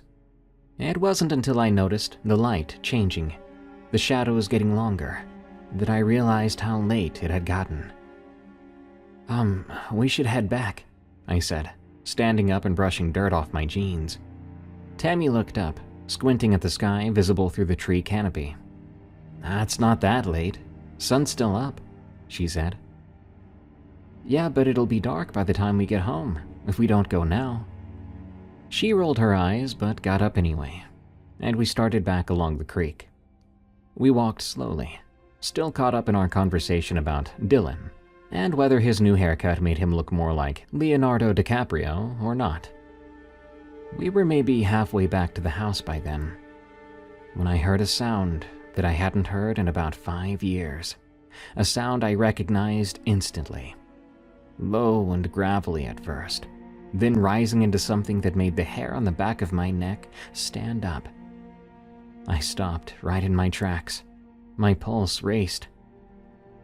What's wrong?" Tammy asked. The howling came again. I remember the way she cocked her head around, listening to it. "What is that? Sounds like a big cat." "Tammy, we need to run," I said, and I grabbed her by the arm. "Like right now, we need to get back to the house." Tammy laughed and shook my hand away. "Are you serious? It's just some animal. Probably a cougar in heat." "That's not a cougar," I explained. But even as the words left my mouth, I started to feel a flicker of doubt. Maybe it was just a mountain lion. Maybe Grandpa's stories and my own childhood fears had turned a normal animal sound into something supernatural. The howling came once more. It was getting closer, and Tammy raised an eyebrow. "See? Just some horny cat," she said. And the way she said that, so confident, so dismissive, it made me feel stupid for being scared. "Yeah, maybe," I said, relaxing a little. "But still, we should get back. Grandma will be wondering where we are." We started to walk again, faster than before, but still not running. Part of me was still listening to the sound, trying to compare it to the memory I had. Was it really the same? Or had I just built it up in my mind over years? We were nearing the edge of the woods, maybe a quarter mile from home, when the howling stopped. I felt that silence like it was actual weight on my back. At the same time, the woods got quiet. Just complete silence where there should have been noise. "Tammy," I said quietly, "we need to run. Now." She must have heard something in my voice, because this time she wasn't arguing. We started to jog along the path, the fading light making it harder to see where we were putting our feet. We'd gone about 50 yards when something landed on the ground behind us, with a thud heavy enough to vibrate my bones. We froze, then slowly turned around. The path behind us was dark. The trees overhead blotted out what little light was left in the sky. But I could hear something breathing, deep and heavy breathing. "Run," I whispered, and this time Tammy didn't need any convincing. We tore down that path. I could hear something behind us moving faster than any person could run, and I knew we were in trouble. In moments we burst out of the tree line, and I could see my house in the distance, a warm yellow light glowing in the kitchen window. As we broke from the cover of the trees, a sound like a gunshot split the air. A bit of bark burst from a tree not 3 feet from where we stood. I screamed, thinking for a wild second that whatever was chasing us had some kind of weapon. But then I saw Grandma standing in the yard. She was holding and pointing Grandpa's shotgun. "Run!" she was screaming. "To the house! Now!" We ran like our lives depended on it, because in that moment I truly believed they did. We made it to the porch and Grandma was there, grabbing us and shoving us through the door. Then she slammed it behind us and threw the deadbolt.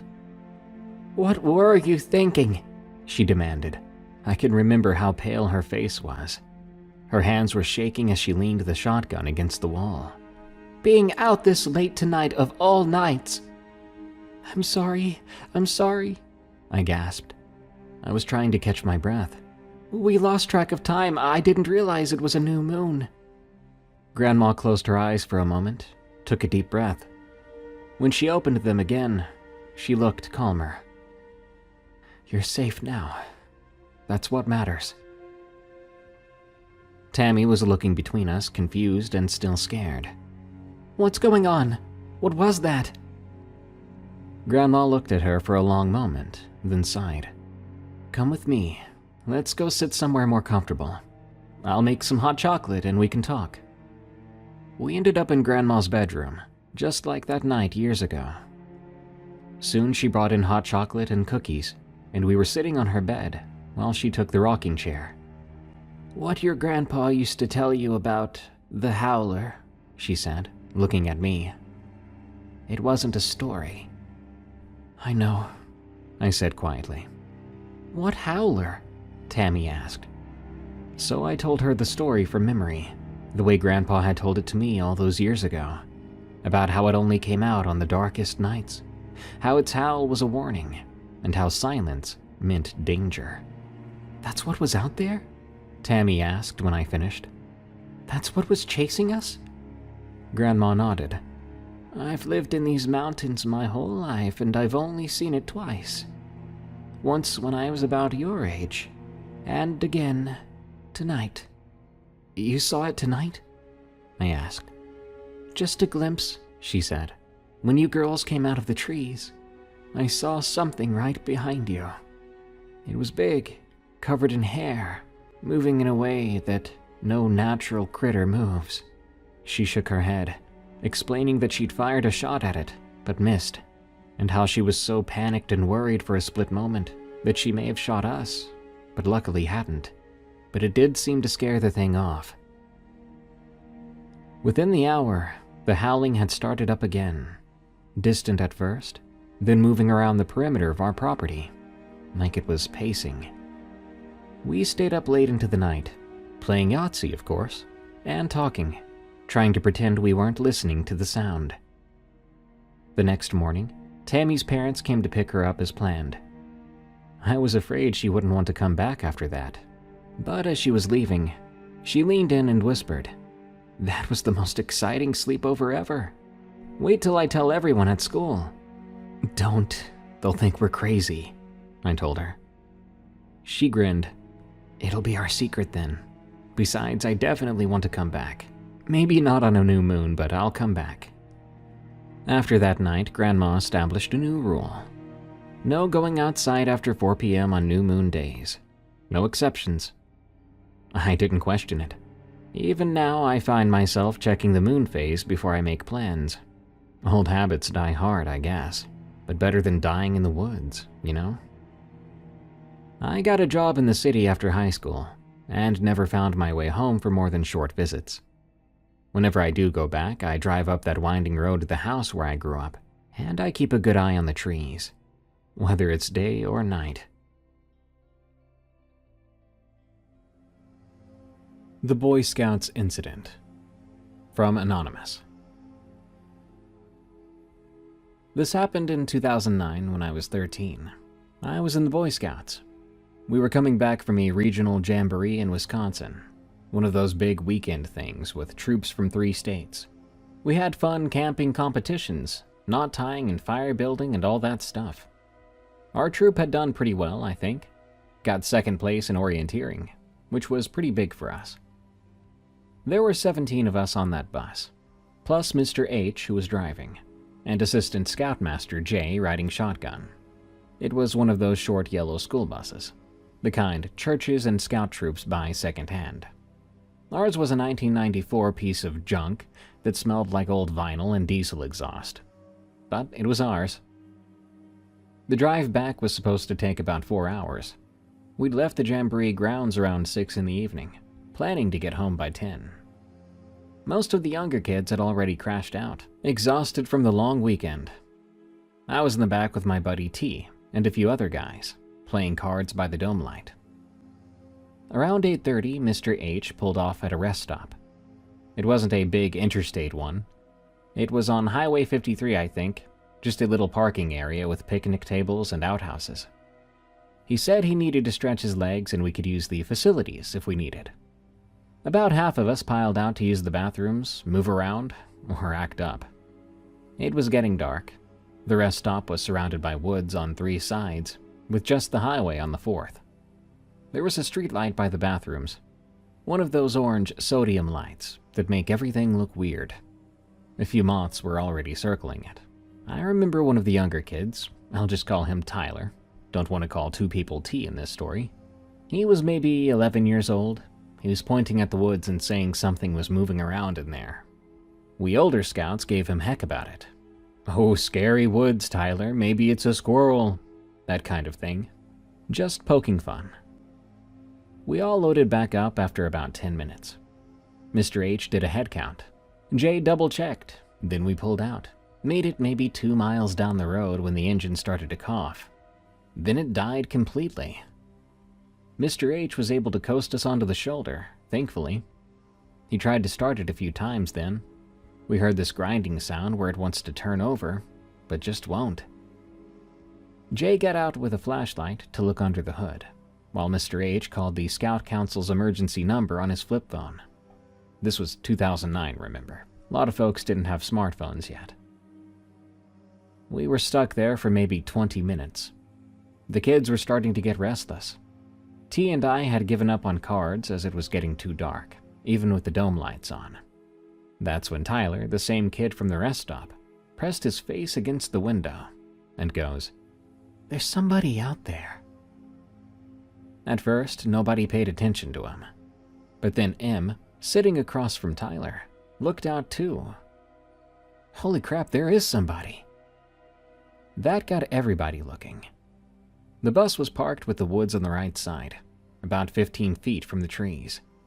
And sure enough, just inside that first row, something pale was moving around. Jay was still up front with the hood open.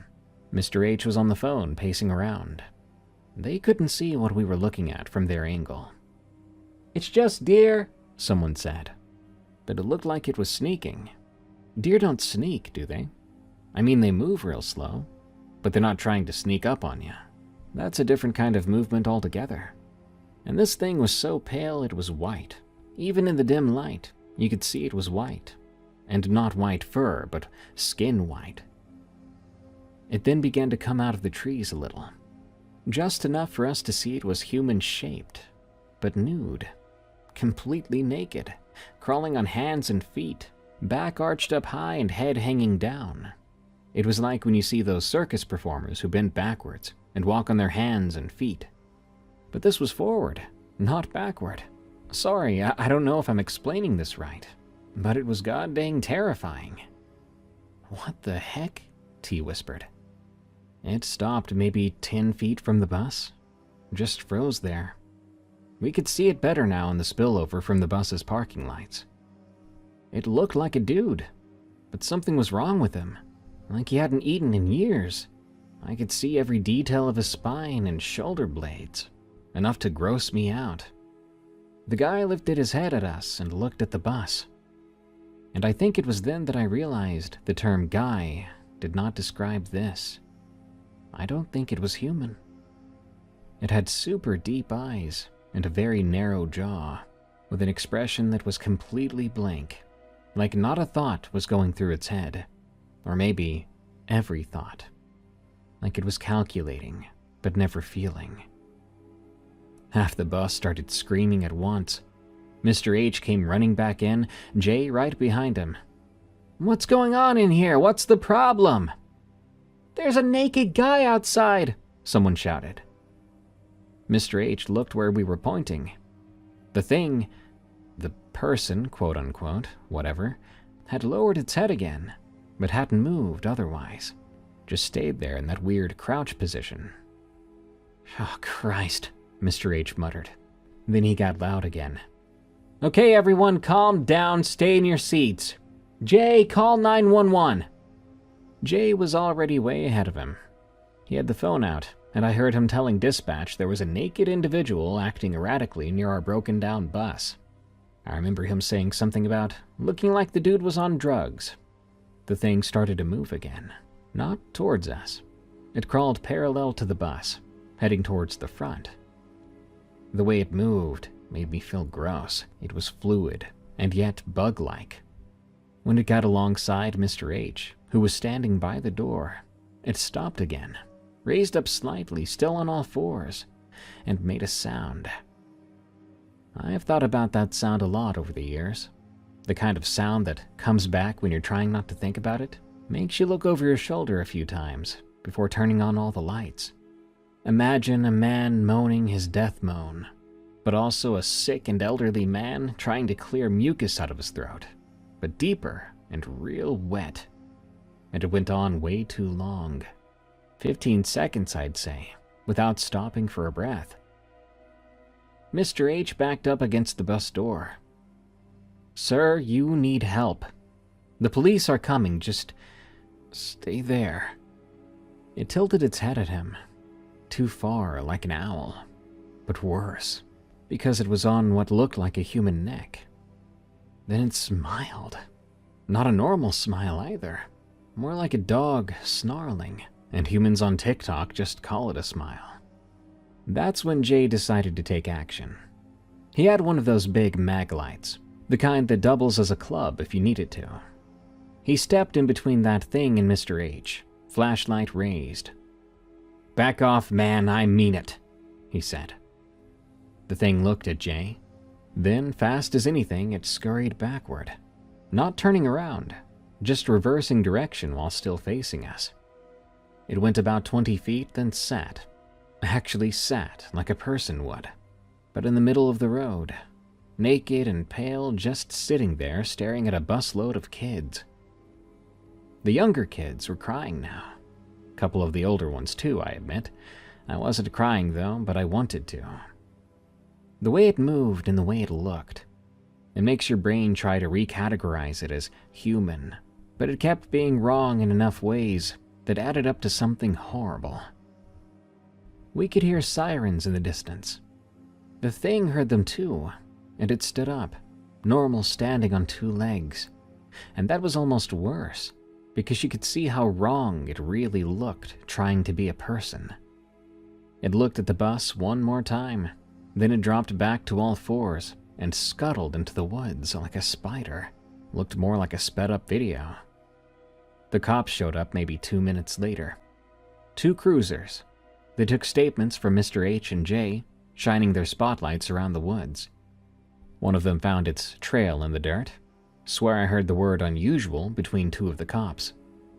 The official story we got was that we'd encountered a drug user, probably meth, someone exhibiting extreme behavior, and obviously potentially dangerous. I was close enough to hear one cop tell another, real quiet-like, about extra marks on footprints he couldn't account for.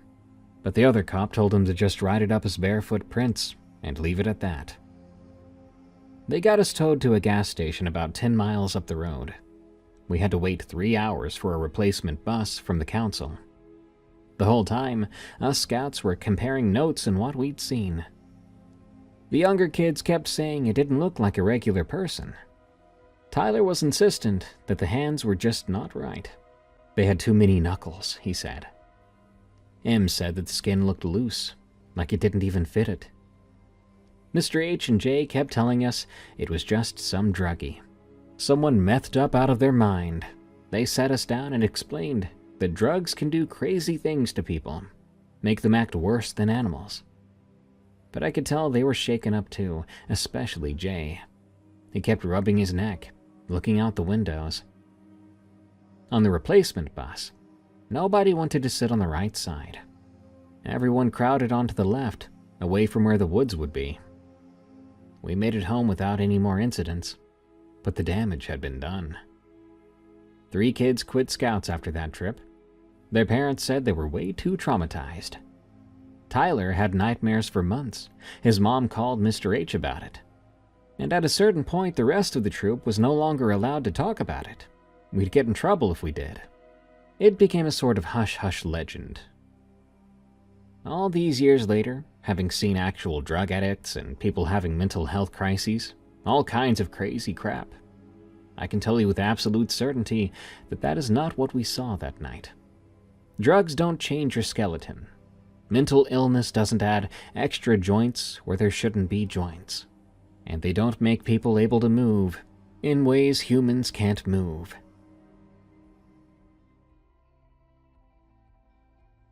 Warning. The following story contains depictions of violence against pets. The Neighborhood Yowler. From Grommel & Co. The place I grew up was not exciting. Just one of those suburbs north of Toronto that developers threw up in the 90s. Cookie-cutter houses with identical floor plans. Tons of young trees that hadn't grown much yet. And these narrow strips of forest they left between subdivisions to make people feel like they were living close to nature. My family moved there in 2004, when I was in grade 6. And by grade 8, I knew every kid on our street. Every shortcut through the woods. And every house where the owners would yell at you for cutting across the lawn. What I'm about to tell you happened during those junior high years, mostly in 2006 and 2007. I've never really talked much about it, because honestly, I'm not sure what to tell people. Whenever my friends bring up ghost stories or scary campfire stories and the like, it's just one of those stories that sounds cool to tell people, but you don't know how to tell it. So finally, today, I'm sitting down and I'm doing just that. It sounds crazy when you hear it, but this did happen. And sometimes when I'm back visiting my parents and I hear a sound in the night, I remember everything. I'll begin by saying the kids in the neighborhood called it the Yowler. Not very creative, but when you're 13, you name things for what they do. And this thing yowled. The first time I heard it was maybe 2 months after we moved in. It was late in the spring, when you'd open windows to catch the breeze. I was lying in bed reading some fantasy novel with dragons on the cover when the sound cut through the night. Long and drawn out, like a cat in heat, but deeper and much, much bigger. It started from somewhere behind the Patel's house, about 3 doors down. It went on for maybe 30 seconds, then stopped. Then it started up again from behind the Moore's place, next door to them. I recall going to my window that night and looking out. Other kids were doing the same. I could see faces in windows up and down the street. The sound moved again to another house, then another, always seeming to appear in the backyards where the forest started. Always moving. My dad at the time was still up watching the Leafs game. When I went downstairs, he shrugged. "Some kind of fox or something. They make weird noises," he said. But to me, it didn't sound like a fox. I was sure I'd heard a fox before at our old place, and it didn't sound the same. The yowling became a thing that just happened sometimes. You might hear it 3 nights in a row, or you might hear nothing for weeks. Parents got used to bringing their kids inside whenever it would start. Even heard one of my friend's moms say, "Come on in, the yowler's out." Like it was just some other suburban hazard, like a speeding car or that one house that never mowed their lawn. Then there was the night in August when the yowling stopped early. Usually when it came, it would go on for an hour or more, moving from yard to yard in a slow circuit. But that night it just cut off abruptly during a yowl, after only a few minutes. It just stopped mid-yowl behind someone's house, someone right next door to us. The next morning, the lady who lived there found her dog, who was named Schnitzel. I need to explain about Schnitzel because it matters. He was this little schnauzer, about 15 pounds, gray and white. He barked at everything, but was usually scared of his own shadow. His owners loved him like a child. He even had a little doghouse in the backyard, even though he slept inside. They bought him special organic food, which I'd seen them bring in once. Apparently, the whole works. Well, the lady's scream woke up half the street. My mom ran over in her housecoat and told me to stay inside. But of course, I followed. I wish I hadn't. Schnitzel was in his doghouse, but he didn't look like Schnitzel anymore. You know when you get fried chicken and you try to pull all the meat off the bone? How it never comes off clean, there's always bits stuck and the bones are all exposed but still connected? That's what Schnitzel looked like something had tried to debone him by hand. His fur was mostly there, matted with blood, but underneath, everything had been pulled apart and twisted. His little head was turned completely backward. His owner was hysterical. The husband came out, took one look, and puked in the petunias. My mom grabbed me and hauled me back home, but the image I saw that day had already been burned into my mind. The adults had a meeting that night, and from what I gathered, they talked about coyotes, maybe a rabid raccoon, maybe a sick person. Some people wanted to call the police and others said animal control. In the end, they did both, to be sure. The cops came, took reports, said to keep pets inside. Animal control said the same thing, but nobody had definitive answers. For a while after that, people were careful. Some of the neighbors put up motion lights. One family talked about getting cameras but never did. Subscription fees, they said. And besides, it was probably just a one-time thing, they thought. A disturbed animal or person had probably wandered through, did something terrible to a pet, and died or wandered out. Kids weren't allowed out after dark after that. Parents walked their dogs in groups and carried flashlights, and some even carried hockey sticks. For a while, the neighborhood felt tense, but you can only stay scared for so long. By October, things were mostly back to normal. Kids were playing street hockey until the streetlights came on. Dogs were back in backyards. But the yowler came back in November. Just the sound at first, no dead pets yet. People would hear it and bring everyone inside and wait it out. "There goes the yowler," they'd say, almost casual about it. Life went on. I remember exactly when my encounter happened because it was 2 days after my 14th birthday, January 18th, 2007. We'd had a small party, just family and a couple friends, and there were leftovers cluttering the fridge. Our garbage disposal had died months ago, and my mom had this thing about not putting food in our regular trash. Said it would attract animals to the wrong place, so she would rather me bring it to them, where it would be unseen, out of the way, and wouldn't make much of a mess. So she had me dump food scraps over the back fence and into the woods. "The animals will eat it," she said, like we were doing them a favor. It was after dinner, already dark by 6 p.m., because January in Canada is like that. I had a plate of leftover spaghetti that nobody wanted, all congealed and gross. I grabbed a flashlight and headed to the back fence. Our yard backed right onto the forest, just a wooden fence between us and the trees. In the summer, you couldn't see more than a few feet in because of the undergrowth. But in winter, with no leaves, you could see deeper into those woods. Not that I was looking. I just wanted to scrape the plate and get back inside, where it was warm. I was standing at the fence, tilting the plate to let the spaghetti slide off, when I heard something move. Not unusual at first. There was always some sort of small animal out there, doing its own thing. But this sounded big. I heard branches moving and something shifting its weight. And then it yowled. I'd heard the yowler dozens of times by then, but always from a distance, and even then usually muffled by walls and windows. But this happened at most 20 feet away from me, and it sounded like it was coming from above me. The sound hit me like a baseball bat, and every muscle in my body tensed up. My light was shaking because my hand was trembling so hard. I tried to aim it up at the trees, but I didn't see anything but branches and shadows. The yowling stopped, and then I heard something worse. Movement directly overhead. The tree branches were thick there, hanging over our fence, and something was up there shifting around. Then came this sound like a big wet sandbag landing on the ground. Something had fallen from the tree to the forest floor and landed in the snow only 5 feet from where I stood, on the other side of the fence, but still way too close. I dropped that plate and ran. Dropped my flashlight too. Just booked it back to my house.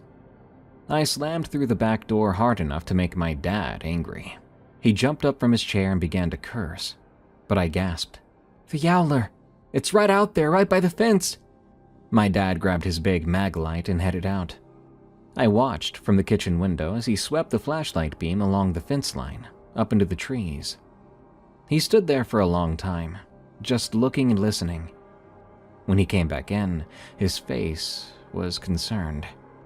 "I didn't see anything," he said, "but I heard it moving through the woods. Whatever it was big. And," he paused and looked at my mom, "there were tracks in the snow. Can't say I've seen them before." We didn't talk about it much after that. My parents didn't want scared kids, and I can't blame them for that. My dad, though, was in a hurry to fix the garbage disposal, which he did that weekend. So I never had to dump food over that fence again. So thank you, Yowler, I guess? The next time anyone saw the Yowler, and I mean actually saw it, was that spring. There was a kid named Tyler who lived across the street and 2 houses down. He was a grade younger than me, kind of a socially awkward kid who was really into astronomy and video games. During a sleepover at his place, a bunch of us were swapping scary stories when someone brought up the Yowler. Tyler got really quiet, and he mumbled, "I've seen it." Probably thought we wouldn't hear, but we did. And we laughed at first, thinking he was joking or trying to make up a story. But Tyler didn't laugh. He looked genuinely uncomfortable, like he wished he hadn't said anything at all. One of the kids said, "Bull crap, nobody's actually seen it." But Tyler insisted and said, "I did." And he tried to change the subject. But we weren't letting go. 6 13-year-old boys at a sleepover high on pop and chips, and one of them claims to have seen the neighborhood boogeyman? We pestered that kid for 20 minutes before he finally caved. "It was last month," he said. "You know how my room has that door to the balcony?" We knew.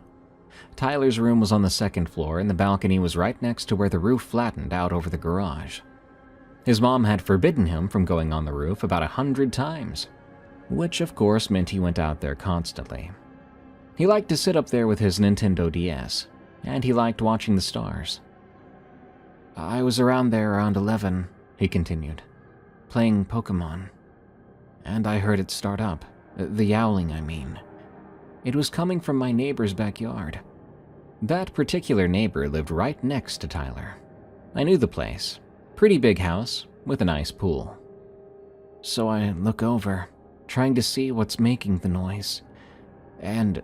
He stopped and swallowed hard. there was something on their house." "On it?" asked one of the boys. "On the back wall, on the second story, right under their bedroom window. It was just stuck there." We waited for him to continue, but Tyler looked like he was about to be sick. He went on.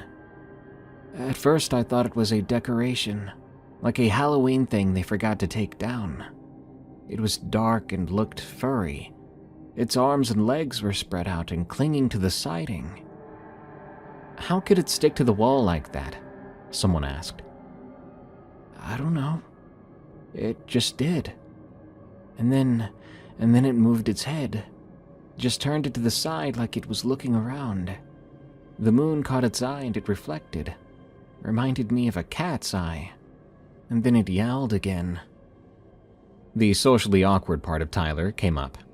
He opened his mouth real wide to demonstrate for us, even though no one asked, but we appreciated that. "Like that. I could see its mouth open, could hear the sound coming from it, and I knew that was the Yowler, right there at my neighbor's house." "What'd you do?" we asked. "I crawled back inside as quiet as I could, locked the balcony door and got in bed, and pulled the covers over my head. It was hard to sleep that night." "Well, why didn't you tell anyone after?" I asked. Tyler shrugged. "I mean, when I said anything just now, you laughed at me." That was a good point, and I instantly felt bad about it. We spent the rest of the night taking turns, watching out Tyler's window, hoping to see something. But the Yowler didn't show up that night. It rarely did when you were expecting it. That's pretty much all I personally remember about the Yowler from those years. It became this fact of life in our neighborhood. Sometimes you'd hear it, sometimes you wouldn't. Every once in a great, terrible while, you would find a pet mangled in that horrible way. People learn to live with it, the way you live with any danger you can't do anything about. I went off to university in 2011. I moved to Vancouver after graduation and started a whole different life. The Yowler became one of those weird childhood memories that doesn't seem real anymore. I mean, did we really just accept that something was stalking our neighborhood? Did I really hear something drop from that tree?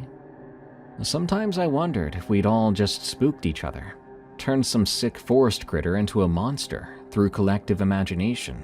But then I'd come home for some holiday, and my dad would bring it up casually. "I heard the Yowler last week," he would say over dinner. "Woke up the whole block."